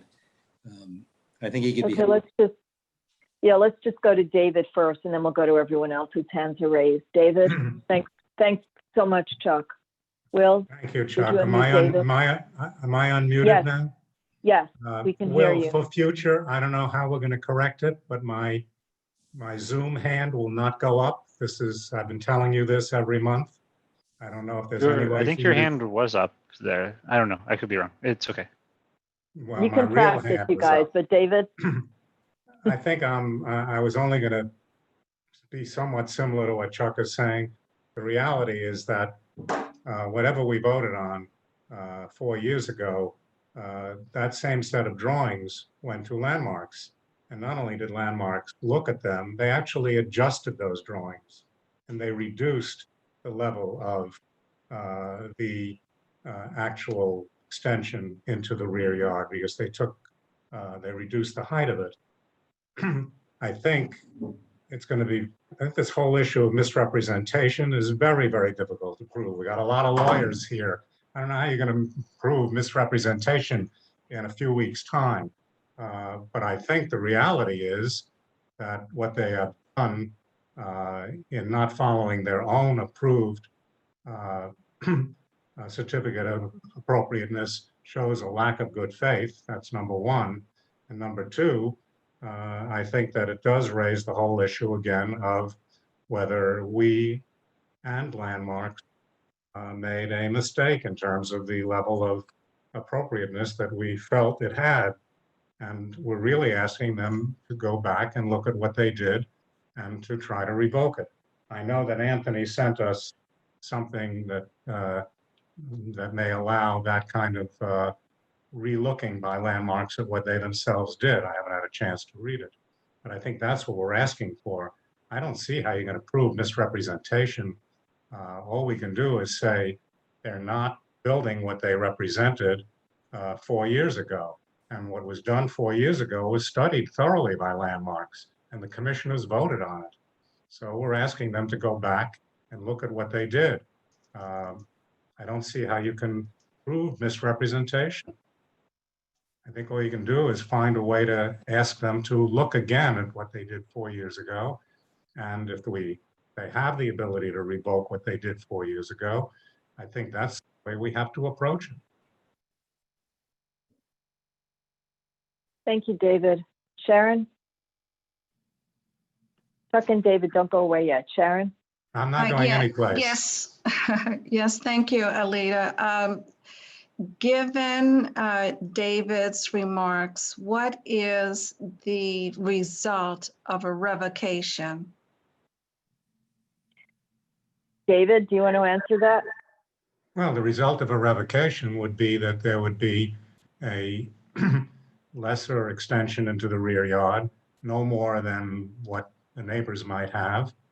And they certainly aren't going to allow a rooftop addition that's any greater than what they allowed 4 years ago.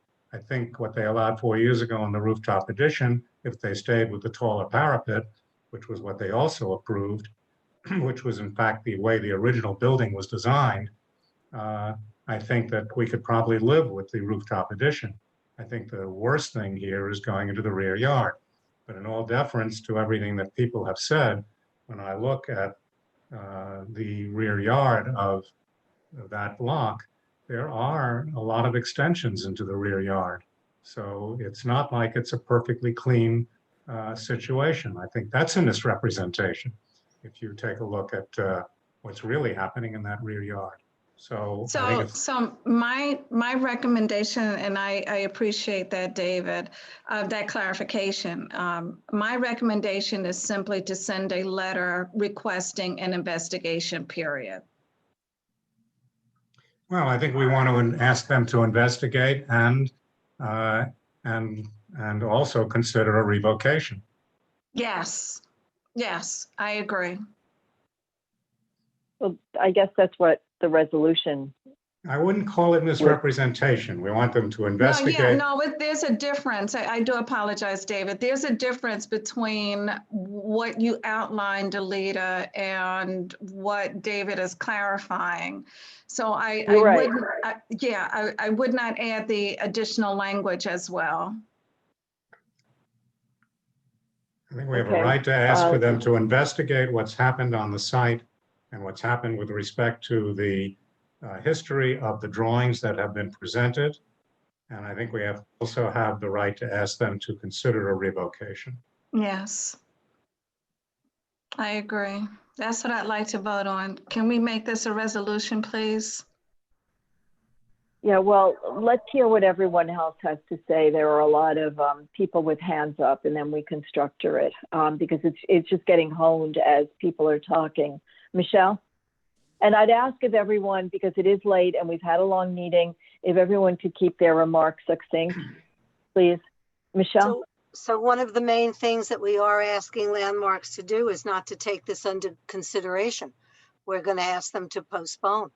I mean, I think that's very clear, because otherwise we're setting up a deadline for ourselves that we can't possibly meet. So I think that has to be in it. And maybe that needs a personal phone call, or maybe that also means that when you're talking to the attorney, which I don't think this resolution precludes, I think you should talk to the attorney, that you could make that clear. The other thing is if they have the right to do a revocation after their investigation, my feeling is that so do we. And I think at that point, if we get some feedback from Landmarks, that it will give us more backing to take it up again in our committee.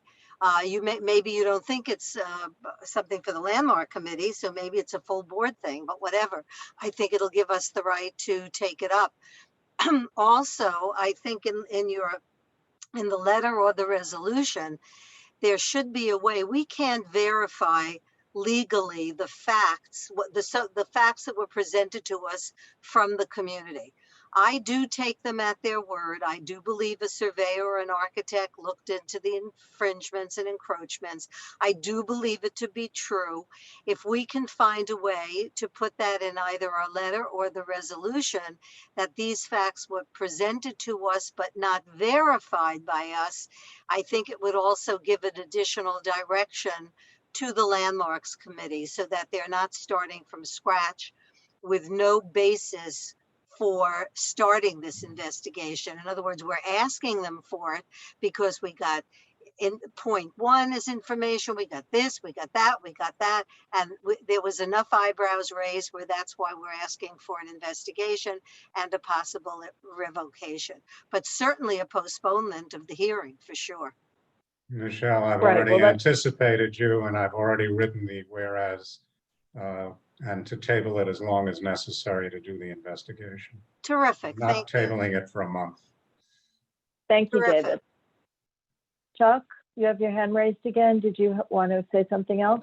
Not right now. Okay, Shari? I think the main responsibility we have is that Landmarks thinks that the community board is in favor of the application, even the original application. And I think what's most important is to put them on notice that facts have been brought to our attention that gives us pause and wants us to, again, let them look into investigate what was going on. But I think the main message is that they shouldn't think that we're sticking by our original vote. I think that needs to be very strongly stated in the letter. Ask them to postpone, ask them to investigate. But I think otherwise unless we do something, they have no way of knowing that we've raised all these issues. So I think I would think that would be a very important part. And I think it's a letter that, I think you can probably spell out, how about a cover letter and a resolution? You could do both. And there's no reason to revoke our original vote. It's really up to the Landmark Commission to do that. Well, I'd like to find out, and maybe this is a separate vote, I don't know, whether to go back and talk to the 10 people Valerie was citing who had voted in favor of it the first time around. And that could make our argument stronger. Sure, to That's say right. the people who voted on it, now they realize it was a mistake. I think that's a good idea to say that. No, that's that's correct. Elaine?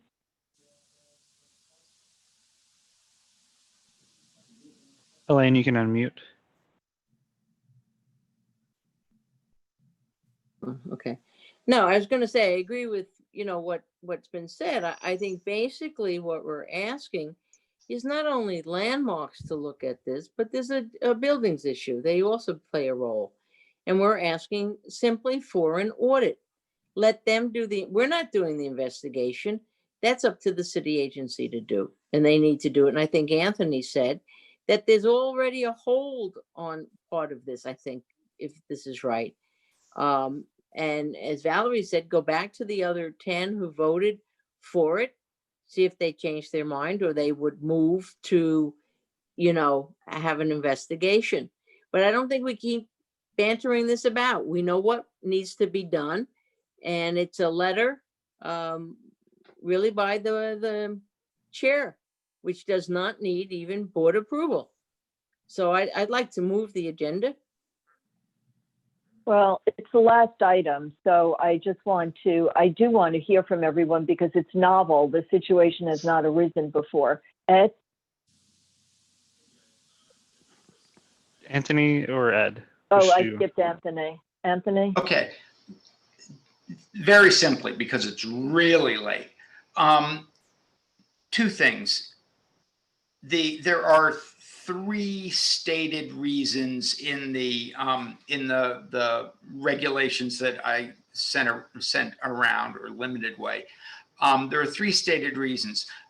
One is basically not following the rules of the Landmarks Committee. One is misrepresenting, and the other is if the Landmarks Commission realizes they made a mistake in the first place.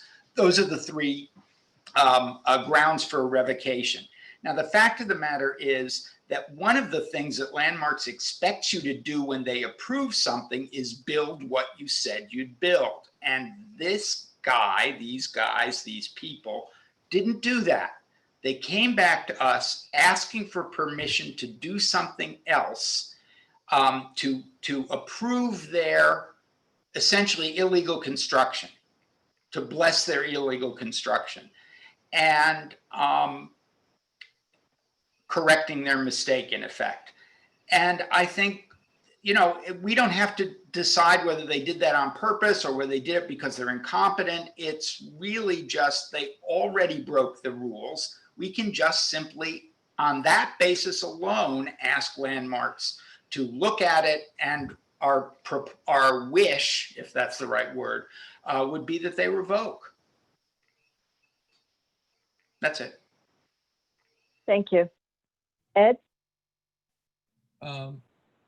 Yeah, I echo like Elaine and Anthony. I agree. I was just thinking that, there's a concept in contract law that, fraud in the inducement is a way in which you get out of contracts. You can't enter into something that you've been misled into. And at its core level, I think that's what this really is. And maybe as part of all of this, if they could provide more guidance, maybe that's part of our resolution too. We have more guidance in terms of what those parameters are, maybe be a little clearer or something.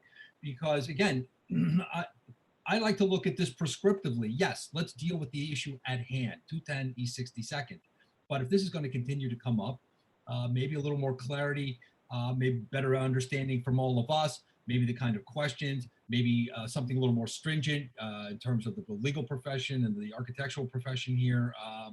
I don't know, but I just wanted to echo, I agree with what people are saying, and that was my only take on it. I'd like to do something more prescriptively so that we can get ahead of the curve instead of playing from behind like we are here. I would just quickly, can I quickly say that you have to go to a Landmarks meeting. You have to go through a Landmarks process. Rest assured that when Landmarks approved this, they went through a very, very thorough investigation at that point in time. And maybe they made the wrong judgment. I think we're all pretty much agreed that they did make the wrong judgment. And I think Anthony said it very well. By the lack of good faith that they've shown, it gives us a way of saying, since they've shown this lack of good faith, since they haven't been able to do this properly, and we now have an opportunity to take a look at it again, maybe you made a mistake and maybe you should reconsider. However we make the language, I think that's one way to get into it. No, I agree, but just a quick point on that. Now you're talking about bad faith. Look, if you can show that, that's a little added, a little extra here. Yes, all the thorough investigation, but now you're talking about something added.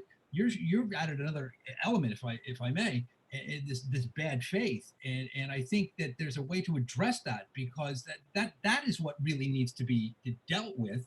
Is that you said it yourself, and we say it as attorneys. you come in, you get a good spot right out of the gate. Until you lie to us or you misrepresent, you're a professional. You're expected to adhere to the standards that we all agree to when we get our license in our states. Ergo, what you say coming out of your mouth is taken as truth. So when it is shown that we can no longer rely upon that, then that becomes a problem. And I do think that needs to be addressed, because again, if that is not, then we continue to fall into the same trap and believing our colleagues, which we should, but I think we do need to address that. And that is beyond, I believe, the purview and the jurisdiction of the community board, and something we may need to take up professionally. But I would like to interject that because it does affect all of our lives. I think let's deal now with the 210 East 62nd Street and Landmarks Preservation Commission and the DOB. And then with respect to other avenues where their applicants are not being truthful, whether it's a restaurant or someone looking to encroach on the sidewalk, we can deal with something broader about how we should look at it. And we could do that in a future meeting and address Ed's point, and I think all of our outrage over it. Valerie? Yeah, I'm fine with that. I think that's a separate issue. I agree with David, and I think we should just go forward and ask them to look at it and revoke, and then take it from there. I mean, I know I was originally saying that we could try to change it. I agree with Chuck that there's too much time in this instance, but I think we should just say that this board would be prepared to not recommend the structure and to ask them to investigate and revoke and leave it at that and see what they come back with.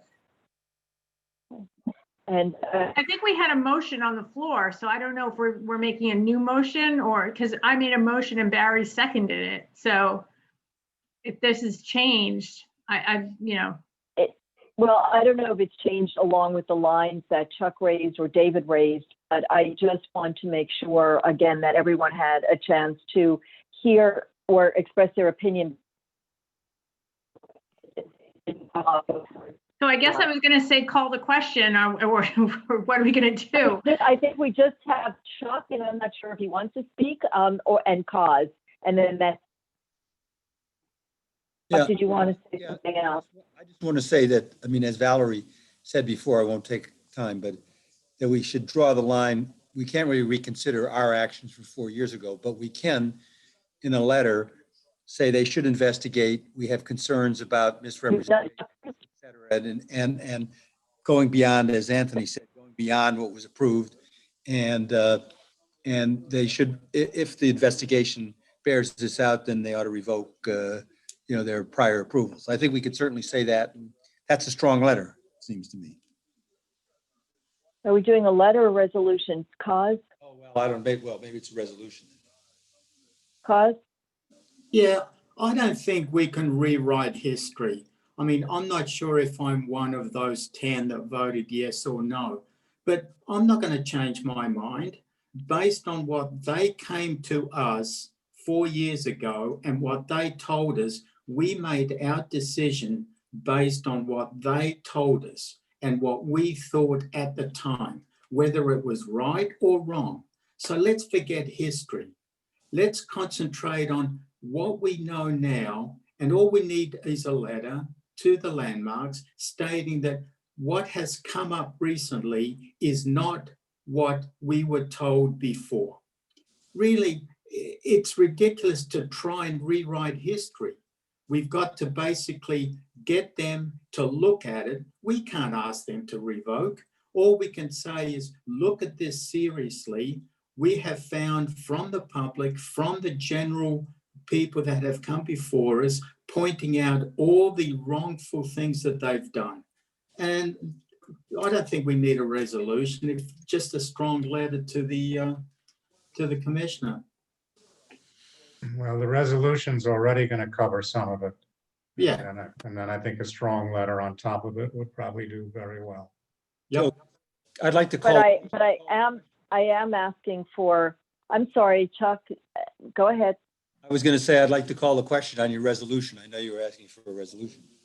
Yeah, well, I was asking, but I want to be clear that what I'm asking for is to ask Landmarks to investigate and then to revoke. So it's not so much rewriting history as it's recognizing that they've opened the door to a reconsideration based on what may be bad faith, if that's true. So that's what I'm asking for. Right, that's okay. I mean, if they find out that it's true, then they should revoke that. I mean, we could certainly say that.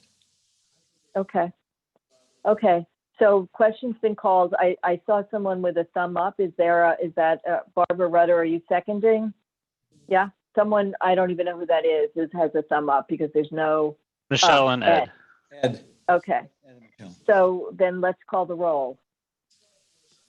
If you'd like to vote no, you're abstaining or not voting for cause, please raise your hand now.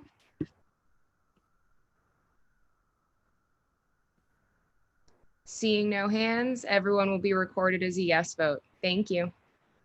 Thank you very much, everyone, for bearing with this and for staying so late and in good, relatively good, I hope, spirits. Okay, and thank you, everyone, for managing this. Valerie, did you want to say something else before we adjourn? I want to make a motion to adjourn. Good, that's what I was wondering. Second, everyone's hand goes up. Is there a second? Okay, we have Rebecca Dangor. Then the meeting is adjourned. Thank you. See you in October. For those who are celebrating Shana Tova, Happy New Year. And for those who aren't, have a great rest of the summer before autumn hits us. See you soon. Bye. Night. Good night. Bye.